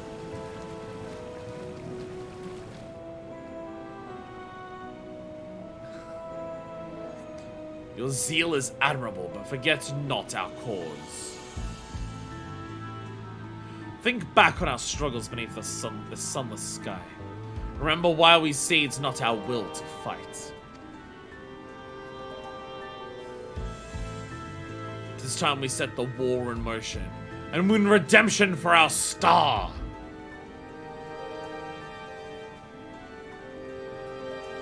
Why are they fighting redemption? So many questions.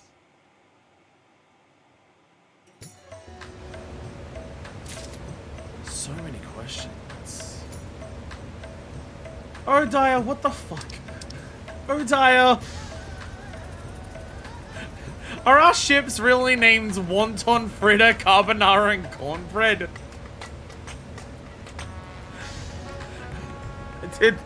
I didn't realize that was the names of our ships.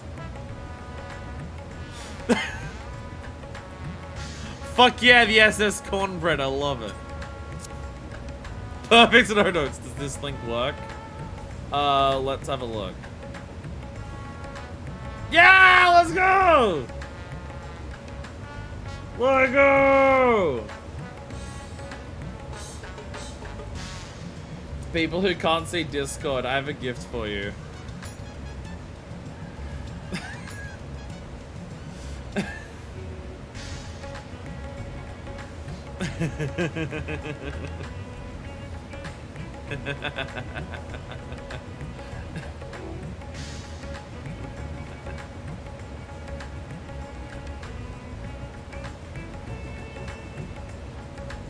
I'm now realizing with my extended bookmarks bar, the emote for Splash was on sale during Moonfire Fair and I never bought it on sale. Shit. Damn it. Now if I want the Splash emote, I have to not get it on sale. Or wait for Moonfire Fair next year to get it on sale. Shit. I normally can't see my bookmarks bar that big because I normally don't have it like this open this big. When I have the like my normal windows on my other monitor, they're smaller because I've got like multiple things next to each other. Hell yeah. Hell yeah. So, Void, by the way. Welcome to a mini expansion for the Void. It seems like all of the patches for Endwalker are going to be a mini expansion for the Void. Somehow not the Enders by dropping the Meanwhile in somewhere. I mean, we had a Meanwhile in Garlemald teaser at the beginning of this as well. We had a Meanwhile in Garlemald at the beginning. So. Hope you enjoyed the expedition. Oh, I'm gonna. I can only hear in one ear. Change it back my headphones. I'm gonna change it back my headphones so that that actually has a decent amount of battery. Maybe they're lost at the end of the stream. Will the stream go for another 3 hours? It didn't say Garlemald though. It said elsewhere. Yeah, but if it says it's Meanwhile somewhere, it's always in spirit. Meanwhile in Garlemald. It's spiritually Meanwhile in Garlemald. It doesn't have to be in Garlemald to be a Meanwhile in Garlemald moment. Yay!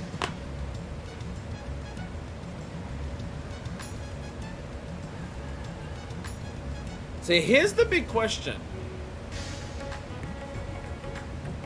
Big fuck off Knight and his 4 elementals. What war are they talking about, and what redemption are they talking about?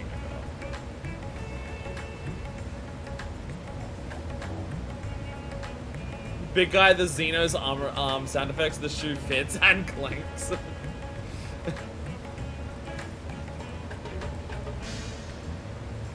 Yeah, when Xenos walk around in the freaking Stormblood armor, and it's just like this ridiculous nonsense that he's wearing.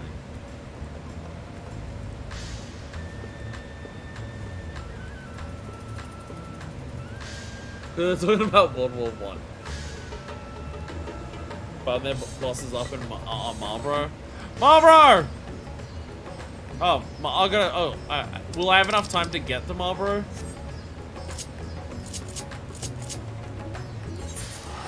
Will I have enough time to get there? Sorry, Varshan, I'll be back. I gotta go to an alternate reality of your same world. Marlborough!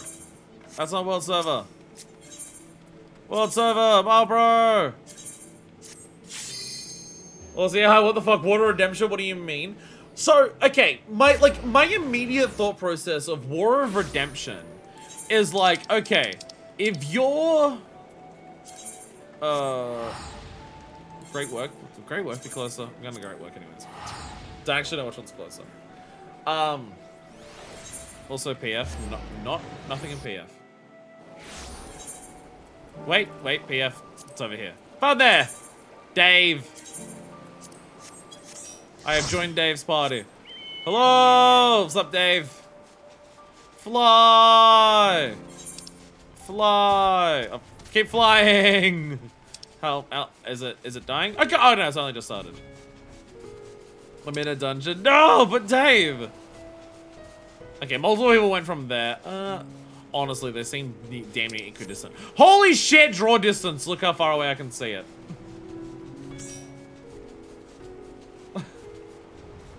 Look how far away we can see with the new draw distance shit. It's so good.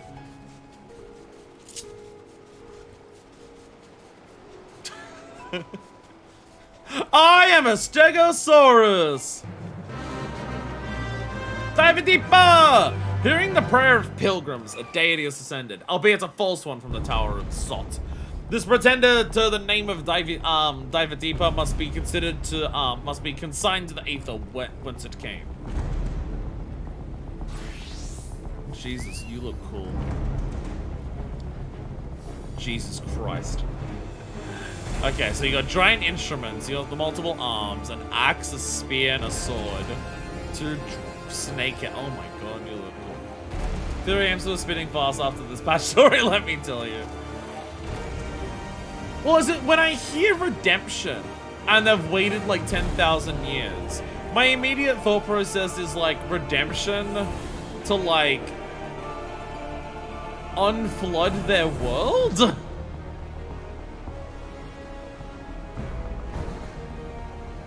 Like, because if they're talking about 10,000 years ago, they're talking about when the flood started. And they've waited since the flood has started to redeem themselves? But also, what do you mean by a war? And how would any war do that? Are you just Oddbert? Like, have you just been tricked by Elidibus that are rejoining would, like, kill all of you? And that would be better than, like, living in the void? Is that the idea? Bye. Is that the idea?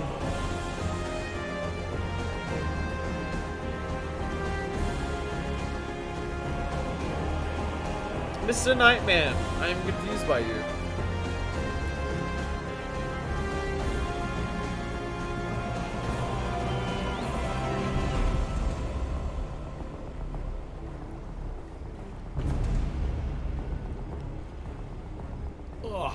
Oh, the neck.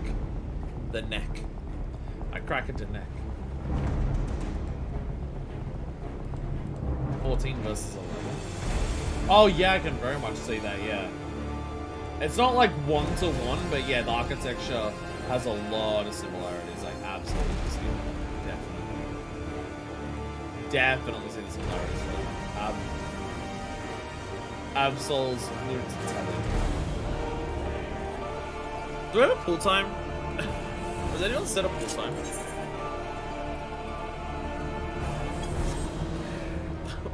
Why is everyone leaving? Oh. Oh, you're just going to do another fate while we wait. Has a forlorn spawned there? Is that the idea? If we get a forlorn to spawn here? I guess that makes sense. You want to do other things so you have forlorn spawn.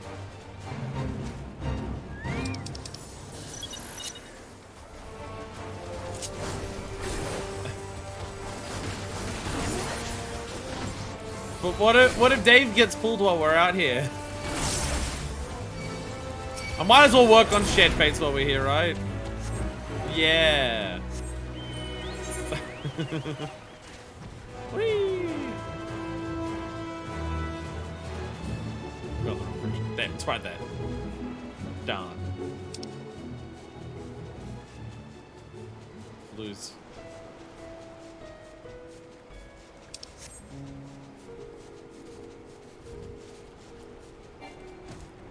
So we're all back. Yeah, do we have a pool time on this? Or, like, is it just our party? I probably should get out my bed.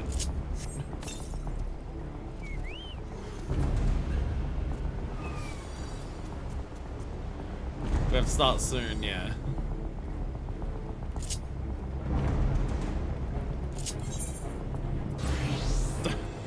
No, get out of Garlemald, come with us!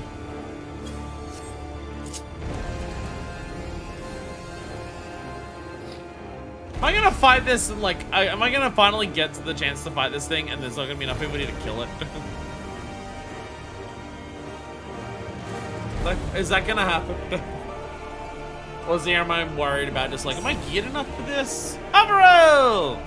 Am I geared enough for this? And then I looked at our other tank. I have more health than mine.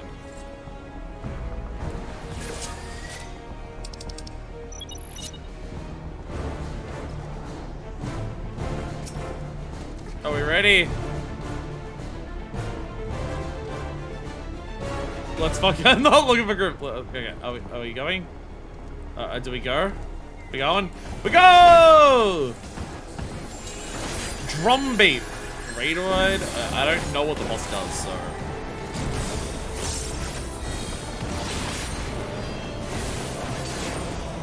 Leftward Treyushula Shushula.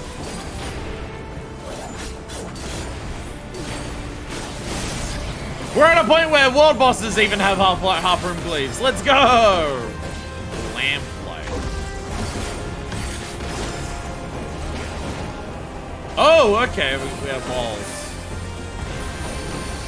Loyal Flame, get out of the red balls! Go to the blue balls. Get blue balls. Oh, it's one then the other. Oh, okay, okay, never mind. You have to go from one ball to the other ball. You can't ignore both balls. You have to like make sure both balls get equal attention.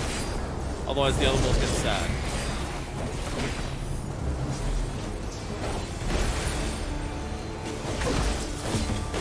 Look at me on this. If I'm not main tanking, I can actually get full health with tanking. Do I mean like anybody weapons? Aaron's Akasha. No, the chickens!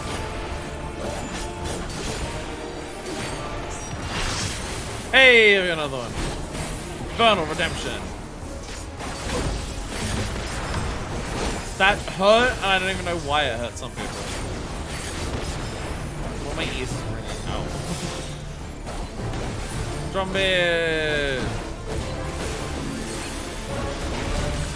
Oh, Drumbeat's a tank buster. Brotherhood Parasu! I think I'm at a point where like there's so many people in the spot that's like fucking up my audio. Sometimes that happens.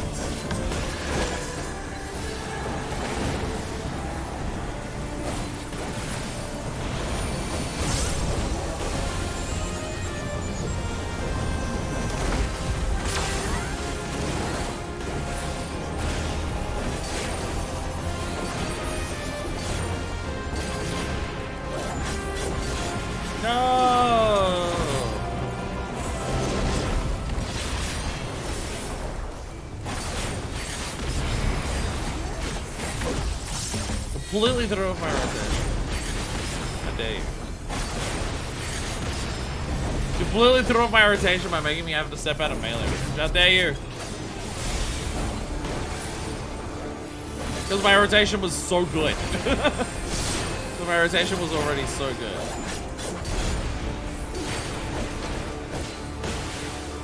Infernal Redemption. I'm yelling.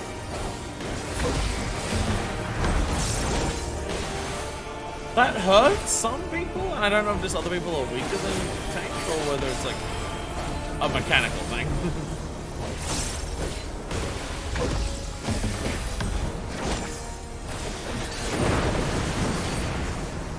Oh, it's okay.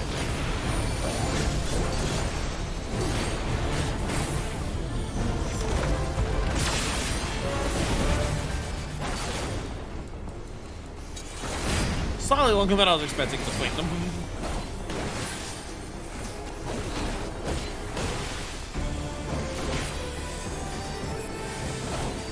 Leftward Trusula.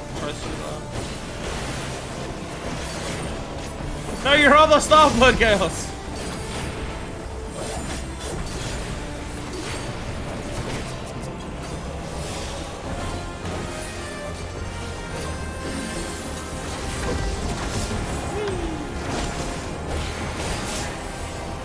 Thunderwing, no!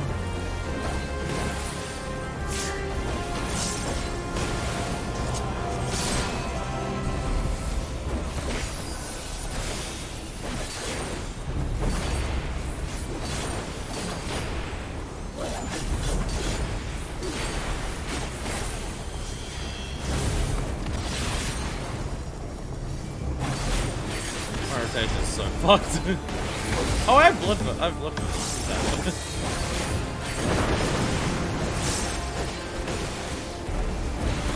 What colors? Oh shit, you're the other color.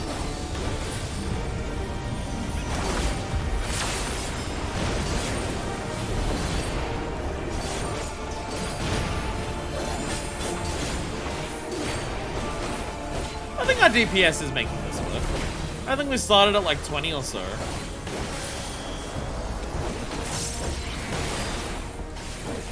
I think this will work. Just, you know, take It'll just take them.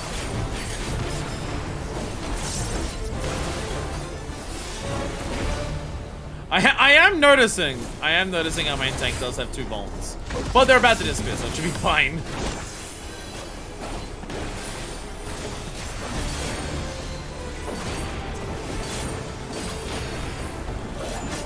Gonna do that about one. Oh, that close? Oh, I thought we were gonna. Oh.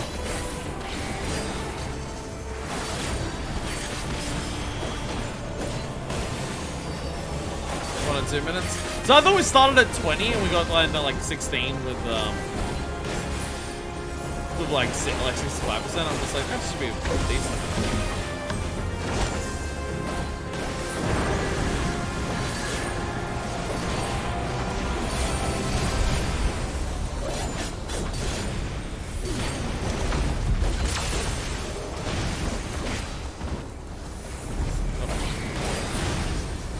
We need our damage output to be good. I need to actually make sure I get my rotation correctly.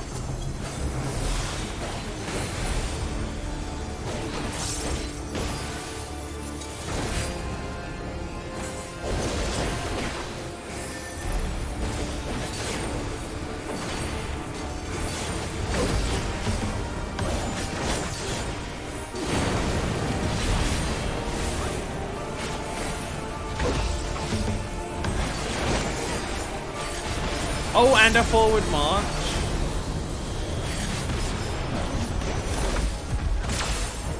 Oh no, oh no, oh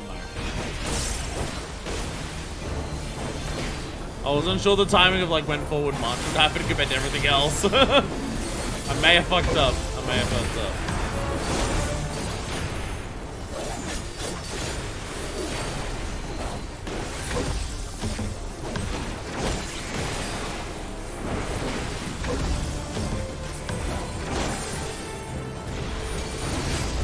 This is when deaths normally start. Yeah.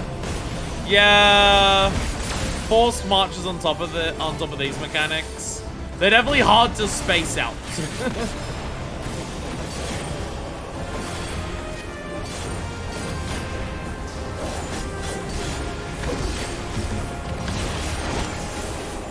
About face.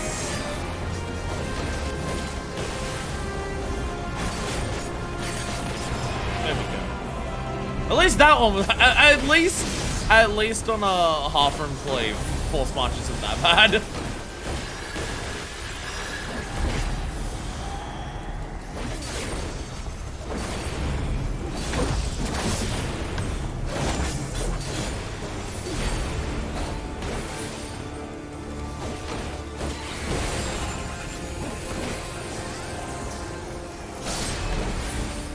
I'm sure we'll be fine.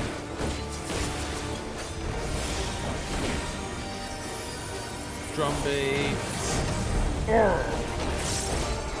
be fine.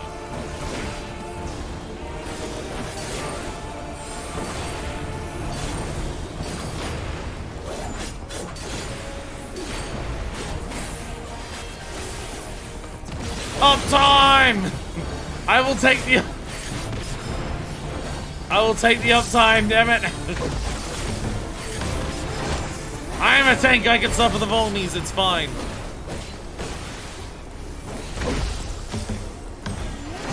Right face, okay.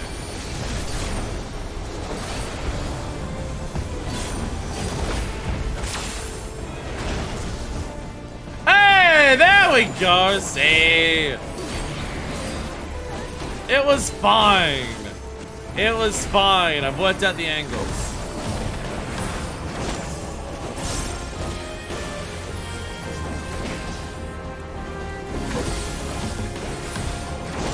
It's fine.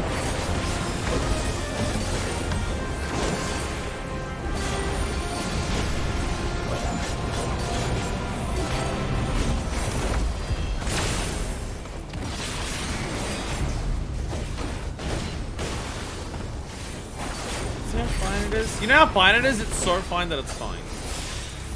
Divine goal. Right face? Okay, simple enough. I can do a half room clip for this one.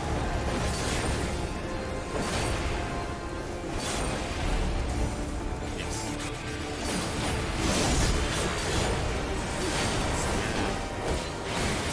So So I'm so used to playing healer because I've been playing a healer a lot in my roulettes lately. But I see someone's health go down that I'm just like, oh, I gotta target them and refill them. I'm just like, wait a minute.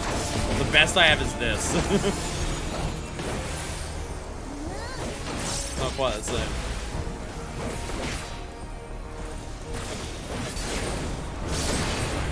I gotta remember to not enter bursts with 40 cartridges. It actively makes doing Gunbreaker burst way harder. Not having plays with roll order just kills me. Yeah, I can understand that.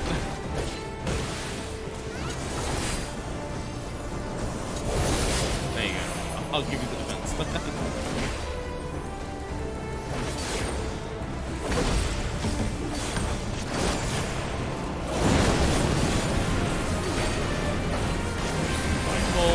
Where are we going? Right face. Okay, where you start? Okay, that's fine.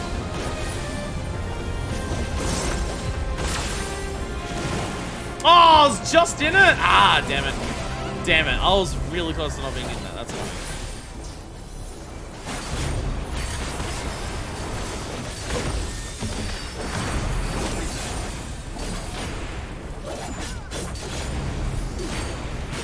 No one point out how bad my rotation is working.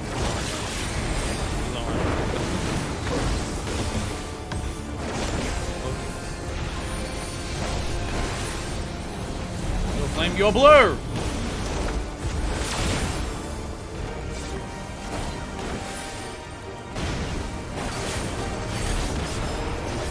We'll be fine. We'll be fine. About face back.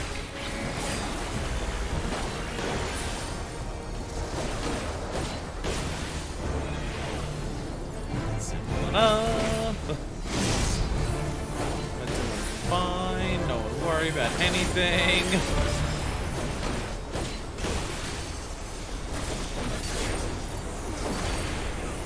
Look, my rotation. I'm not fucking it up this one. First time I got my rotation right, let's go!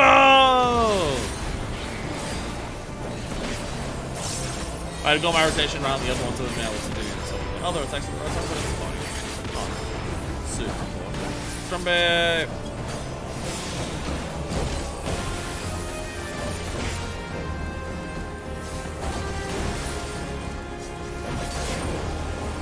I mean, how hard rotation. I mean Gunbreaker, and I play a lot of Gunbreaker, and even then I'm just like, yeah, I'm really, oh, I'm gonna win that. I was about to say, surely not. Yeah.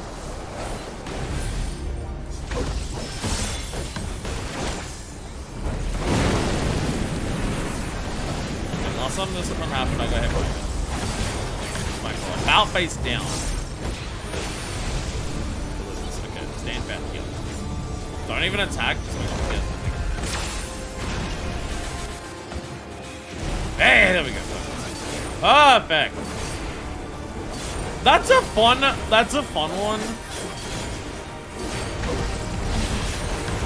Because your level of lining it up is not a typical, like normally about face mechanics are pretty easy to line up in terms of just like move directly in a straight line from one spot to another, and it's like perpendiculars are all in lines of where you gotta go. Where that one you have to specifically angle it. Because you want to go in a line, like, along where the line's exploding. That's fun. That's a fun about-face mechanic. Because you have to, like, deliberately make it a slightly skewed line along where you need to go. Because I imagine if you just go in the correct direction, you'd move too far. Or you would, and it's fine, I'm actually overthinking it. That is also very awesome. But I feel like with how far, like, this one's easy. Because it's like, again, move perpendicularly. Oh, wrong way. I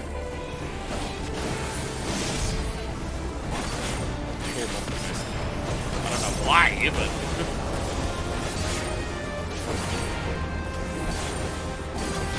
I'm gonna admit the range. I'm gonna admit the proximity just because I am at 4 volts. Double down! And... let's go! Don't go into the light! Woo! This is dive deeper. They vanquished that monster. To think that mortals could be so strong. Let go. What the scriptures mean about being one's own light? Oh, sorry, I was doing this. Yes, that's it. What's important is our own will and determination. So to look in the face of hardship, we should not look to the divine, but the strength within. Precisely. If we are agreed, then let us walk this path together. No, you can't trade tokens. Into the bins you go. Aww, it took them the Fate boss to learn the themes of Endwalker. It took them until the Fate boss to actually learn what the themes of this expansion are. Hey, anyway, going back to Rods at Han. Do we trade these in Rods at Han, I presume? Divideeper's bead. Oh, I got his anal beads, let's go. Oh yeah, so I have all this. I gotta like remember to not like throw this out, do anything dumb with it. So yeah, I remember what to Rods at Han! The time spent in the Pandemonium one. Yeah, it's like a Sundries or something, I think. We were literally at this vendor in a different stream. I never remember which side is the issue. This is divided into two sides, I never remember which one. Collectibles appraiser, not that side. That's for crafters and gatherers. Here we go. Sundry exchange.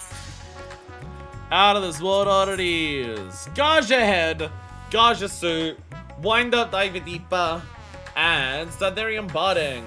Well, I mean, the obvious one to get first is the Divideeper. We get the Divideeper first, because it's a minion. I can follow me around for those to stream. Let's go! I got Divideeper. Enjoy one of the best bardings out there. I didn't get it. Lol. Divideeper! No, the barding! When the Divideeper! Mechanical image of Divideeper. One of the Americans traditionally worship and father. In the old tongue of the Akasodra, his name means heavenly light or simply I. Reference to his ability to discern good and evil. War eternal! Sorry. That's a different deity. Oh, there he is. Yeah. Adorable. Adorbs. I don't want to get the Gaja stuff because I can't remember if Gaja is actually my glamour dresser. If I search for it, it won't know because I haven't checked my glamour dresser today. Because I want to say that Gaja has been from one of the tome events in the past. A lot of the outfits for world bosses, for, like the fate bosses, have been there. So it's like, it might be a good barding, but do I want to use it? I have a very set barding already for my character. Thunderwing is dressed like a Thunderwing character. It's a very good barding for Thunderwing. I don't know if I want to change it. Oh, I'm not even on Crystal, am I? We'll worry about it later. We can finish up today on Marlboro. Fuck it, why not? Until I need to check my retainers, it doesn't matter, does it? And I'm not checking my retainers as part of the stream. But as a cup of tea.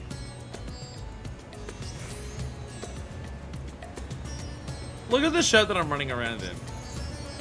I have my tastes. Sharing the wealth. Barsham wishes to discuss the distribution of the treasure. Shall we begin? If you want to spend the treasures wisely, then first we must determine which groups would benefit most from monetary assistance. Some of my citizens may find it intimidating to speak with the Sarkop directly. So I'd ask that you act in my stead. Oh, the yawning's kicking in. I might need that second energy drink. Manifest, you are to visit Akyali and Yedlamar, speak with Marzia and his people, and listen to their grievances. Sitting, I bid you do the same in Palakistan. I've been conducting my own inquiries at Giants Hall.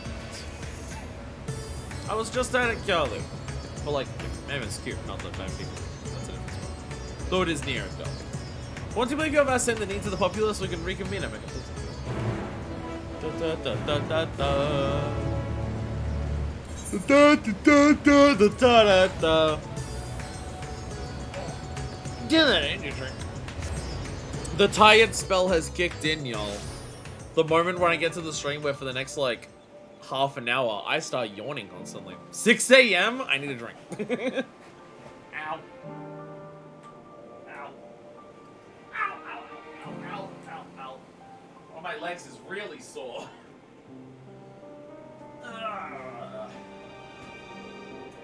Okay, you may not have been a fan of blue, but how about green? How about green?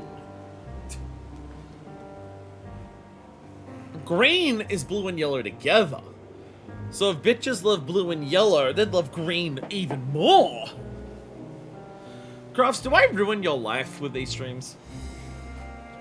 You've been pretty consistently at the overwhelming majority of these 14 streams I do on a weekend for like several years. So I just feel like every single week I am just fucking decimating your sleep schedule.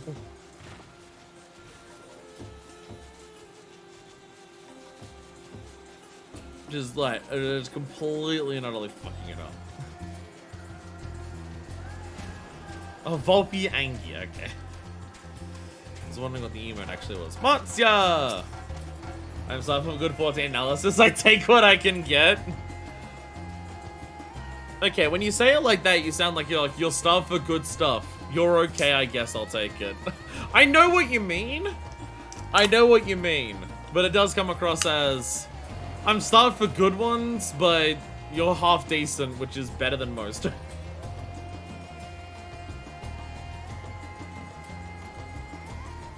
I've been sharing in the Discord some of the questionable opinions that we've been hearing about this video game.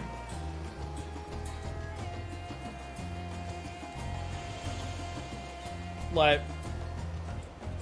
people just being like, what was the thing that Deku said before? Oh yeah, about like being in Shadowbringers and being like, why is the flood bad? Why is the flood of light bad? Why is the sky being the way that it is bad? I don't get it.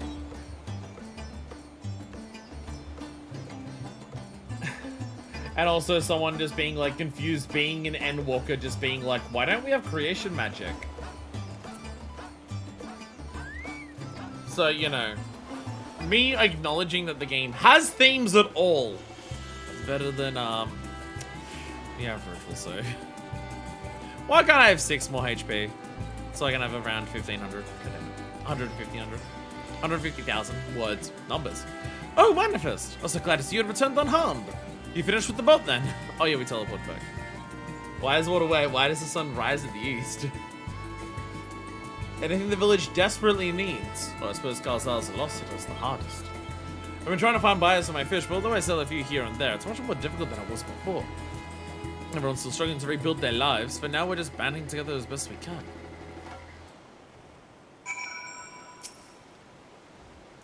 I learned to leave the selling to Calzal. I can just catch the fish and I have to talk people into eating them. Yes, as we learned throughout the store at the beginning of the MSQ. Not exactly the easiest thing to do. Oh. You got a fake going over there. Over in the waters. I do really like this zone. I like, we're clearly doing a void thing. We're clearly doing a void thing for the expansion patches here. But I do hope we come back to Fathnair a lot. Like, I hope Fathnair's like our, because it's like also, I mean, I imagine we will, because like the whole reason we'd want to go, hell yeah, jumping around everywhere. Because the whole reason we'd want to go to the Void is to like help out Vitra. So it does feel like we're going to be coming back here a lot. Because again, the main place that got the short end of the stick when it came to Endwalker MSQ was Fathnair, just because we only ever came here when shit was sad. And Fathnair doesn't deserve to be sad. We also only went to Garlemald when it was sad, but despite what some people in the audience may tell you, Garlemald deserves to be sad, and it got sad because of its own, like, machinations. So, that's why it was sad. Whereas Fathnair got fucked over by what happened to the world. And we only ever saw it in MSQ, like, in that state. And it's also the place that got impacted the most, also, like, coming here to help it after the fact is also nice. Greetings and welcome, traveler. Your first visit, Fathnair, you must try my special Amro Lassi. Its refreshing zest cannot be beat. What could such a wonder cost, you wonder? Normally I part with 3 bottles for a generous price of 19,800 gil, but if you aren't willing to go so low as even 10,000, you'd be practically stealing from me. I am not a Stydian. Still not turning a profit these days? Times are harsh, my friend. The world may no longer be on fire, but we are still sifting through the ashes, so to speak. Sisters, spare me, we might as well have that ugly tale back for the scant few travelers we see these days. I myself barely have the coin to buy at local prices. I tell you, if I didn't charge for the odd adventure a small fortune for afternoon tea, I'd be scavenging for scraps in the street.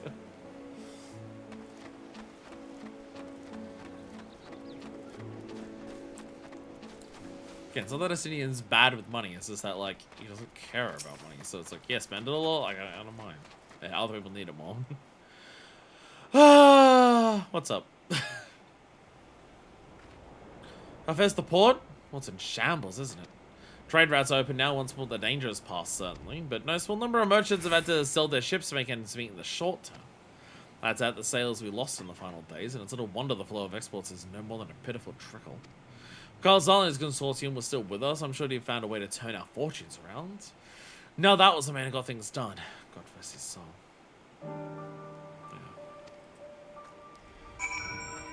Sitting doesn't know the worth of a pack of peanuts. I gotta say, I'm not wearing the things, I'm not wearing what Tataru gave me, but I gotta say, not having the giant scarf around my neck and the neck being a lot more open with the necklace being there, and also these really good boots, I may not be wearing the entire fit that Tataru gave Manifest, but what she has given me has drastically improved it. What she has given me has definitely improved it a lot. These boots are I love these boots. These boots feel perfect. Money, that man was in the army. He never bought anything. He just showed his Alpha just in the other direction. Yeah. Yeah, dude's entire life is just like, yeah, I'm just fighting. I'm just like for the Ishgardian army. They provide us with all the food that we have. It's probably also a big reason of why it, like, so much of Asinian's journey. It's like Asinian and Graha are in similar boats in terms of, like, a lot of their focus since, like, their stuff that they've done has been about food. Because Asinian was, like, part of the army, so probably only ate whatever, like, food that the army would have. Which, you know, it's army, they have to feed a lot of people, so they probably wouldn't have, like, anything fancy. And then Graha basically couldn't eat once he merged himself with the tower. So both of them now have a focus on part of their representation of getting to live, like, ordinary human lives and live for the joy of the world is the fact that they both enjoy food.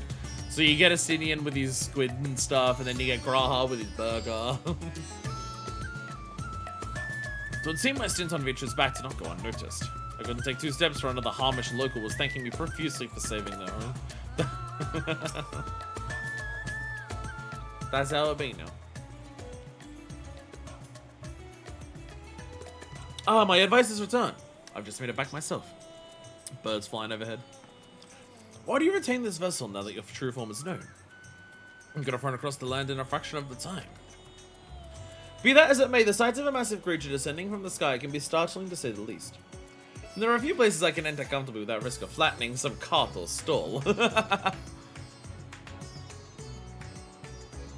Also, every time dragons land on the ground here, they have to scream. Like, that is just the law. If I was to fly around to one of the cities, not only would I land in the middle of the city and it would, like, cause a bit of a tremble, literally standing near a dragon when it lands on the ground knocks you back and hurts you. But every time I do it, I have to go, Rah! It's just, dragons legally have to do that. So I'd probably scare the shit out of people. Fair enough. As for my inquiries, the people of Palakistan were unanimous in their reply.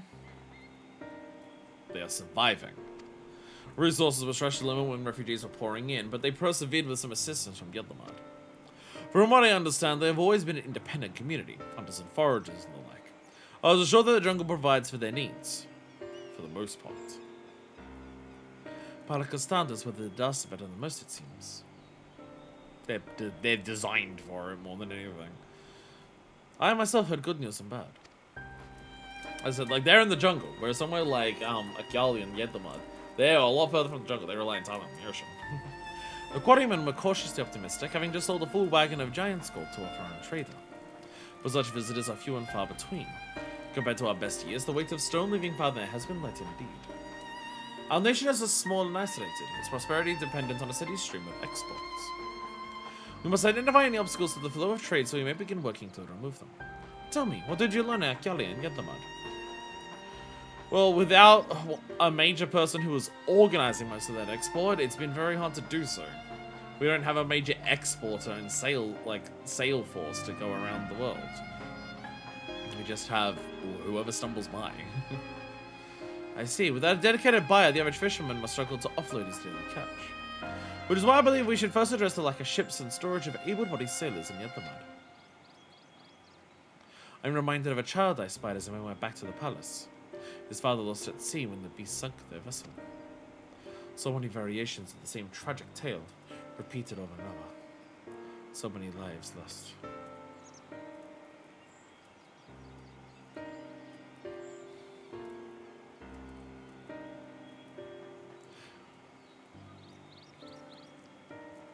Does this count that, like, the 0.1 patch is still the politics patch? Every 0.1 patch is the politics patch. This isn't as much that, but it is still, it's the 0.1 patch. How does the city that was the most affected by the storyline of that expansion, like, start recovering? We are still doing that for the 0.1 patch, even if we're also setting up this new story with the Void. Because Radzat and Father were the most fucked by the final days, so we're still, like, addressing that as part of it. Enough grief to drown in if we let ourselves be overcome, but we will not. Minor First Justinian, I will consider the perspectives you brought me, and devise a plan to help my people confront this adversity. Come, I'd like you to be in attendance when I announce the proposal to my assembled functionaries.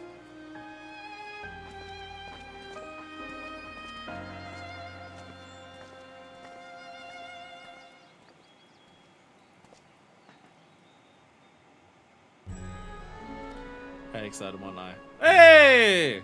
Petra! We actually get to see you in the Dragon Flesh. I thank you for your attendance. Let's go! The riches the Radiant Host have retrieved were hoarded in Al-Zadal's name. A fortune I set aside for a future day of need. And that day has happened. And lo, that day hath come. May it aid our wounded city in reclaiming its vibrancy and vigor. In better times, I would leave such a task to our capable Ahawan. God's rest his soul. Finding myself bereft of his counsel in the here and now, I will assume the responsibilities of mine office directly. Firstly, the treasure shall be sold for more convenient currency. Thence, invested into the trading port of Yedlamad. Our merchants must have their operations restored, their ships rebuilt. None were spared the tragedy of the final days. Of this, I am well aware. But an absence was created by the loss of Karazal's consortium. And by filling it, we provide new means for our fishermen, our artisans, and others to bring their wares to distant Karzal was also the first person in Farnet to fall victim to the final days.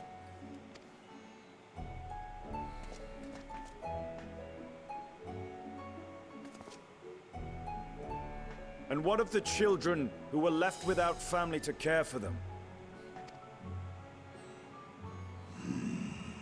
That is a concern which weigheth heavily upon my mind.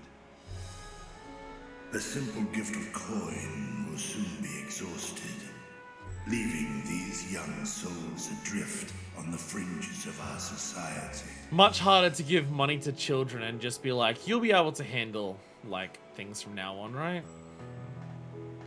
Oh, shit. Yeah, Vitra's scars. All of Vitra's scars are there still. Nay, a proper solution is needed.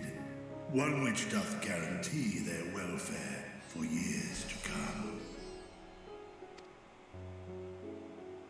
Thou hast surely seen how other nations rise to meet this challenge, adventurer.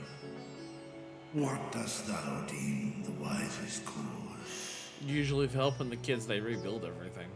Like, helping the kids usually just comes with rebuilding everything and orphanages and schools. A school in Doma. There's like the medical centers that also help with the orphans in like Ishgard. In the Firmament.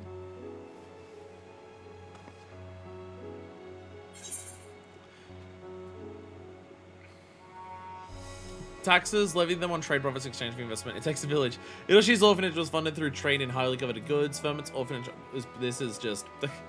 yeah, this is just a lot of different side content stuff here, yeah.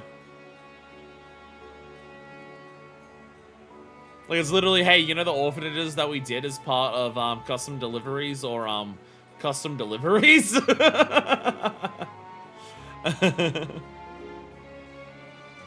I mean, out of all of these ones, like, highly coveted goods is already, like, Father's plan for just, like, making money in general. The Firmament's option's much better. Built as part of a communal restoration effort.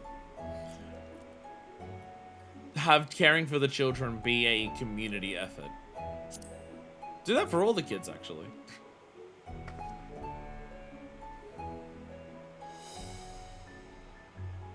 Of course, the revival of trade can contribute to the building of a new institution. Pretty sure one doesn't deliver another involved veterinarian goods well before we ever got here. Honestly, it's possibly multiple of them. Possibly multiple of them. Because trading for goods to, trading goods to help the orphans is, Slowy. Trading goods to help the orphans and widows is Monago.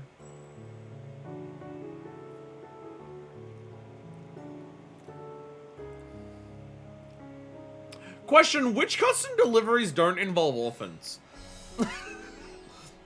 Actually, wait a minute. Which custom deliveries don't involve orphans? Zloey's straight up running an orphanage. Monago helps orphans of war. Charlemagne is having orphans, like, work with him at the hospital. Ardkurag is, like, running a pub, but that pub, like, helps run an orphanage because Zloey's also there. Yeah, but Ardkurag is the one who employs Zloey, who runs the orphanage. Zloey wouldn't be able to run the orphanage if it wasn't for Ardkurag. So he's just, like... That's just the boss of the person who runs the orphanage anyways.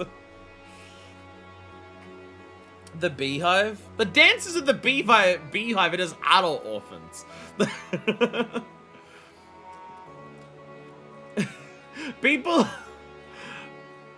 like Kaishia are just like adult orphans who couldn't like have a living outside of trying to get into Yulmore. Just hold it long, Fire. You can't assume every stripper is an orphan. I can for the ones that we spoke to during the quest line. Not all of them. Not all of them at the beehive are an orphan.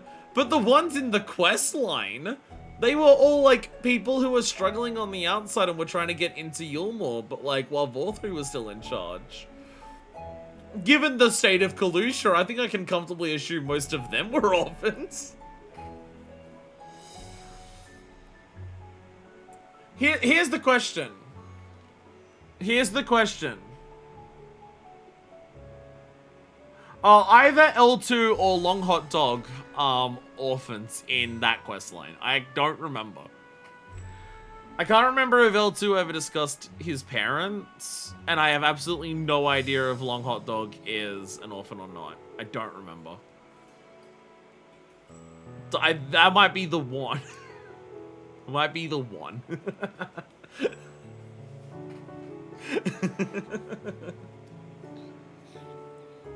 Oh wait, no! There is one! No! Because fucking... The Chutnish guy's like 50-50 if they're an orphan. No, there is another one! No, there is one that actually doesn't deal with orphans.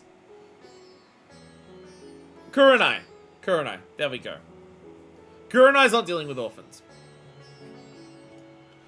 Kurenai's dealing directly, like, with, like, her society. Kurenai doesn't have orphans. There it is. That's the one. That's the one. Kurenai's an orphan too. Right, yeah, right, because she's in charge because her parents died. She's the princess, but she took over because her parents died.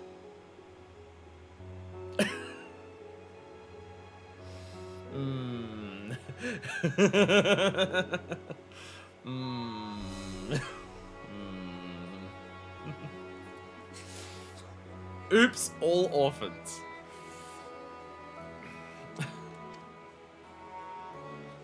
Let us put this idea into practice.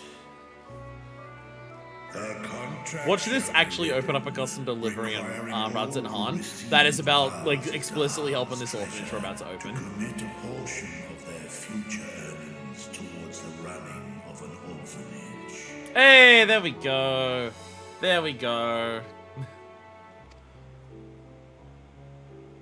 There's a small levy if you want to take this treasure to help. Such an influential policy is deserving of a worthy name. Alzadal's legacy. Something with Kalzal seems appropriate. Why don't we more successful merchants? I like this one's obviously talking about Kalzal, but it's like calling, like, but it's just saying the honor part. But go with the first one. Be direct. Something with Kalzal seems appropriate. A fitting candidate. Kalzal should be remembered not as the blasphemy which terrorized Thavne, but as a hard-working and generous man who brought much wealth to our shores. Do any among you object to this proposition? Many here lost loved ones to the beasts. In that time of strife, any one of us could have broken. Any one of us may have been taken by despair. When I think of Kalzal, I feel no hatred. Only a stinging regret that we could not save him as well. Isn't that right, men? It's hard to be angry at the guy for giving in to despair, especially when, you know, no one was aware that giving in to despair would turn you into a demon. Hard to blame the guy. This bodes well for that boy. Narad, was it? Perhaps he can cut ties with that shady peddler.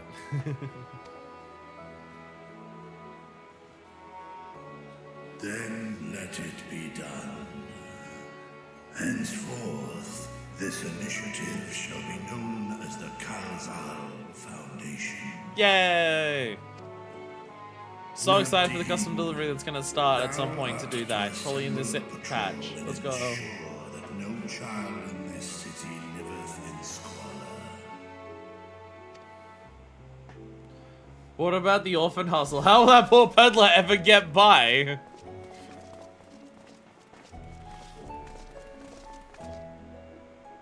Clerks, see to the management of our funds and make haste. Our citizens must not suffer a day more than is necessary.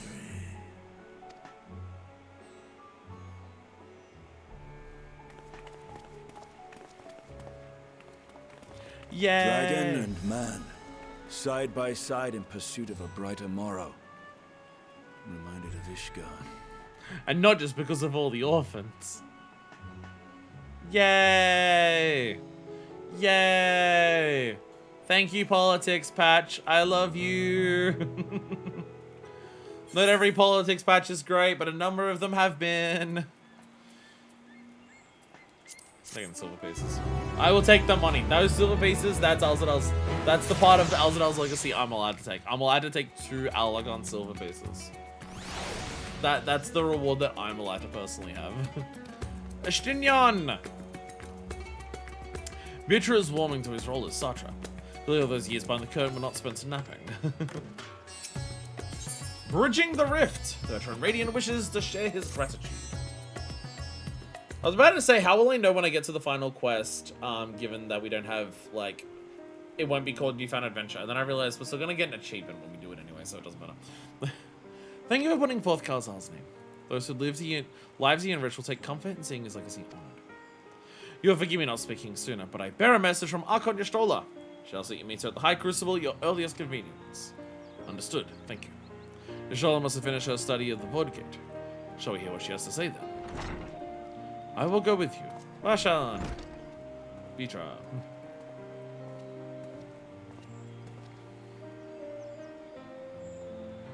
I thought the Sartre would be too busy setting up the foundation. My clerks have been the well-oiled cogs of this administration since before our ones assumed the office. They understand what needs to be done. And I am curious to learn what conclusions your Archon has reached concerning the gate's unique construction. As you wish. Allow me to lead the way, Your Excellency. I do really like these boots. I'm looking at the glam that I have and like thinking about the boots that I had before. And they were the dodo boots. I'm looking at the new boots that I have. These new boots are really good. These are really good.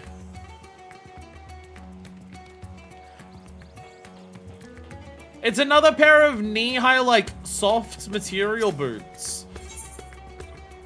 You know how rare those are to actually get for tanks specifically? More like doo-doo boots. Ayo! I did like the old boots. I mean, that's why I put them on the glam. These are way better. These are way better suited for this glam. See, I can't just put on the entire Wayfarer's outfit. I gotta have some unique design for my character going through the story. I may have gone through certain sections of the story as the job the game expects, primarily going through Shadowbringers as a Dark Knight. But I've not gone through any of the story with just like, oh, I'm just wearing the glam from that. I mean, if I do Dawn Trail as a Viper, which I'm half expecting to do Dawn Trail as a Viper, then, you know, because I want to wear the Viper's card, I guess Dawn Trail I might, but shut up. Shall we hear what your scholarly comrade has to say? One who claims it is too late to save his sister. Vitra seems awfully interested in whatever relations she stole to share. Yes, I'm already mentally planned. Ever since learning that, hey, by the way, Dawn Trail is, Tyrol. Ever since learning that, I am just like, Viper might actually be perfect for that expansion. If that's gonna be, like, it depends on what happens until then. You get the job here until the end of the X-Pack, though. I need all of you to promise to mentally imagine Minifest wearing it through Dawn Trail until we get it, is the thing. I need you to all promise yourselves that you're mentally imagining her wearing it. Because she can't get it until the end of the expansion. Because, like, my thought process, like, especially with that, is just, like, if Dawn Trail is going to be, like, start of a new adventure, then Viper is a job that, like, makes sense of, like, returning to Minifest roots kind of thing. Because, like, Viper's whole thing is hunting. And that would be Minifest's life before, like, going to Eorzea. Like, living back, like... Because, again, the whole thing with, like, living in Arslan is just, like, fend for yourself, live for yourself, other people in the village, other people in the whatever. They don't help you. That's everything. You got to fend for everything yourself. So, like, learning how to hunt, learning how to, like, get our own food and everything like that. It all gets back to that. It's also why Minifest's favorite food is just, like, gamey meat that she hunts and finds. Because that's, like, the one bit of, like, her home life that she'd be nostalgic for back in Arslan. So, with Dawn Trail just being, like, the start of a new adventure, I have been thinking, especially with, like, it being Taraz, it's like, I don't know, this would be fitting to just, like, go to a new place and, like, have a job that, like, feels like it's fitting in to, like, help learn about that place. But I have been thinking, it's just, like, unless there's a reason, like, it's the type of thing where it's just, like, because it also makes sense of just, like, a return to adventuring roots, to have a job that also feels like a return to adventuring roots, going into Dawn Trail and also being in Tyrol. I have been considering I probably will do Viper for that. It's at a case of just, like, something would have to happen during the story. Something would have to happen during the story to make it that Viper would no longer make sense for Minifest for Dawn Trail. At this point, I'm pretty, like, already confident in that idea. Like, it's either something has to stop Viper making sense, or something has to happen that, like, something else really does make sense. You're not the boss of me, imagines Manifest in a Conti count. I had to stop, it felt weird. Manifest, yeah, Manifest in a Conti count doesn't really suit her. Like, with the woman who's walking around wearing this, and a lot of outfits that I have are also very similar to this, a Conti gown would feel weird on her.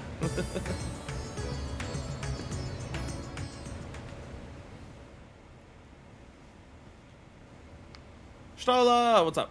Right, here we all are. Graha and Ariandra ran away.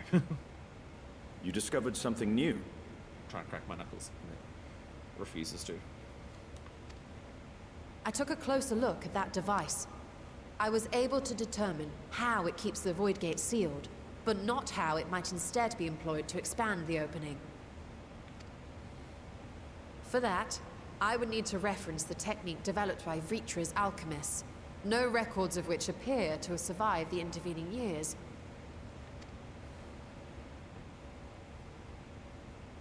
We know this, so why have you sent for us? Have you learned aught of value or not? So talking to be positive, really. I'm just slowly working on all of them because I have all of the stages active at any one time. I'll finish the Crystal Tower step soon at this rate with my dailies. Patience, good sir. One must introduce the subject before launching into specifics. Estinian, you are meeting face to face with a nerd. They have a way of doing this. From what we understand, travel between worlds is accomplished by passing through the nebulous rift which exists between them. Picture, if you will, the moment you were called to the first. Big headache.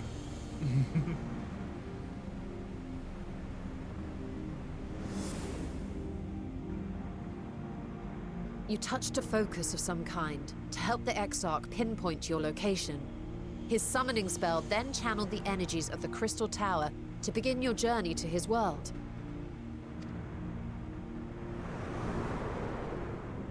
I can miss the points.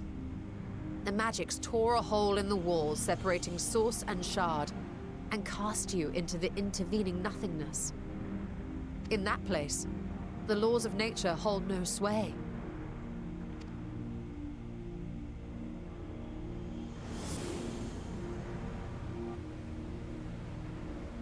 Yet even through this realm of temporal and spatial instability, you were borne safely to your destination in the first.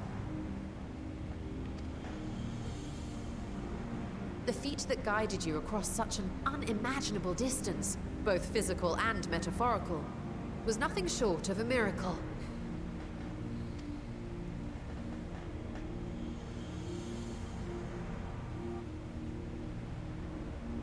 I'm confused. What of the many voids found in the source?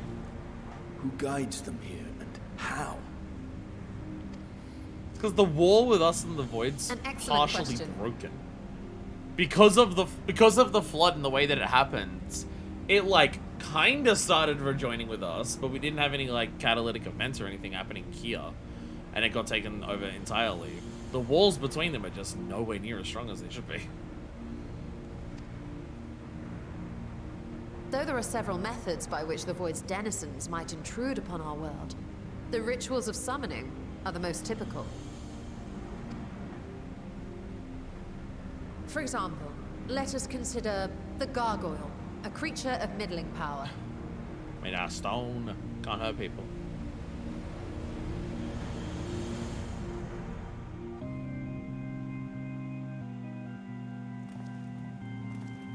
Oh my god, we're going back to the fucking second dungeon of the game.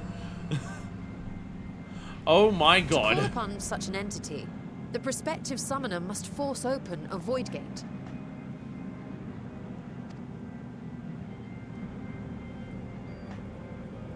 The portal lasts but a moment and is relatively small, allowing only an imp or other lesser being to squeeze through with their physical body intact.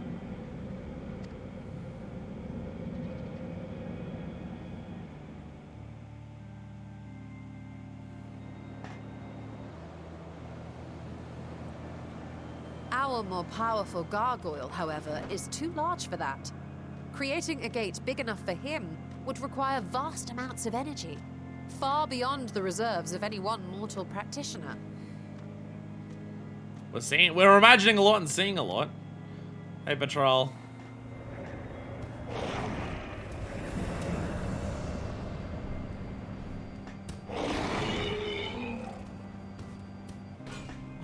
Instead, 'tis far more common to bring over only the entity's soul. We had a taste of that ourselves when a certain exarch dragged us to the first. Okay.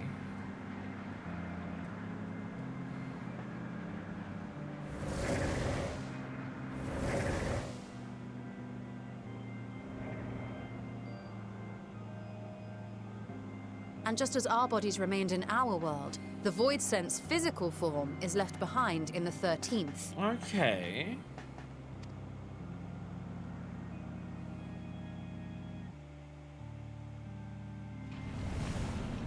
And that's why they have the statues. Because you always, whenever you see gargoyles spawn, they always, if the statue's there and the statue turns into them. Once at its destination, the summoned soul is granted a temporary shell to inhabit. In the gargoyle's case, a stone effigy has proven a suitable vessel.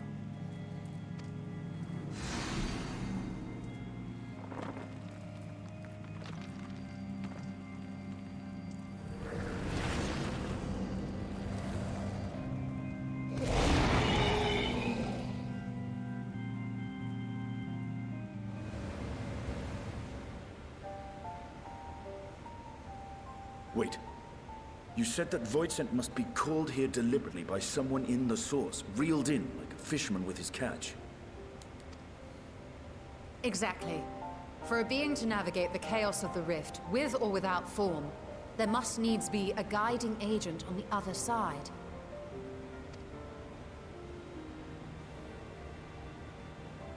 When the hordes poured forth from Alag's Great Gate, it was the technologists who drew them through. Though to my knowledge, planar fissures are in essence natural passages between our world and the void, which require no such guidance to traverse. Why is only the boundary between the source and the 13th so fragile? So much so that it often tears open of its own accord. An entire flood of darkness will do, though. I believe solving that mystery is key to understanding travel between the source and its reflections. And how do you intend to get your answers?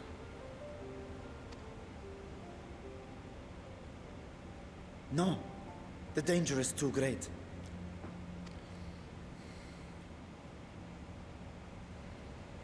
Perhaps. But what some call danger, others think of as adventure. Like, I understand where you're coming from, Mitra, but have you also considered this? I'm built different?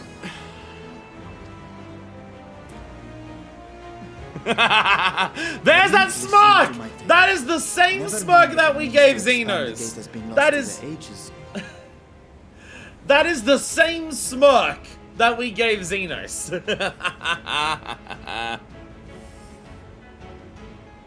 Even could you force the portal wide enough, you would be greeted by an army. But have you thought of about murderous fucking forest fun the it's very gonna be? instant you step through.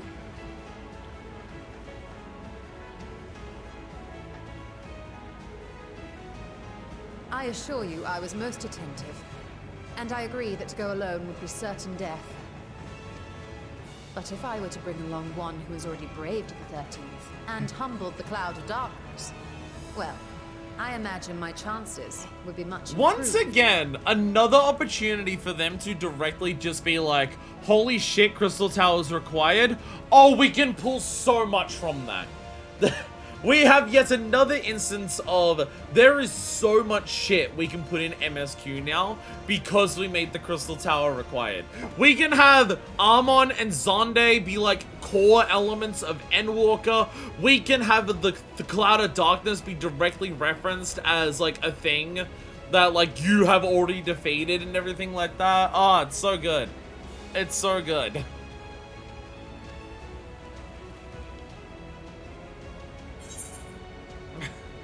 Count me in. I mean, again, this is what adventuring is for us. I had a feeling you might say that. Like, we are already very quickly throwing ourselves into not necessarily high stakes, although I imagine the stakes are going to get higher considering we already saw, meanwhile, in Garlemald, that there are beings in the void who are preparing for war. So I imagine the stakes here are going to get high. But, like, this is what adventuring is about. This is why we do it. This is the whole point of the adventuring. We're here to help Vitra find Ajdaya. Let the winds take us where it may, and we will find people who need help. That is like, because I'm wondering if there are people who are mad about this. I'm wondering if there are people who are mad about this being where the story's going. Because everything about the start of this patch is about just like, fucking adventure, go back to simple adventure routes, let's go. So I wonder if there are people who are mad that this is the development of, yeah, we're going into like full-on void shit, we're gonna like try and find Ajdaya, we're already being hinted that a war's gonna start. Our last adventure also started with, hey, that sounds sick, nasty, let's have fun. Literally a Realm Reborn is that. That's what a Realm Reborn is. You go to Eorzea for an adventure. For fun. And you end up getting recruited into the Scions and start to... That's also Ardbert's story. Ardbert's story on the first is that they were just adventurers, like, doing shit here and there, and it ended up escalating. This is also, like, Azam. This is Azam as... fuck. Like the way that Vanar is treated in the past, after stepping down from the role of Azam, she wears the white robes. She literally wears the white robes so that when she goes around to do her exploration of the world, people will immediately recognize those white robes and know that she's someone who will help you. That she is an impartial person who, if you approach her for help, she will help you. That is the whole point. That is, like, Azam's role in the Convocation. Azam's role is to travel the world and meet the people of it and help them with their fucking problems and learn more about it. Like, because I feel like some people might be mad that this is where the story's going. But if you're mad that the story for... I just wanted a normal adventure. Why are we immediately just being like, oh, we're gonna help out these people. Oh, the stakes are immediately escalating. If someone's mad about that, I would just like to present them with, what does adventure truly mean to the Warrior of Light in terms of in-game canon? What does adventure truly mean for the Warrior of Light? It's the chance to meet new people, see new places, do new things, learn new knowledge, and help people. That last one's a really big important one. You care about all of those other things because you care about people. And the way that you care about people... Well, you do all those other things because you care about people and you care about the star. The way that you care about people and you care about the star is by helping it and helping them. It's where the entire game started. It's where, like, so many of our side adventures start. Because I'm worried that people will see this, like, in the first patch. Just be like, stakes are already escalating. Like, oh, we're doing this because we're going to help someone out is already, like, immediately the thing. And I'm worried that people are just like, oh, but I just wanted a normal adventure. I just wanted to go on a normal adventure and just explore and stuff. And again, if someone is mad about that, I just turn to you and say, what does adventure truly mean for the Warrior of Light? It is not just exploration for exploration's sake. It is about going around and hearing the thoughts and feeling the feelings of the people around. I'm worried that this will somehow lead to 4 more years of Three Houses discourse. And then they kiss. And then they Once kiss. Again, I put my life in your ever-reliable hands. The way that camera angle and her slow walking was just like very much a and then they kiss moment. And then they kiss. That said, as much as I would like to march straight Camera back to the glitches Void today, real Gate, bad. There is the small matter of being unable to open it without the Satrap's personal authority.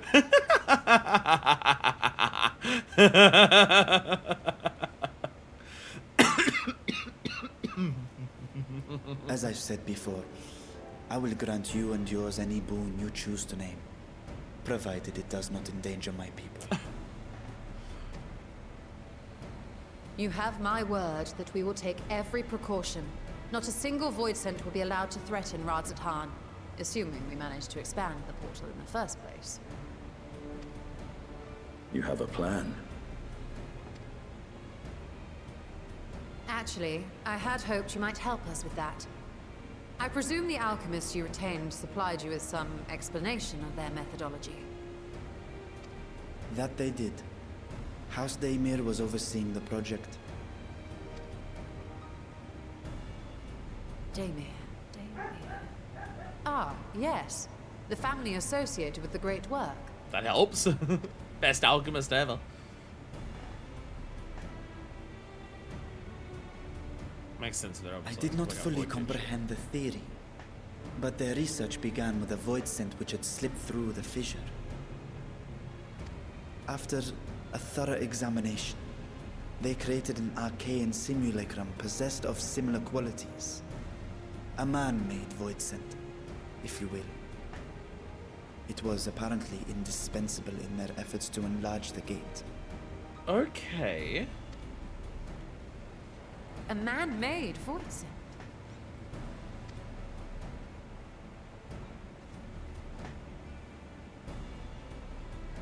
Yes. I'll tell you, we need Being to great help the admirers pig-making of the factory Archons, again. House Daemir submitted detailed notes to Charlene's official committee. They expected praise and accolades for their simulacrum, and were thus devastated to be informed that their work had been classified as prohibited material. Not surprising, given it's about making void scents. If that's true, then those notes might still be stored in a forbidden archive somewhere. Not Google, of course, since that library had yet to be built. Which leaves us with... Numenon. Graha's favorite place to sneak around.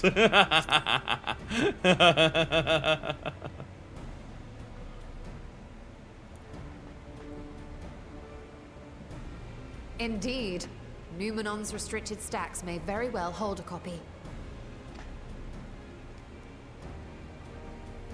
In which case, I say we head directly to Charlene. Are we just gonna, like, rock up and just be like, can we get to the restricted section? No, it's restricted. Remember how we saved the star? Are we just going to flash that card as frequently as we fucking can? Like, are we just, like, gonna constantly just go up and just be like, ugh. Remember how we ended the final days? Remember how we flew to the edge of existence and destroyed despair incarnate? Remember that? That was hard. We put our lives in so much risk then. We're just gonna do that to every fucking like, we are going to be the singular, most possible obnoxious version of "Don't you know who I am?" to literally everyone now. Because everyone we meet now can be a case of... I mean, yeah, I get where you're coming from, but, like, also, you wouldn't be standing where you were if it wasn't for me. So, like...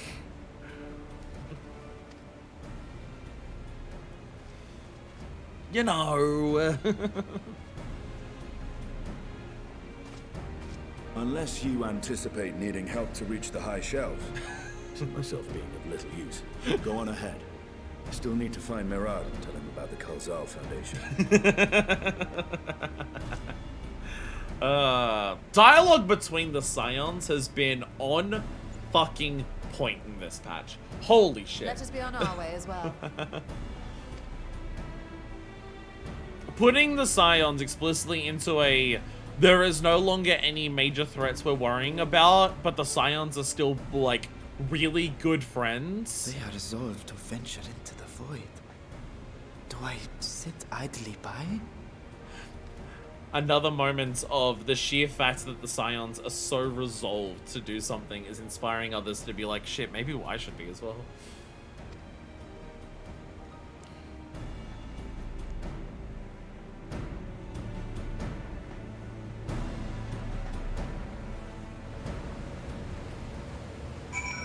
But yeah, the dialogue between the Scions of just like the constant like jokes and like friendly like jabs at each other has been so good. It's been so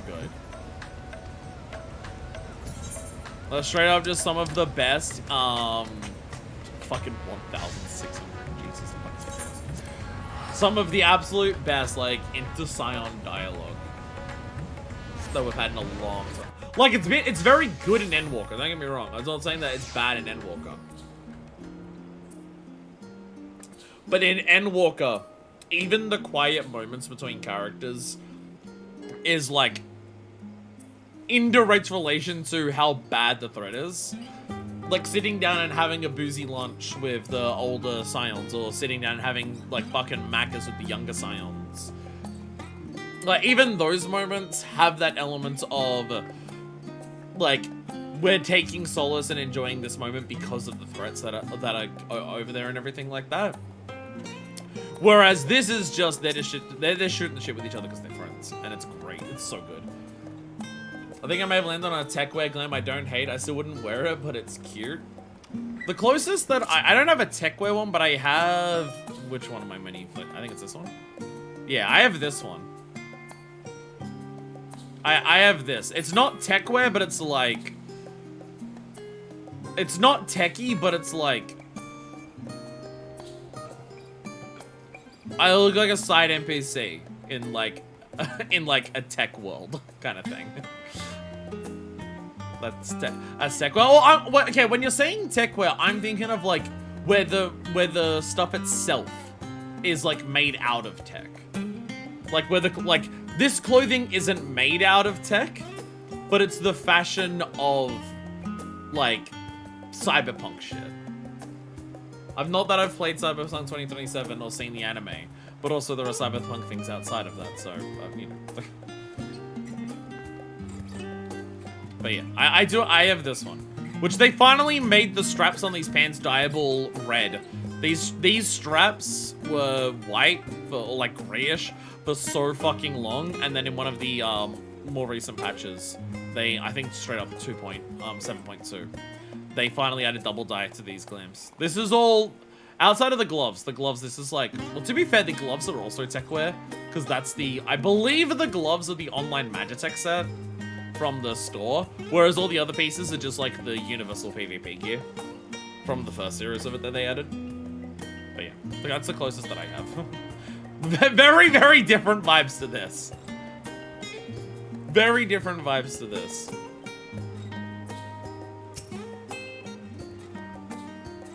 If we're to enter Numenon's restricted archives with the minimum of first, then we must secure the permission of the forum.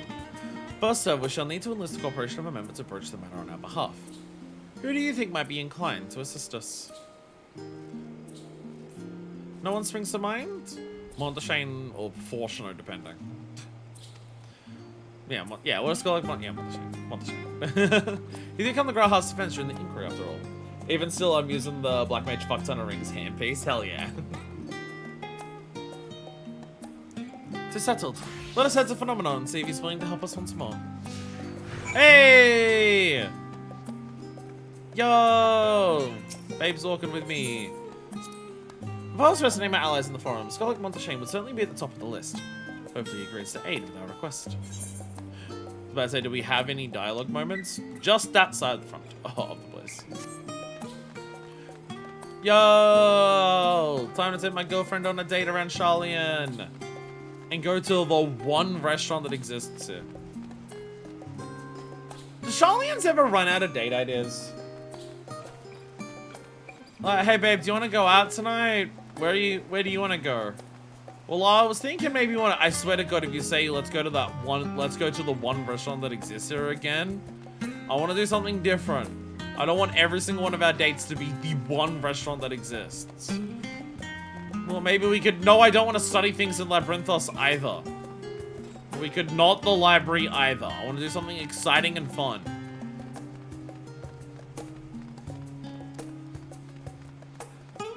We could throw rocks at the people who are bigger nerds than us. Fine. Did that last week, but fine. Bold of you to assume they go on dates. Oh no, they're the type of people who run those formulas to be like, oh, we're not gonna go on dates. We're just gonna like run a formula based on our personalities to see if we're compatible, and if we're compatible, then we get married. Oh no. Oh no. I apprenticed to Master Matoya at the age of 7. I didn't realize you were that young when you started. Holy shit. And labored under her tutelage for a full decade. I never had a chance to attend the studio. Neither did Fankred, as I recall. Soon after Master Louis Ward took him off the streets, he was put in the care of another Archon. His was a rigorous and practical education in the arts of espionage and survival. I sometimes wonder what my life might have been like had I pursued studies here instead. Tea at the last stand after a day of lectures. should I wonder as well? Tea at the last stand after a day of lectures. Well, that does sound lovely.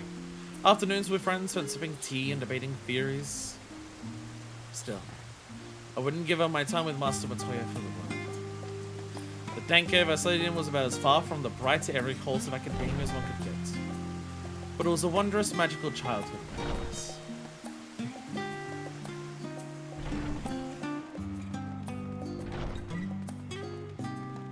It's one of those things when people talk about Y'shtola and just being like, why does Y'shtola... Oh, hey! Why, I'm not wearing this for a friend! Let me look at ya! Oh, fine. I'm wearing it for a friend. It's one of those things with Y'shtola, when people talk about, why doesn't Y'shtola have any character arcs in this game? Why doesn't Y'shtola have any character development in this game? And it's one of those moments where I realize...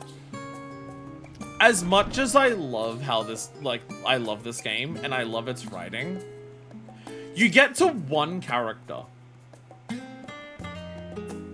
who doesn't have several cutscenes where they literally state out loud in, like, several different monologues, this is my characterization.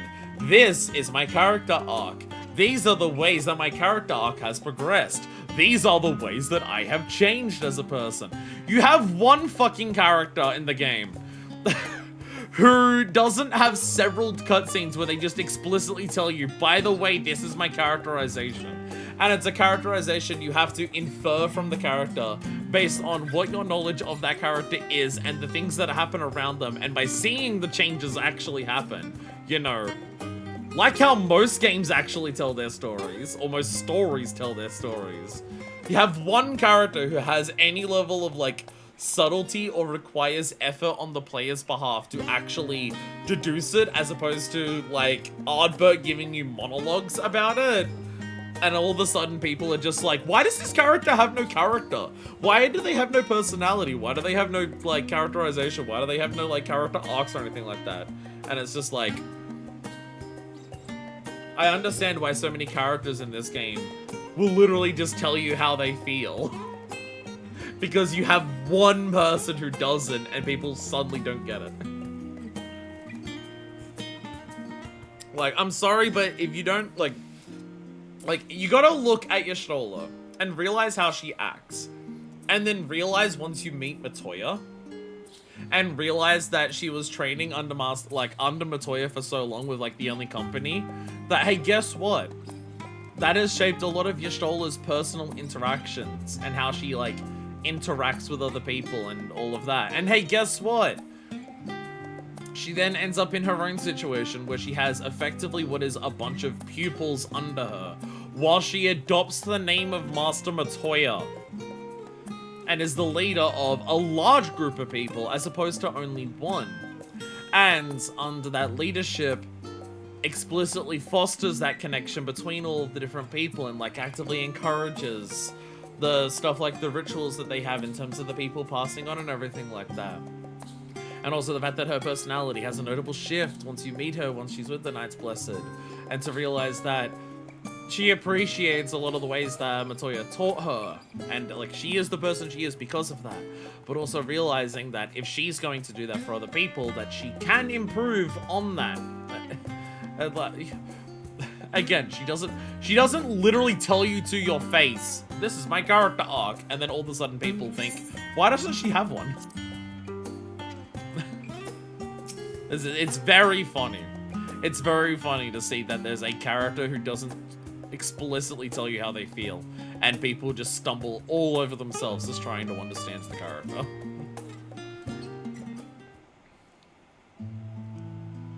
Again, I'm not criticizing 14's writing in terms of a lot of characters being like outright with what they say.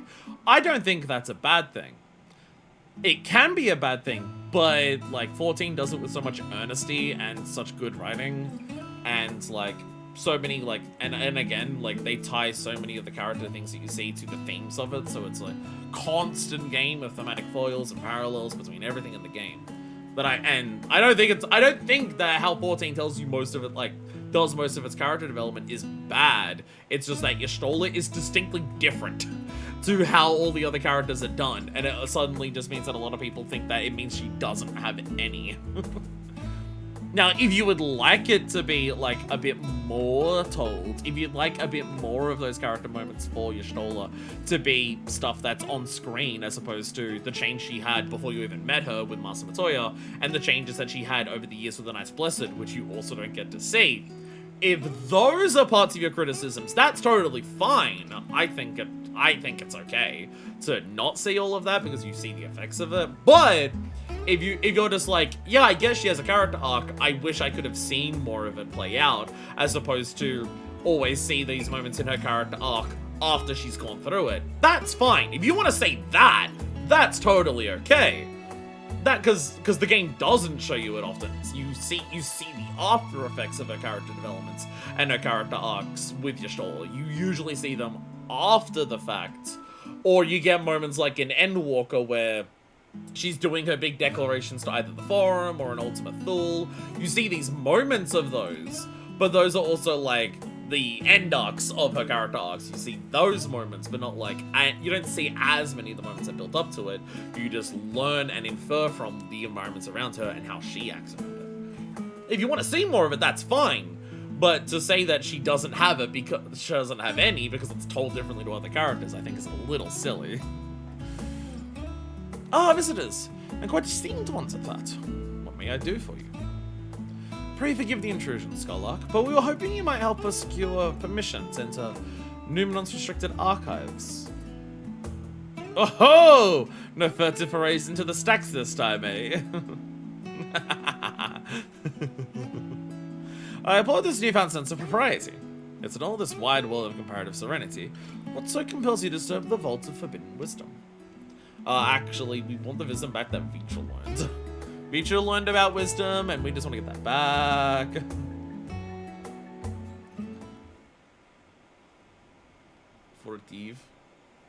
Fortissimo? Fascinating. I had no idea such a technique existed. Yeah, because it's in the forbidden section no one could read. I wouldn't be surprised if you had. My assumption is correct. The research left by House Daimir had lain dormant in Sharlayan's archives for many centuries. And if you unearth this research, what then? Surely you don't intend to cross over into the void. That is, in fact, precisely what we intend. We went to the edge of existence. Why do you think we wouldn't do this? Have you not learned? We're absurd. To what ends, pray tell? To develop a method for traversing the rift, for one, that I might keep my word to a distant friend. Sentiment aside, I have journeyed to the end of existence. I have heard, felt, and thought endlessly about the truth of our world and the echo of its future. And I want to understand everything, to unravel it all down to its very last secret. What scholar worthy of the name wouldn't force open a void gate or two if a grand revelation was the promised reward? Ha ha ha! Marvelous! An audacious proposal worthy of Master Matoya herself. And after hearing the whys and the wherefores, I for one do not believe you would use the knowledge for ill. I see no reason not to present your request to the forum's consideration. If it helps, also remind the forum that we flew to the edge of existence and saved the star. Just, like, chuck that out at some point. Although, your petition would be better received if you also had the support of another well-placed acquaintance. Fortuner! Fortuner, you owe us! You can hardly ignore an earnest request from his dear children's most treasured comrades, and also the saviors of the star. I was hesitant to approach him directly, but there is no denying that having Master Fortuner on our side would tip the balance in our favor. Very well. We shall pay a visit to the Leveiller estate and plead our case. Ah, one last thing before you go. I consider a personal favor if you might share with me the discoveries you make in the void. My appetite for knowledge is every bit as insatiable as yours, I'd wager. So if you could see your way to indulging an old man's curiosity. Of course, Scholar. We'll be sure to pass on any revelations, and you can learn them and overtake the void and become the villain of one of the future expansions. Look, if I don't throw out some completely and utterly insane suggestions at some point, I'm not going to be able to predict everything in this game. I've got to throw out some absolutely fucked up bullshit just in case every now and then. The forum can be a cantankerous beast. One needs a positive voice to get it moving in the desired direction. One Shane seemed optimistic, but I doubt convincing Fortuner to champion our cause would be as simple as showing up on his doorstep. Okay, it's been out for 4 months at this point. There's already a Claire Obscure themed FC on Marlborough.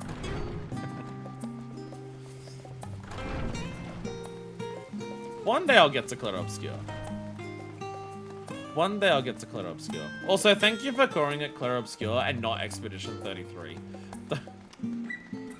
Thank you for realizing that saying 2 words that are slightly French, but have way more distinct, like, connection to the game, and its its identity is, like, the broad appeal, is way better than random word, random number.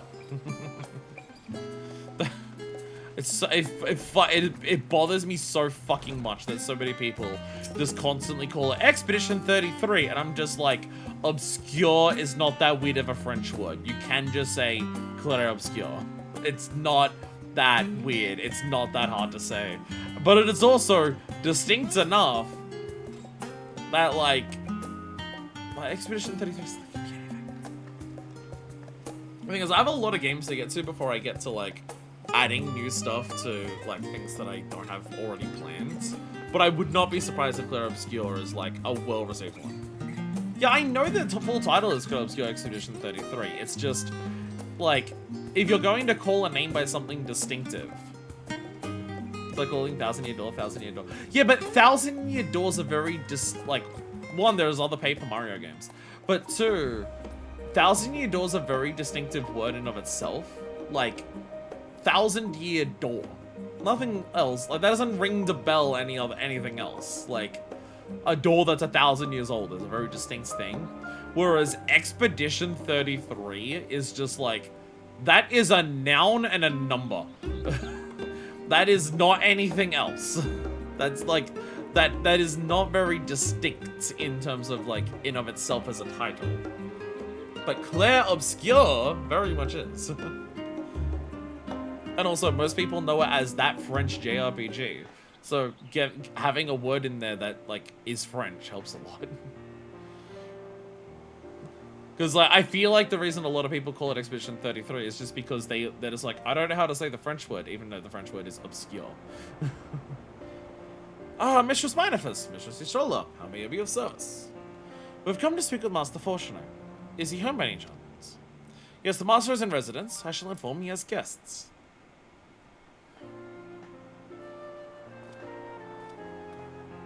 Don't worry, Ishola. I will try not to flirt with Emilians directly in front of you. Well, this again by saying that the official socials are not Claire Obscure, but Expedition 33. I don't like that either. That's silly. That's silly. Yeah, since that's not the part of the title. Go with a sample about it. That's silly. Which is one. Why not use the more distinct name? Why not use the more distinct part of your title to be like the thing that advertises the game? Well, Emilians would invite you inside for tea, but I assume this is not a social visit. You just don't want me to see your wife, or you know. You have some matter of import to discuss? Then pray proceed. You have my full attention. Please, Fortuna, I am not so rude to flirt with your wife directly in front of my partner. I will only flirt with your wife directly in front of you and your kids. Well, I suppose I should praise you for following the proper protocols this time around. Like going at a librarian mama, meaning that would be adorable. Scholar Monteshane expressed much the same sentiment. I assure you, we will not attempt to circumvent the forum's authority again. Unless it is absolutely necessary, of course.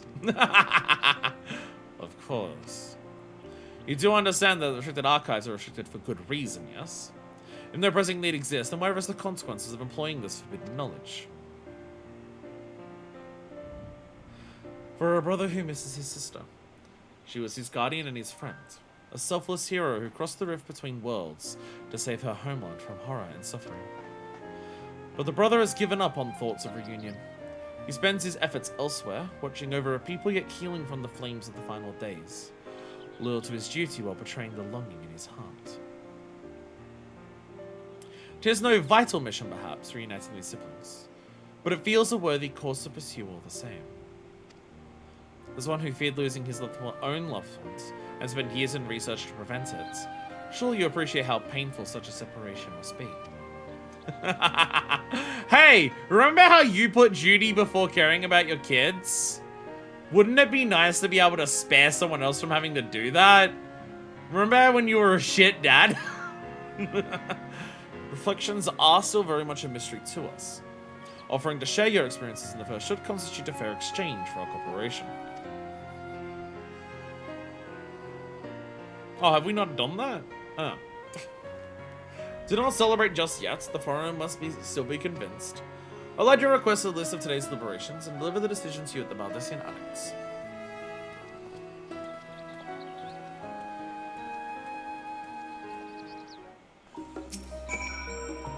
Please who's coming in. We're always glad to see such close companions of the twins. The matter is out of our hands. All that remains is to return to the Annex and await word of the forum's decision. Any other talkie points? I don't see any. I just see this. No other talkie points.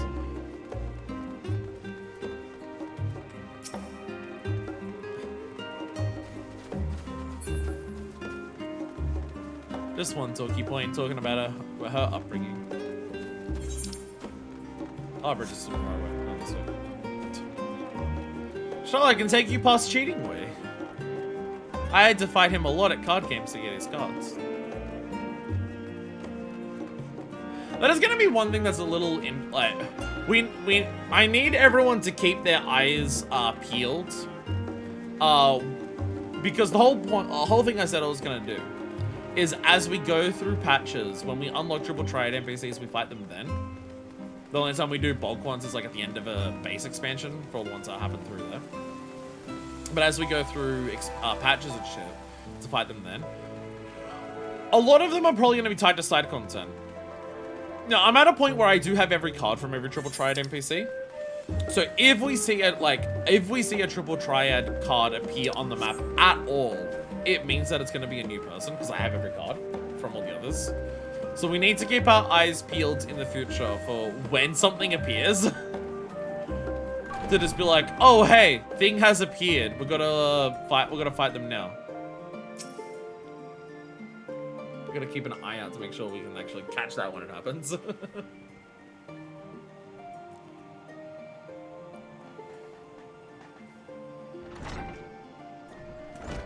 Because like it might be, I still have the NPC list around. Well, it's more so about just like, because I don't want to look too closely at my own thing to just be like, I can see what patch they're added to, but the only way I can work out like what content did that is by looking at them more closely. I obviously don't want to do that in case I'm just like, oh, this person was added in 6.1. Which part of 6.1 were they added to? Oh, one of the side bits of content, and I now know what that is. Or I see their cards, and I'm just like, oh, I guess their cards revolve around this. Oh, shit, I didn't know that was going to be a thing. So, what did the forum decide? To put it bluntly, Master Matoya has burnt some bridges here in Sharlayan, and salted the earth for good measure. When it became clear that her student was the petitioner in question, well, no few members voiced their discontent. Then the chamber was reminded, in no uncertain terms I might add, of the incredible debt we owe you and your companions. Oh my god, it's Master Matoya's student? Alright, we're not doing that. Hey! Master Matoya's student was the one who flew to Ultima Full and saved the world, remember? Fuck, you're right. Figment weapon for Black Mage is not that great. I was about to say, isn't it the Lantern one? No, that's the Credendum weapon. Therefore, Shano. That served to silence the grumbles and stiffen a few spines, and it was agreed that allowing you entry to the archives was the least we could do in return. Yay! That is wonderful news. Thank you both for speaking on our behalf. Yes, well, as I'm sure you are aware, this permission was not extended lightly. Forbidden knowledge is to be treated with the utmost caution, and there will be repercussions if it is not. I wish you well in your endeavor and bid you a good day.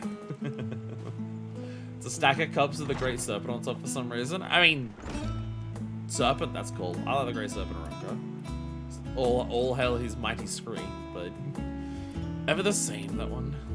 Uncompromising? Aye, but that very stoicism is exactly what Sharlayan needed to guide it through not one, but 2 exoduses.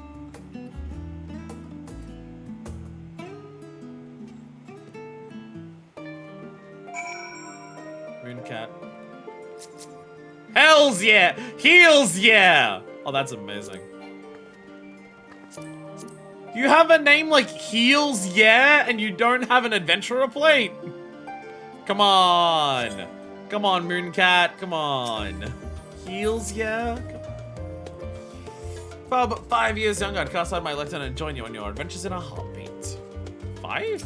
Bro, if the 5-year difference is all that would make it, then you can do it now. When the fuck did you appear? When the fuck did you appear? That went rather well, I think. As a child, I dreamed up any number of schemes for getting my hands on those forbidden tomes. And I can still be walking through the door. I've focused on finding House Daimir's research notes, of course. But the thought of so much knowledge at my disposal has me feeling a little giddy. Okay, well, we're given access to go find this one book that we need, or we're given access to everything. I'll just head as soon as you're ready. Restricted reading. Master Shane is waiting to offer you further instructions. You'll be heading directly to the archives from here, I presume. You presume correctly. Then you'll want to speak with the index page when you arrive. And instructed to grant you access to the restricted section. Excellent. Once again, we thank you for all your help. Oh, it was my pleasure, believe me. May you find the knowledge you seek. Shall we? No, go on again. Wait, seriously, when the fuck did you appear, like, after we handed in one of those things? Or is that the Kryl thing they're talking about? That might be the Kryl thing we're talking about. And it's like you just talk to someone outside instead. So they can actually show that the blue is like outside on the map as opposed to being inside where Kryl is. Or maybe because they don't know when you're gonna start it, so Kryl may not be inside because maybe you go to you don't wait until a later patch, and then Kryl's no longer inside. That's the Kryl, yeah. I realized it's like, oh, because they can't start it with Kryl, because otherwise Kryl has to be stuck there for the rest of eternity.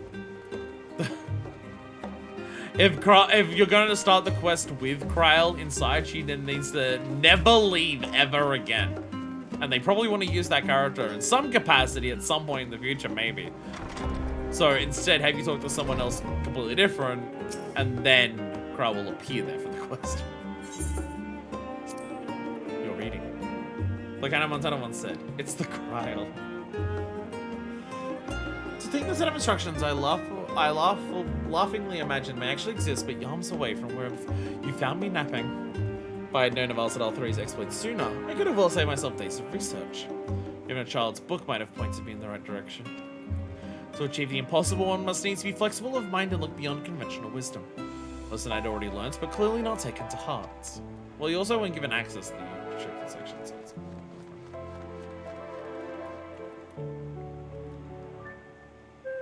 Yeah, that works. That works on Averil. Pants like that work really well with the incredibly tall legs. Absolutely. Absolutely. And the little bit of midriff showing is also just like hot.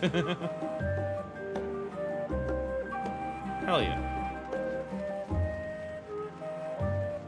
Alright. Index page. There we go. I do want a library map. It would have to be a little smaller again. Archon, your stroller and guest identified. You wish to proceed into the restricted archives. Follow me if you would. Watch your step and please note that the use of naked flames is discouraged.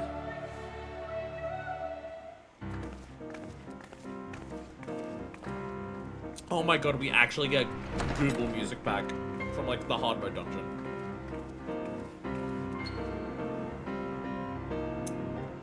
Geico and Sock'em Piano do it, I believe. Isn't this is Google music, right? They're either the normal or hard version of Google. I believe that's what this is. Or is this Matoya music?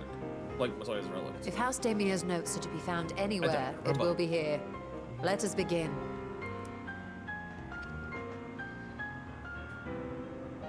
It's like when you go to the two Anadas and it's suddenly jazz. Restricted box. Jewett was armed the poor. Oh, okay, so there's books everywhere. But this is, look at these incredible, look, what the fuck are these bookshelves? Charlian, what the fuck are these bookshelves here? What the fuck? So many books I've yet to read. Yes, we're here for one specific volume, you needn't remind me. Charlian, what the fuck? There are so many books here. Untitled Journal. Do they not have like a sorting system of like, hey, it's House Daimir, so look in the D section for Daimir. Do they not have that? Today, in a world not my own, I met the most beautiful void-born creature. She was so unlike her ravenous brethren. Eyes blazing not with hunger, but trembling, like a candle's flame, threatening to flicker out at any moment. I wonder if she is even proper the word. Such things can seem inconsequential, insignificant even. All that matters is the love I feel for this exquisite, transcendent being. Though you attempted to read more, this doesn't seem to be the volume you were seeking. No, let me read about the Void Sense fucking. I already said that was like Minefist's canon, like, avatar. It's a hot chick she makes out with. I already said this. Come on. Come on. Don't point out that I don't even think Reaper is fucking canon for Minefist. Hell, don't worry about it. Don't worry about it. Void perverts. Is this? Oh, I'm now realizing if it's a Void pervert, it's probably a Void who met fucking, Ultros. Oh, if it's a Void pervert, the chances of them having met Ultros and that's what started them being a Void pervert. In the year 1564 of the Successional era, the Almasha summoned Ifrits, their patron god. Can describe the being as gigantic, lizard-like being, with potent command of fire-aspected magics. If we consider that primal summoning as an act fueled by faith and prayer, it is unsurprising, if not expected, that the resulting deiform entity should manifest the appearance and powers with which it is attributed by its worshippers. What then might emerge from the aid of the one who believes in an almighty omniscience attempts same ritual? Would the scholar himself grace us with his presence? Some other embodiment of divine sagacity? Believes in an almighty omniscience. That's Alexander. That's Alexander. Could this man-made god truly be all-knowing? And if it were, whence would such knowledge arise? I myself have many questions concerning the nature of the ancient world. As well to transport me back to the days of old. Could I instead summon a being possessed of encyclopedic wisdom of every age? Yet with no means to verify its pronouncements, how could one be certain they were true? Though your mind spins at the possibility discussed therein, it does seem to be a volume you are seeking. Leatherbound log.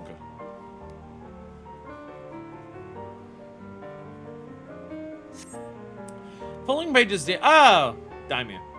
Following pages detail an advanced method for manipulating rift-spanning apertures as devised by Nuhashan, the 9th patriarch of House Daimir. We present these research notes to the faculty of Charlian Studium as both a token of our friendship and an expression of our boundless admiration. Bit of like a forbidden volume music. Show me to make the final confirmation. Can I read other books though? No, I missed books! Oh, it always sucks when this happens. There would have been more things I could have read about out here because I accidentally chose the correct one. And I don't get to read the others. Boo! Boo! I want to know more Void Sent porn. Come on. Void Sent porn. Void Sent porn. Void Sent porn. Void Sent porn. Yay! Hey, Ishtola. What's up? What's up, babe? Target is too far below you. Oh, there was only 3 books. Oh, I figured like up on this side there would have been some. What's up, babe? Don't worry what I'm doing. That's something you'd like to show me, do you? My apologies. I flipped open but a single book and was completely absorbed by the contents. I've even researched a detail in the advanced method for manipulating the British spanning apertures advised by Newfound, the 9th Patriarch's pastime here.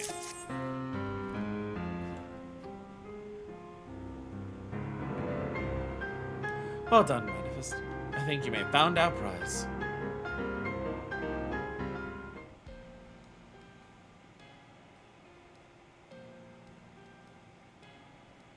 Fancy book. Other Google music. The ether signature is unmistakable.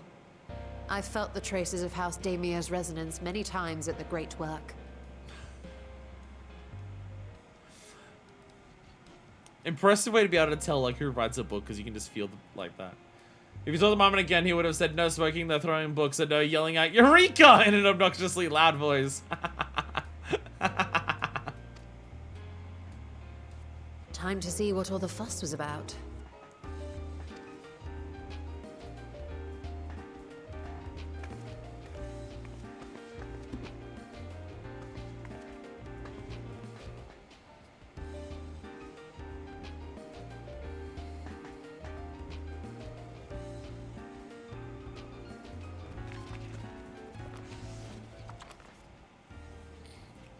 Atomos. Among the ranks of the Void Sent, there exist entities with the power to call forth their brethren from beyond. The species known as Atomos, however, is uniquely prodigious in this regard. From its distended maw, it can expel an endless procession of void-born creatures, a talent which sorely tested the Radiant Host in its battles against these abominations. This is stuff that we see in the Crystal Tower. You fight Atomos a couple times and they like constantly just bitch at you. Also in other fights where the same thing appears. And also I guess in certain treasure dungeons, it's Atomos that suck you out of the dungeon.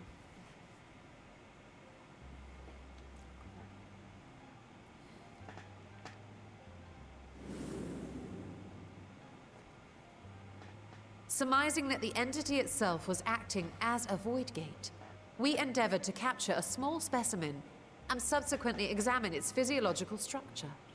They did say they needed a small void scent. It's specifically an Atomos. Our findings reveal that the Atomos had absorbed a planar fissure into its own flesh, which it could expand at will into a functioning gate.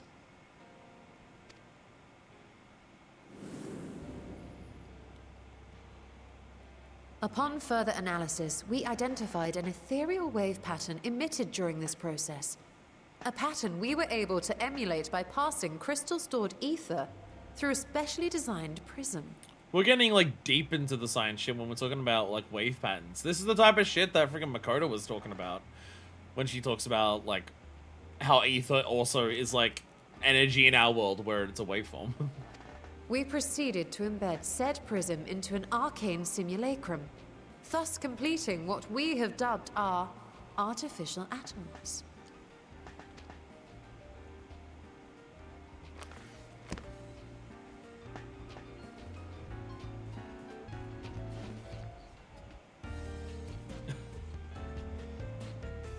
How could I have been so blind to the possibilities? This species, not to mention its ability to summon void scent, has been discussed among academics for years now. Just before the advent of the 7th Umbral Calamity, we received reports of Atomos sightings from every corner of Eorzea. Surely you've at least heard the tales. Is this 1.0 lore? Is this 1.0 lore that like at some point during the story before like the Calamity, there was like, oh, go fight a bunch of Atomos at different areas?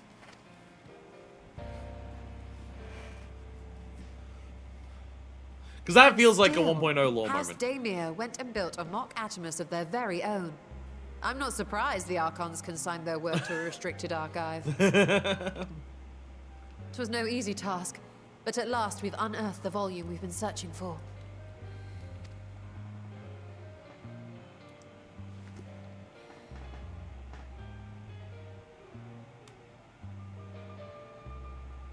I'd be lying if I said I wasn't tempted to stay longer. See what other forbidden titles might be lurking on these shelves? Ah, but that would be abusing the very special privilege we've been granted now, wouldn't it? Better not. Very close to the end of 1.0, they had a lot of fates to go out and kill Artemis and the GMs and spawning monsters and stuff. The amount of times that they are willing to just be like calling back to 1.0 is so fucking cool.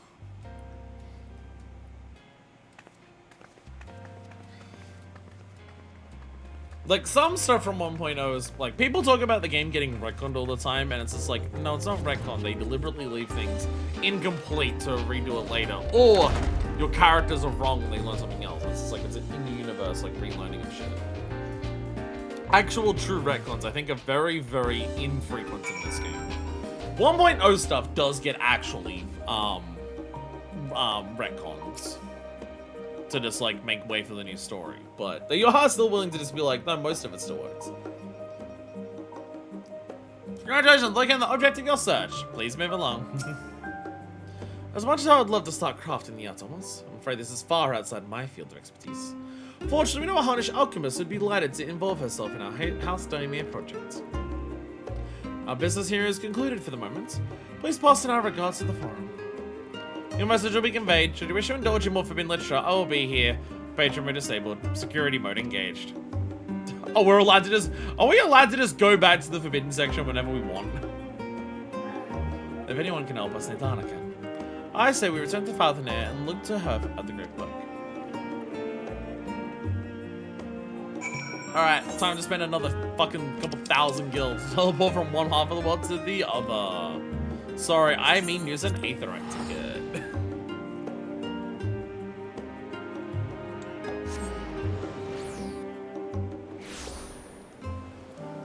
It's about to fly. Literally right there. I believe the only reason I can think of Louis while building the monuments to the 12 around Eorzea got changed at some point to them having always been there. Well, I'm thinking like some of the Ascian stuff. From what I've heard, some of the Ascian stuff in 1.0 is like how the Ascians even fucking function is different between that and 2.0. And also apparently like Heidelin and Zodiac didn't exist in 1.0. Like they were never mentioned. But again, is not being mentioned and then being mentioned later like a Rakon, or is that just like you weren't told everything? It's a bit different. All these sallow, sleep-deprived faces, but their eyes still burn with fiery zeal. Some things never change. Nidana! Nidana! One of the women who helped save the world because you worked out Akasha. Charlotte tells me you're pursuing a most fascinating study, and that you wanted me to be a part of it. I have no doubt you'll be interested. This research log should speak for itself. It's log, it's log. Her name's Nidana because you need her a lot. Why, the sisters, this is the mark of House Daimir. I never even knew such a work existed. It's a rather great work, I should say. It was sequestered in non-unrestricted archives, after all. It was? But that means every word within is forbidden knowledge.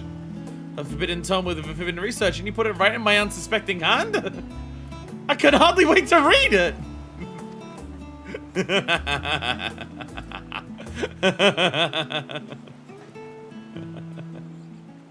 No matter where you go, nerds are nerds. It's great. To think the daimyo were developing such marvelous techniques so long ago. How many innovations have been lost over the centuries, I wonder? Now that you've glanced over the notes, what say you to helping us build a new mock Artemis? I say yes, 1,000 times yes! Working on a daimyo project that is even the redoubtable scholars of Sharlayan troubling in their sandals. No alchemist of the great work could resist. You are a woman after my own heart. Last time you said that your shoulder was to me, and it's because... No, it's because I wanted to go down to Anna and learn more. Oh, I suppose I should ask, what do you mean to do with this big ass simulacrum once we've built it? We're gonna travel to the void. So there's a secret void gate, and it's sealed in the ruins at the bottom of the bounty. Are we just telling people that now? Are we just telling people that now? That's Nadana, she can be trusted. Nadana can be trusted with this. Today's the day of revelations indeed. If the purpose of our man-made Atomos is to expand this hidden portal, then I will need to see it for myself, I think.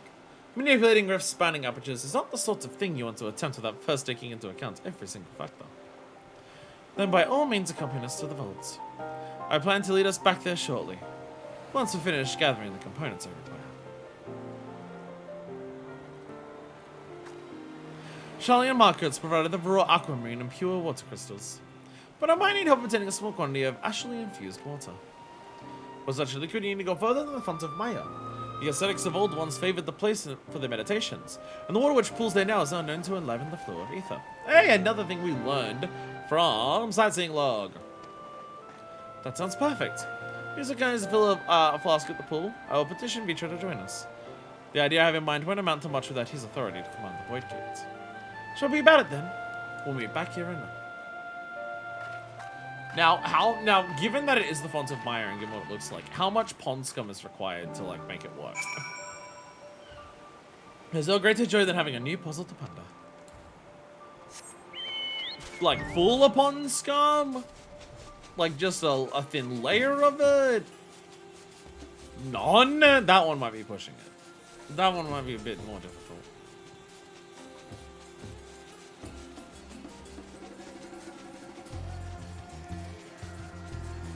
Like them hanging around Aetherites and camps and stuff, so you had the stuff like high level players helping kill them, keep very safe for weaker and newer players. Off for the Atomos things.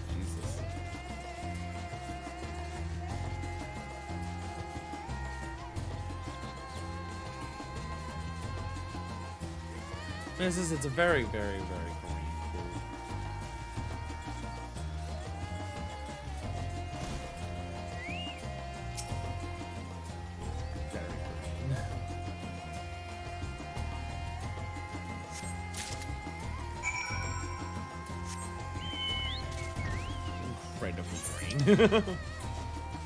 I'm back to the work.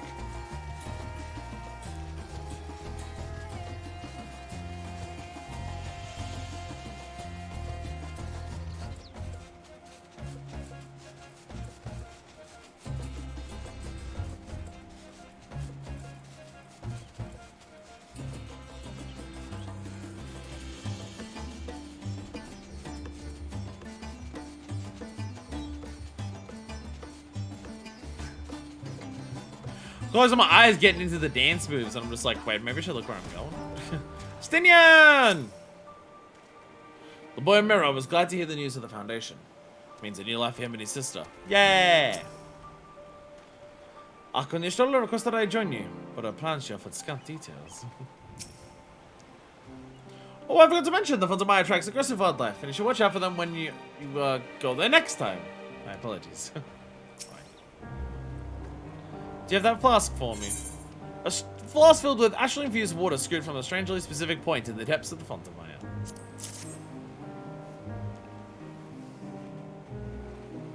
Yes, this should suffice. Thank you, please. Piety tenacity skill. Clearly the best material. Piety. Clearly we need the best material possible. Flask of Algages. Void Theory. Your shoulder as he gets it apart for the vaults. Look who I came across. Sidian seemed in need of a diversion, and we in turn may have need of his lance. Right then, now that a little party is assembled, let us make our way to the ruins. Will we ever need Amatsu's boats again? Not this time.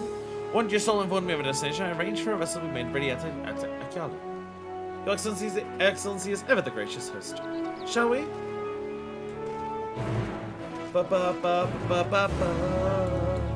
That's the wrong thing. I meant to double tap. I was trying to crack my knees at the same time. I wasn't quite paying attention to the button. Ah.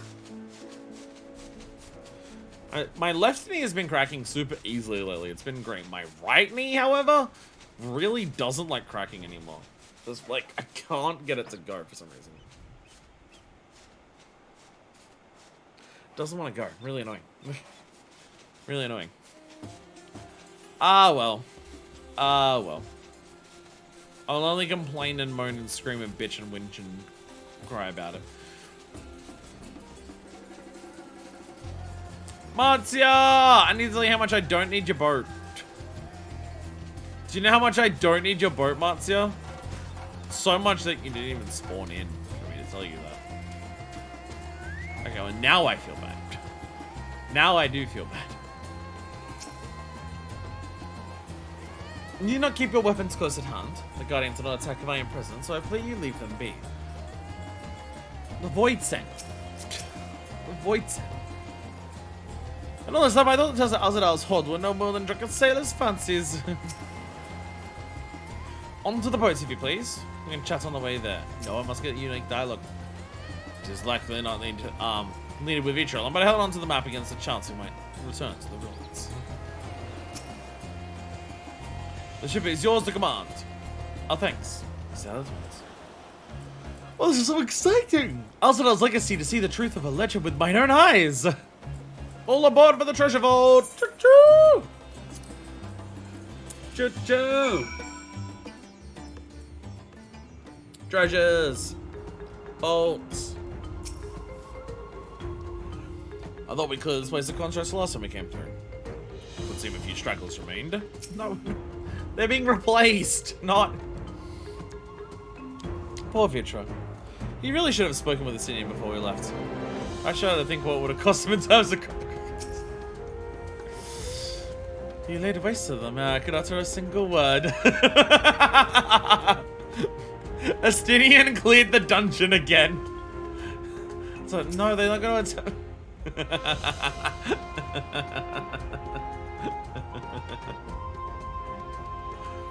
We found a dungeon that our characters canonically do twice. The ruins alone were impressive enough.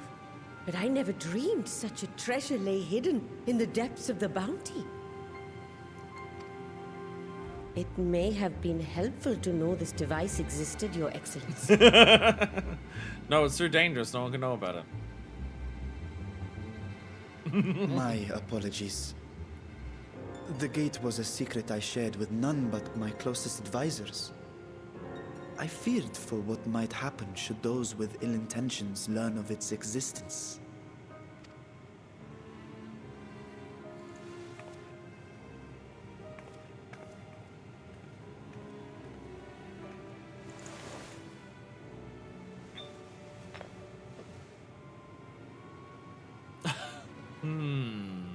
What is it you're doing now?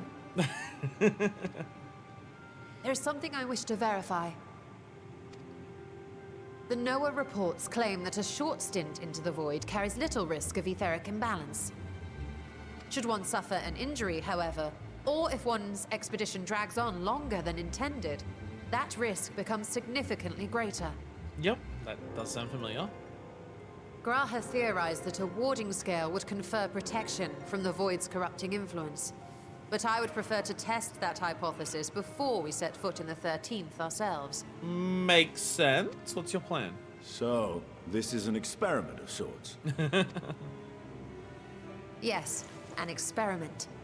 Tell me, how would you go about testing the efficacy of the warding scale? Send something in there with a warding scale. Based on the fact that we don't know what we're doing, and so we don't know how well it will work, I'd say a familiar.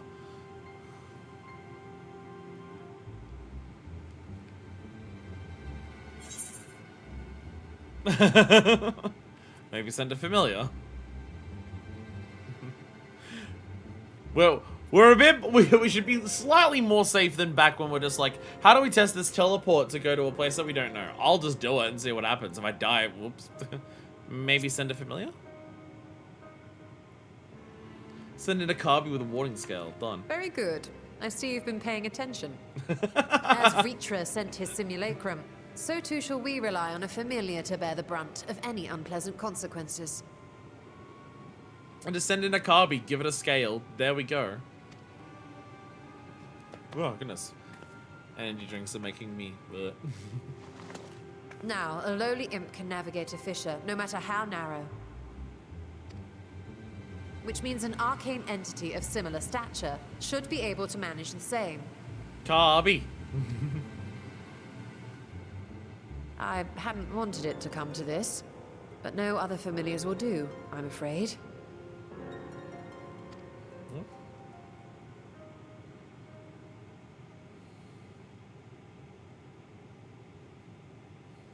I mislike the sound of that. What manner of fiend does she mean to summon? From ocean rise and cloudbank form, from mountain spring and rainfall storm, from river flow and life be born.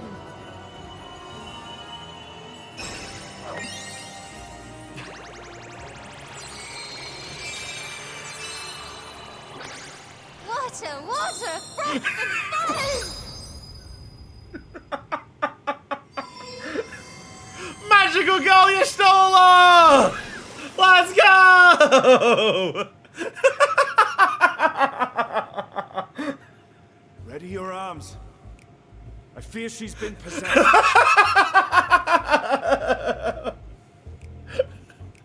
Why is it this entire patch is just bullying Yestola? The entire thing, start to end. It is non-stop. Oh, come now. That was adorable. Somebody wanted to be a magical girl as a kid.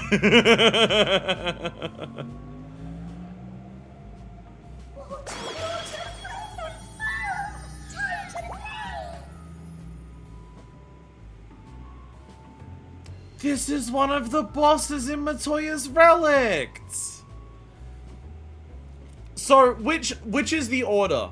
Do we think that Matoya's Relics has one of these and Y'shtola was creating her own little one?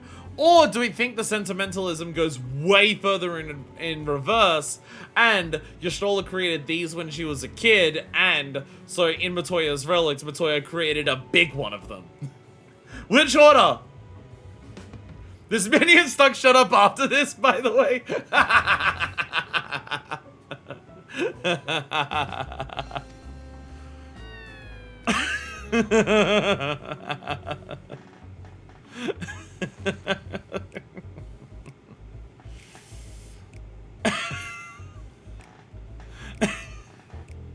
Though not my first choice. These familiars I conceived of as a child have the best chance of fitting through the gate. Really, reputation of Matoya's Relics means Matoya just has a bunch of Y'stola's childhood art in her workplace. I mean, there's also the Y'shtola pillow that we saw. Y'shtola's just being like, "Aw, people aren't gonna think I'm cool now. I'm meant to be all cool and composed and shit. God damn it, you're ruining my image." I only wish my younger self had considered a more dignified ending to the creation ritual.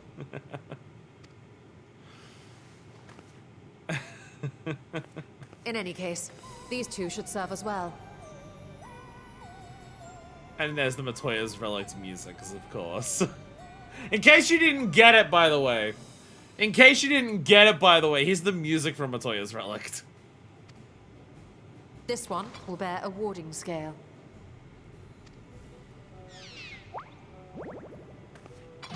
Yeah. You shoved it in when pointy they return end, surely from the to pop it. 13th, we can observe how the talisman, or absence thereof, has affected the progress of the Void's corruption. Lord Y'shtola art with the drippy, the figmental red mage weapon is an umbrella with a drippy as a focus. If I could impose upon you to open the gate, Your Excellency? Yes, of course. Still slightly taken aback at Magical Girl Y'shtola. We should also be wary of void scent slipping through while we conduct our experiment. Estinian, you are to keep Nidana safe from harm. As you say. You had best be on your guard as well.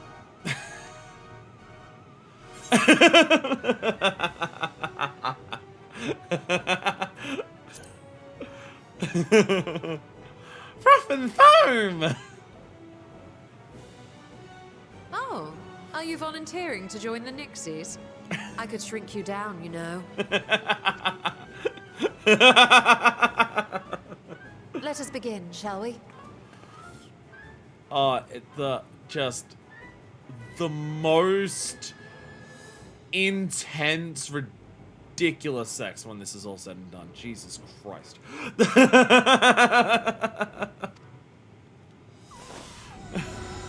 Dear God.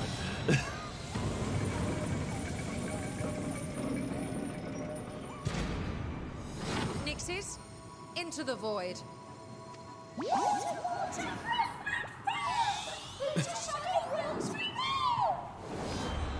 Whee! Just big enough for them. Bye!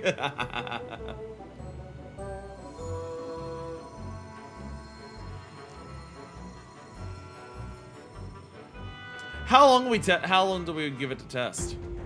What's our plan?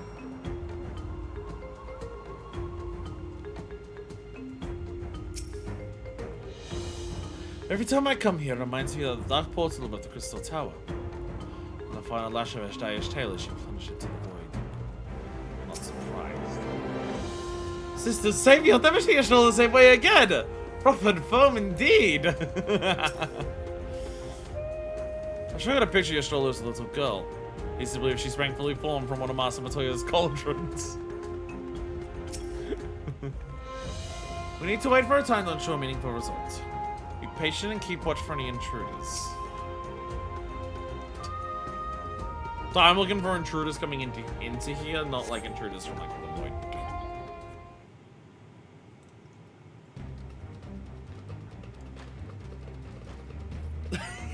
Donna's getting hype.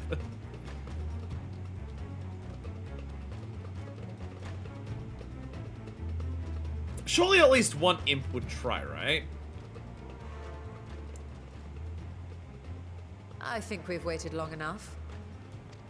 Surely one imp would try. Nixies, return to my side.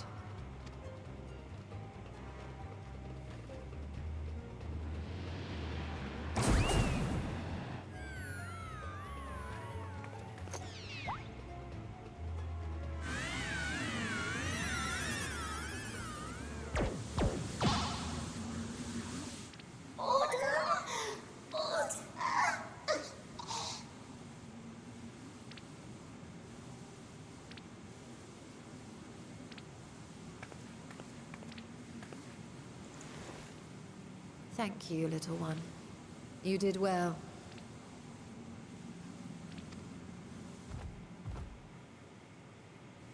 Oh, the poor thing. Its essence has been irrevocably warped.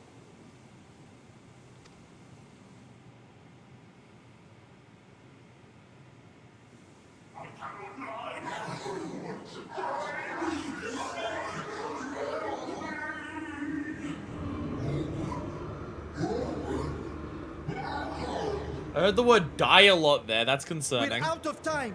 I must reseal the void gate. I heard the word die a lot.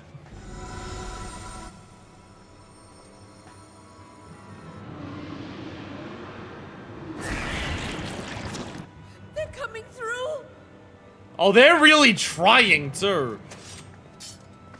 Like it wasn't just one singular one that decided to go through, but it was instead just like shitloads are gonna try at once. Unto the void.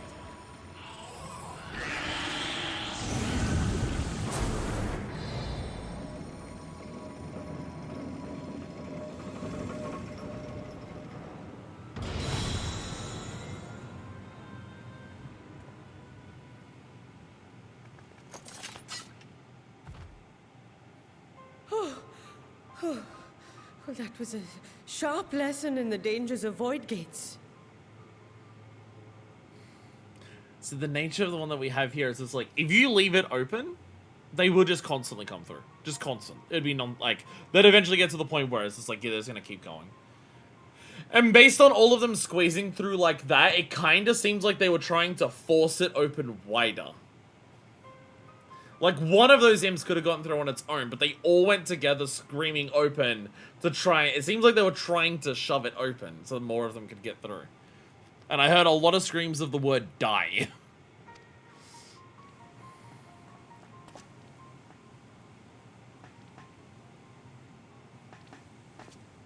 And what of our experiment? I'd say the results speak for themselves.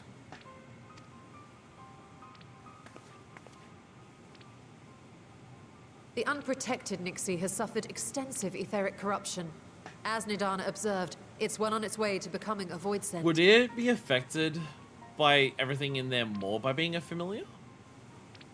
I mean, eventually over time, I feel like anything's going to have this, so, you know, it's a good, boring sign. The one merged with the talisman, however, appears unaffected. I sense no changes to its equilibrium. Rest now, little ones.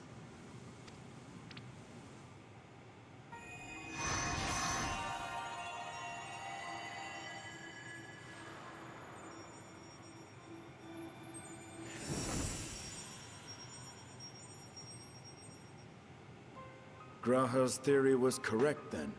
Seems to be. So it would seem that while our second familiar was untouched by void energies, the talisman itself shows signs of degradation. These things were designed to resist primal tempering. And, like, that giant scream that Anima did, that, like, tempered everyone except for the people with the talismans, that's, like, one of the strongest primals that we've seen in terms of, like, how far that distance is I was able to do that. I mean, the radios as well, but still. Well, the radio stopped things from tempering because of the crystal inside of it. But, like, I guess that's the difference between a primal trying to temper you, like, at once and being in the void and it just being a non-stop exposure. So even if we go in with a talisman, we're on a time limit. It was, of course, originally designed to shield the soul from primal tempering. It stands to reason that etheric corruption of a different sort would affect it differently. We may need to modify the warding scale's design to account for the 13th's uniquely unstable ether. You've said much of the Void's instability, but my imagination fails me. What manner of place is this broken world? Ah, my apologies. I forget that not all of us spend our days sequestered in dusty archives. Or having actually been there personally. The 13th is a reflection of the source that was drowned in a flood of darkness. In Emmett Selk's own words, this tragedy was a result of the Ascians' attempts to force a rejoining. They erred in their haste, and made of that world a useless void. Again, I would assume that the Ascians' plan could never fully come to fruition without eventually addressing and fixing this. But they figured that maybe their time would be better spent fixing all the other things first. Then we'll get to that.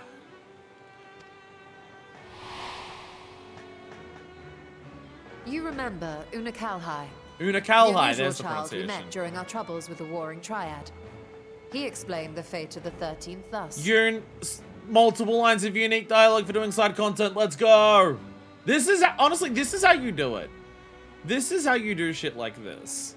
If you don't want to bring stuff from side content into the main story, give us, like, extra shit for it. I mean, I feel like we're gonna have a lot of extra shit just because, like, how do we do this? How do we do a storyline of the Void without, like, having finished fucking Shadowbringer's role quests? Once I deal with the others, I'll probably be able to fix the 13th. Probably. The champions of that ill-fated world use the stone known as Auracite to contain the power of primals. Yes, and they eventually did that so much that darkness ended up spreading to everything. But those self-same heroes were gradually corrupted by the Aurosite's bleeding energies, transforming into fiends with an endless hunger for ether. By the time anyone thought to oppose them, Light's strength had grown too feeble, and the balance of the 13th tipped into eternal darkness. It was Elidibus, as I recall, who rescued Unikal High Spirit from his final battlefield. But I wonder if there were others whom the emissary saved from oblivion. Yes, I know of them. Let me mention Silva. The barmaid at the Wandering Stairs, Arbert's companion, the Elven Swordswoman. I mean, both of those are accurate. But I feel like saying this, Y'shtola will mean, like, saying this one is like, by the way, Y'shtola, you've met her. The barmaid at the Wandering Stairs.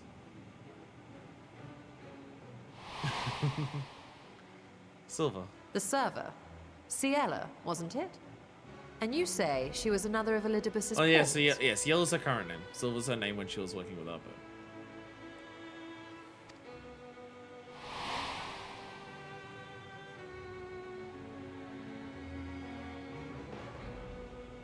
I see. So Ciela, or rather Silva, was beguiled by the same dreams of heroism as Unikalhai. Which, given what we know now about Elidibus and heroism and everything.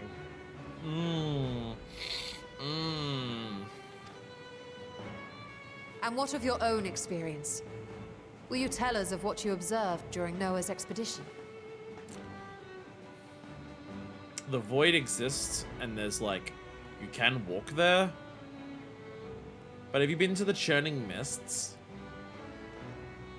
Imagine the entire world is the Churning Mists. But that between each disconnected section, the swirling aether is significantly worse.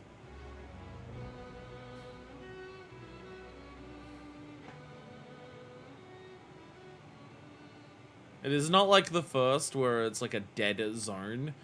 I can picture it now. The sunless, Stygian expanse, infested with legions of ether-starved monstrosities. A void in every sense of the word. Good, part of the reason why things, like... I remember asking this before in terms of, like, realizing that it was, like, a flood of darkness and, like, dark aether that fucked up the void. Why are all the void sent so aether-starved? Isn't them being void sent mean that they're full of ether and it's just darkness ether that warps them? Could part of the explanation be, because it's darkness, it's tilted so much towards activity, that even if a void sent gains some aether, they lose it rather rapidly just because, like, they burn it off so quickly because it's so active? Or just, like, it's unable to be contained within their bodies very well because it's so active it just, like, comes out? Like, they're basically just constantly leaking what little aether they have because it's so active. Because I'm kind of thinking, comparing it to the people that we see affected by Sin Eaters on the first, they're so filled with the light that it, like, freezes them. Like, you have people who become void sense, and they usually, like, kind of go insane, and they're kind of just like, we're hungry and everything like that. Whereas the Sin Eaters, the people who are slowly turning into Sin Eaters are just, like they're shells more than anything. And I imagine even the whole thing of Sin Eaters just going around, like, trying to spread light is just, like, they're filled with light and they must get some of it out of them, like, shoving it in someone else and shit. What you have described in such lurid detail is exactly why I hesitate to encourage you.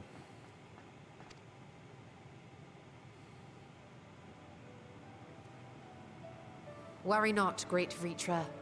Our journey into the 13th is but the first leg of a longer voyage.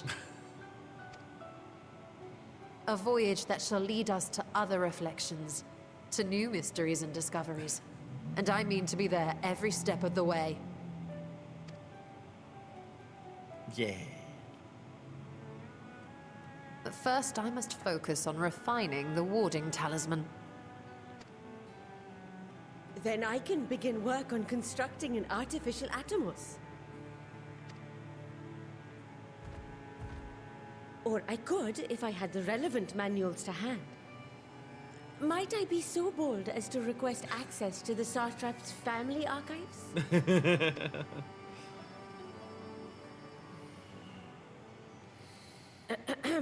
Your Excellency? He's really just like, is this worth the risk? But also, I miss my sister a lot. It's why I haven't destroyed this rift in all this time. But also, can I even bring myself to have hope in this if I truly believe it's lost? Like, so many conflicting thoughts. Hmm? Oh, yes. That can be arranged. I will speak to my officials upon our return.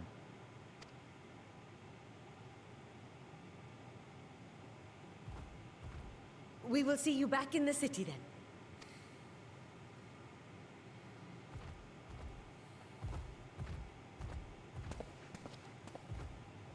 Even the curtains I'm noticing of that rug that I have.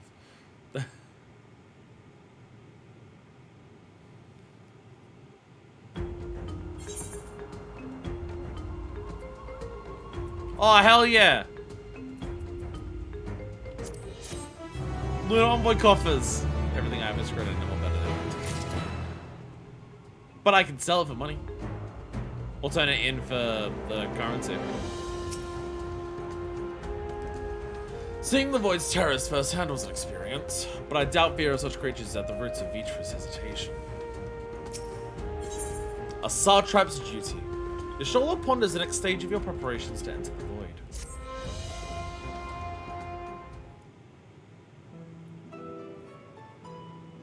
I'm ahead, I'm gonna actually collapse. Understandable. Good night, Crafts. You saw water, froth, and foam, so that's probably fine. Once Nadana succeeds in replicating the mock Artemis, the door into the 13th will be ours to open. Will you be crossing the threshold alongside us? I realize this is more my endeavor than yours. To be honest, I have no interest in visiting the Void myself. While we discuss this later, there's something we must do first. Kind of figured you'd want to come with us to help Vitra out.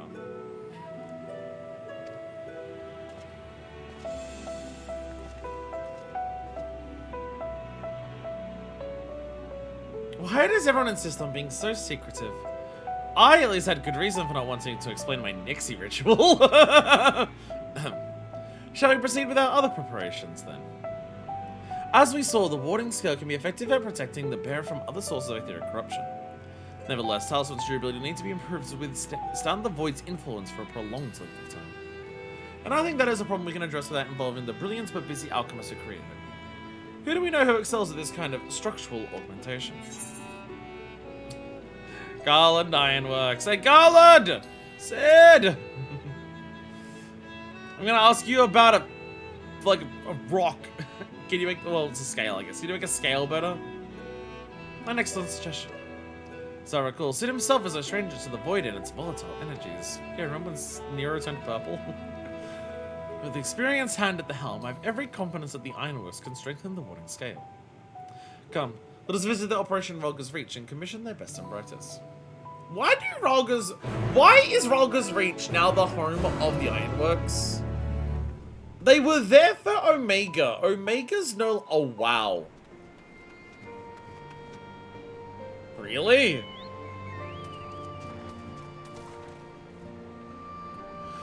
Oh my god. I don't need to spend my guild to teleport this time? Wow. What? I'm stunned. Close point to Garlemald. I guess if they're still dealing with Garlemald stuff. Because it's just like they were here for Omega. Omega's done. Why aren't they going back to Mordona? Perhaps this young man can locate Sid for us. Manifest. What brings you to the Ironworks? We have a commission for you and your president, actually. Assuming he's available. Oh, Sid? Certainly, I'll see if he has a moment for it. I'm sorry, it's not a spaceship this time. I do apologize, it's not a spaceship this time. My hairs keep separating. Sid!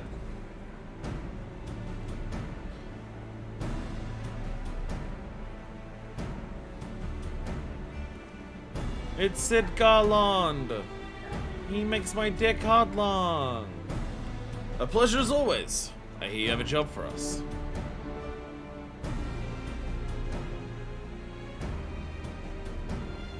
Heading into the void to find a lost dragon. It's almost pedestrian compared to your last adventure. Honestly, I don't know if you could say anything that would surprise me after Meteon in that bloody mess. Alright, let's take a look at this talisman of yours. You said there were signs of degradation.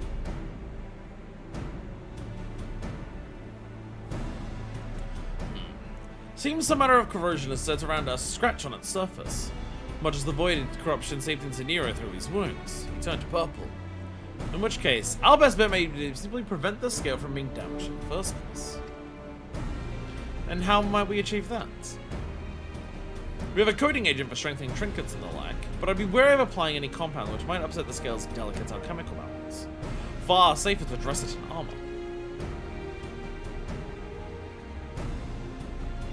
We'll construct a protective casing, one utilizing metal alloys with high ethereal conductivity, so as not to impede the talisman's primary function. A suit of armor, as you said. Nero's compiled data on the 13th, so I've been pitched him with a design just to be sure. If only it was such an ordeal to convince him to follow our safety protocols. I swear, I never heard such a reckless employee. In any case, we may need some time to untangle the particulars. Understandable. We know how busy your schedule is, and the final result will doubtless be worth the wait. Ha! How about we duck and Jesse in a constant barrage of demands while we sneak about doing the fun stuff? We'll see what we can do. We'll get back to you and say, oh, about 4 months. I think we'll leave the rest of the Sid's capable hands. Let's turn to the great work and see how Nadana's getting on with the Mark Artemis.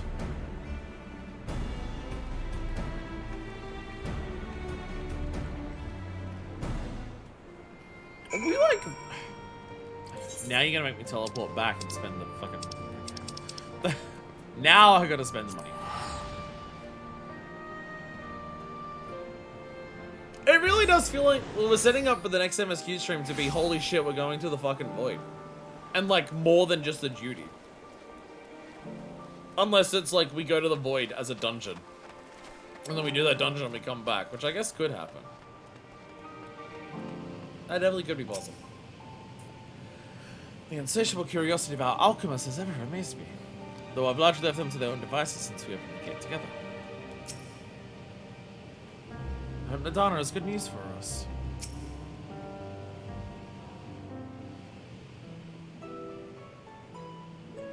So this place is a... Ah, hey, Stola. The adjustments are going well, I hope? They'll be working on it.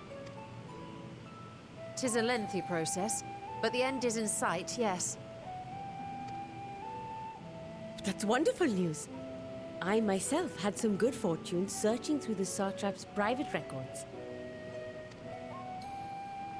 What I found was a transaction log dated around the same period as when Alzadal's legacy was built. It included a purchase list of highly exclusive alchemical components. And I knew I'd discovered the key to making the artificial atomos. This is why you always keep receipts. So you can buy shit you need to again if you need to. I then visited the High Crucible to commission the materials. After I'd explained my requirements, I was beset by volunteers insisting I allow them to help with the entire project. The usual reaction to someone forcing open a void gate is to run for the hills. Harnish academics certainly are a different breed. The alchemists of old were cut from a similar cloth.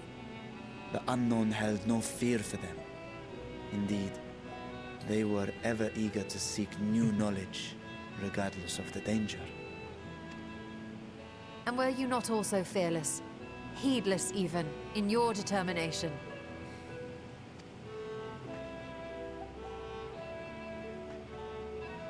My sire entered his dormancy before I was hatched. And so it was Ashdaya who kept my eggs safe and warm. It created a bond between us. Even long after I learned to fend for myself, I rarely strayed from her side. She was my guardian, my sister, my dear companion. And not a single day passes that I do not mourn her absence. No matter how deep the darkness, I would not surrender my search. I promised myself the time would come when we would once more take to the skies together. But I am satrap now. The Radiant Host is here to serve, Your Excellency. Nabdeen, what is this about? As in, when you think of Vitra, how much has Vitra done for Radzatan? How much has Vitra done for Falconer? I think people would be more than willing to return the favor. Sir Estinian told us of your predicament. For centuries you have protected Radzatan, never showing your true self, hiding behind a curtain and living only in service to the people. Your dedication meant more to us than your deceit, and so did we accept you as our rightful ruler. After all that you have sacrificed for this nation, did you imagine we would begrudge you your heart's desire? We survived the final days. We are a strong and proud people. We, the Radiant Host, will keep Thavnair safe in your absence.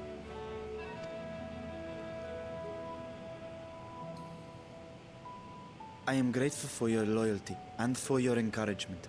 And yet... Now you listen to me, Varshan!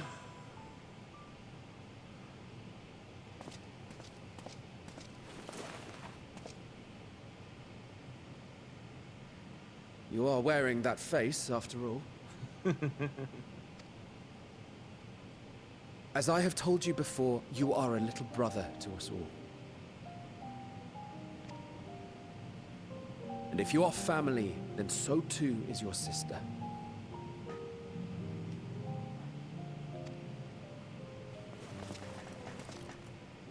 We are there for you if you need us. But do not ask us to sit by and watch while you abandon a sibling you have ached to rescue for millennia.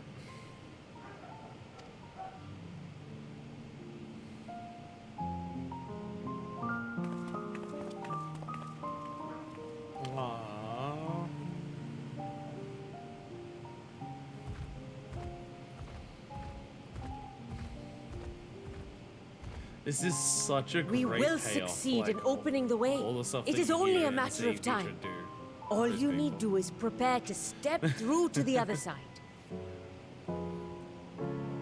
I mean, like, they're playing Flow right now. Like, and like the themes are very like right there. Like, both in terms of like, Ashdaya means a lot to like Vitra and has shaped him, so therefore it's worth doing it. But also, Vitra's efforts over all of this time has shaped these people and everything like that. And so it's because of that that all these people are here for him and everything like that. But yeah, this is a like incredible payoff for just like, yeah.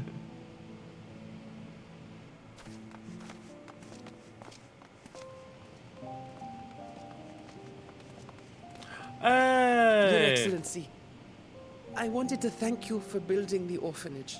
It means so much that my sister and I will have a place to be together, safe and happy. And I hope that you and your sister can be together again too. Aww.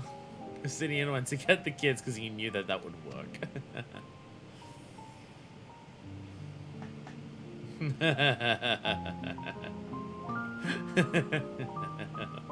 Well done. Well done, Obsidian.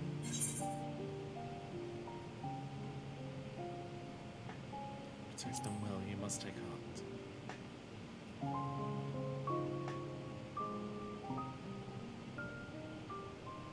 Take heart and protect them well.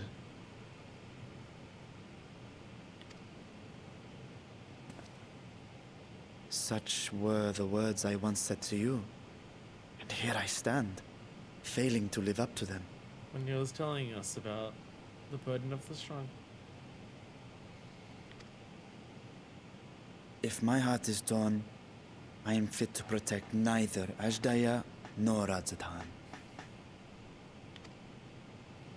God, I love this fucking game so much. God, I love this fucking game so much. My people, I have come to a decision. Vashan will depart Thavne for a time. My dragon self will remain in the palace, but only to conduct the satrap's most essential duties. While I am focused on controlling this vessel, there may be matters that escape my attention. I rely on you, my trusted friends, to watch over one another until I return. And we also, like, earlier in this patch also just went through the effort of just, like, making sure this, like, the place was set up with all the money that we got to really help it continue, and all the people know what they're doing to help with that and everything. Take care, and fair fortune, little brother. Many tears would be shed should you come to harm. I would not dare make you cry.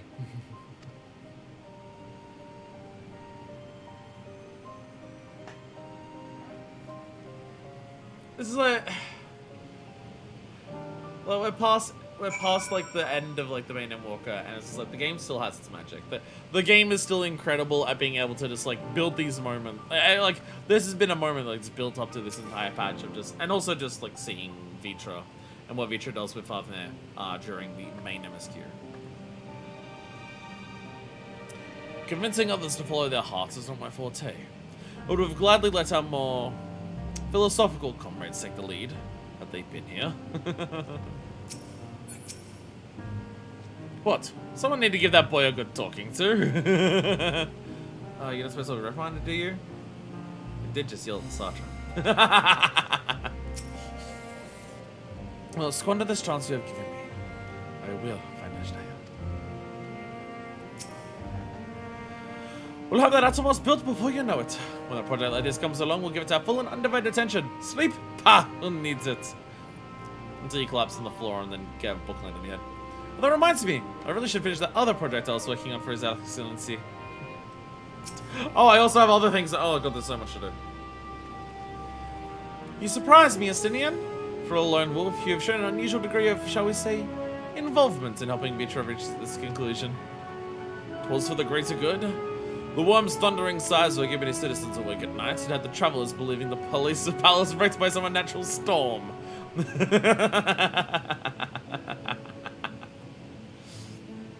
What of your own answer, then? You seem disinclined to venture into the void.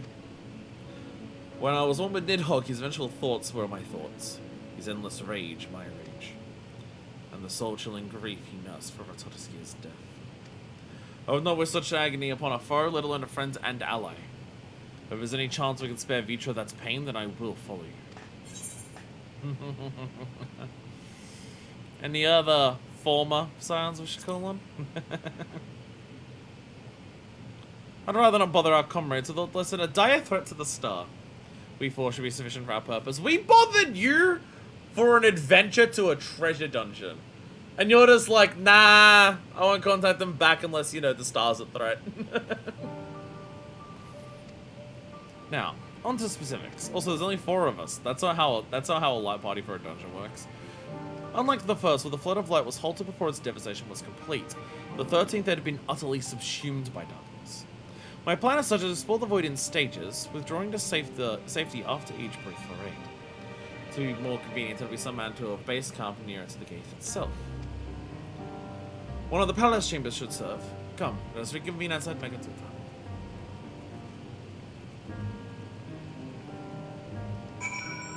Face is itchy. Face is itchy. Alright, to Megatuta!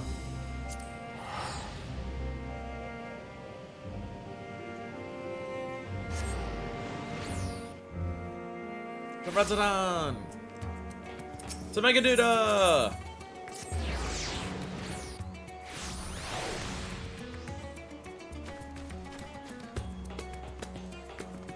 Hello everyone! Oh god, there's a lot of people here. So many people. You ate the Star Trap in his endeavor. Even as he is you and yours. Conducting our expedition now the Rising Suns would raise just as many questions as recruiting too many scions. At least here in Radzat Han, we might be expected to appear road weary from our local explorations. I was put up in a guest room in the palace while I waited my audience with Vitra. I expect we'll be given something the use of similar. Are we gonna get like an actual inn here? Are they gonna unlock a second inn for an expansion, or do I have to fly back, or do I have to teleport back to the annex? And so it requires suitable accommodations. Might we make something available for our guests? All the chambers are presently hosting the great mounds of treasure we carried out of the vaults. Once the Foundation activities begin in earnest, however, we can distribute the trove and make room or two ready for habitation. Good.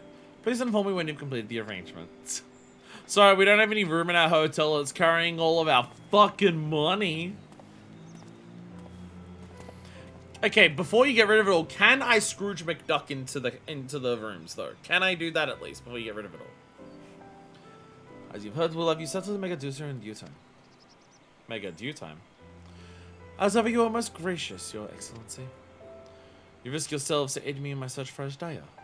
Providing comfortable quarters is the least I can do. I only wish we knew more about our destination. Gods only know how long our explorations might possibly take. What our chances of success might possibly be. Succeed or fail, I am grateful to you for convincing me to make the attempt.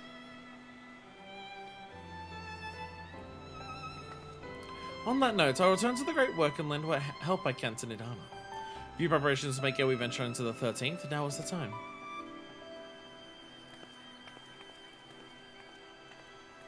All I need is my armor and my lance. Perhaps I'll trim the Radiant Host to pass the time before we depart. You know what this means to me, Manifest. But my purpose need not consume you as well. We head to another world. Find what joy you can in the experience. For you are a traveler, an adventurer at heart. This I know. Don't worry, it's still an adventure. Don't worry. You're still going on an adventure. Don't worry, it's still an adventure because it's still a new place. Oh, God. Yeah. I'm excited for this patch series. I'm fucking excited for this patch series if this is like what we're doing. Meanwhile, in 13th for mold, it's our third one of these today. Yeah, this looks way more Churning Mist than even the World of Darkness we're in. Though it seems less dark, probably because we're not next to the cloud of darkness the entire time. Yep, this is back to Xenos' avatar.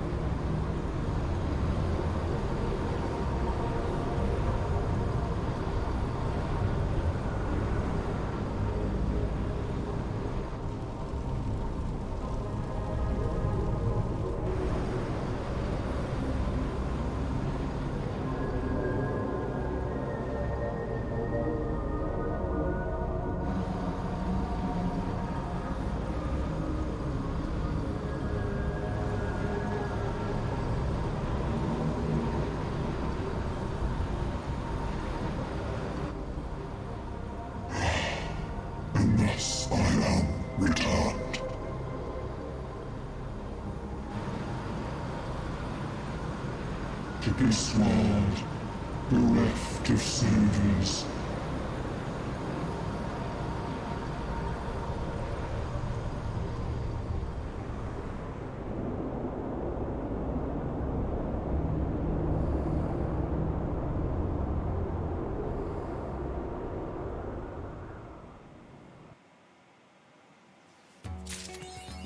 Newfound adventure!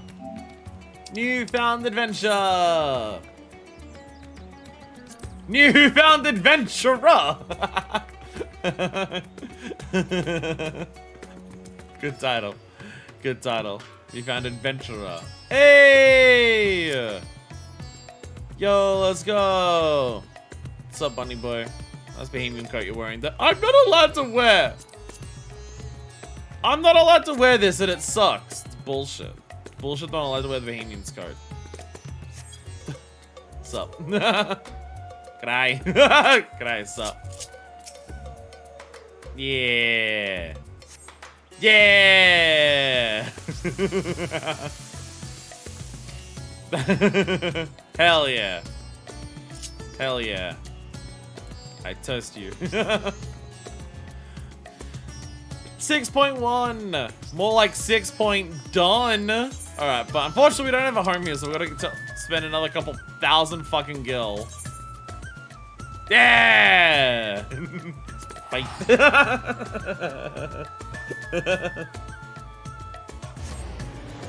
I must end stream. I must end stream. It is getting late. So now we go do the Master Role quest. Not now. Not now. That's not happening today. No.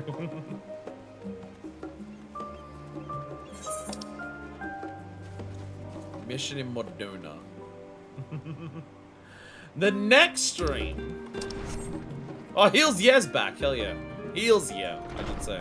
So the next stream, again, we're doing everything in patch order. So the next stream will. Oh, I'm stretching. Ow, ow, ow. The next stream will start with the Alliance raid. Because doing everything in patch order, it makes sense to be like, for the major patch, the first thing we do is MSQ, the next thing we do is raid. Of either normal or Alliance variant. So the next stream will start with the Alliance raid.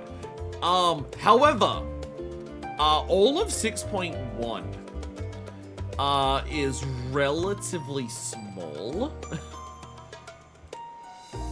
There was a list somewhere, I have no idea where that would be at this point. A couple weeks back, probably. But there's a list that Deco sent me of all the things that happen across like the entirety of 6.1. Like from 6.1 to 0.11 to point like 1.5 and any of the others in between. Like the Alliance raid, that's gonna be what? Maximum 3 hours, depending on how long the story is. Because the raid itself will be like half an hour, is like usually what they've been outside of Realm Reborn. Any times we wait for the queues for it or anything like that, and obviously all of these story cutscenes that'll happen. So the raid will be like 2 to 3 hours roughly. So there is that. There's the list, thank you. So yeah, 6.1 is MSQ, Alliance Raid 1, and then the Master Role Quest. 6.11 is Dragonsong's Reprise, aka an ultimate, so we're not doing that. And then 6.15 is the first part of Hildebrand Society Quest, a custom delivery, and then it says Special Yellow Quest 1 and Special Yellow Quest 2. I have no idea what those things are. So honestly, there's a decent chance we get all of that done next time. I mean, if it ends up being, like, I don't really see a way to divide that into 2 streams. Because it might end up being one really long stream. If we do all of that, it might be a 9 to 10 hour stream. That is definitely possible. However, I don't see how we divide it into 2 streams. Like, the only way to do 2 streams would be, like, Alliance Raid and Master Role Quest for 6.1, and then another stream that's 6.15, which is Hildebrand Society, Custom Delivery, and Special Yellow 1 and 2.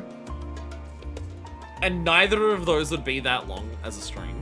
So it is possible, and I would say probably quite likely, that the next stream is finishing everything at 6.1. Future patches, apparently 0.1s are just like this. 0.1 in Dawn Trail, I believe, is also like this.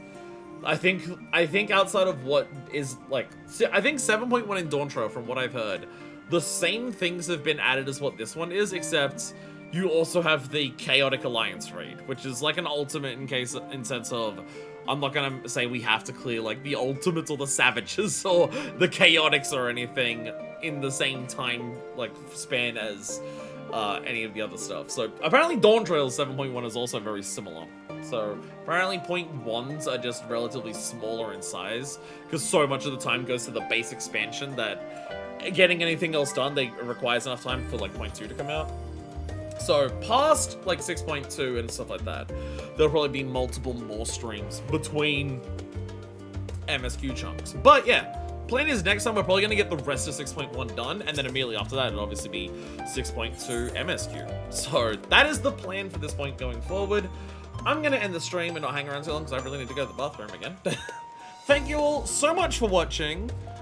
Here's the Newfound adventure. Let's fucking go. I got some new boots, and I got a pretty necklace. This is my necklace to represent Vanar, so that's nice. That makes me nice and happy.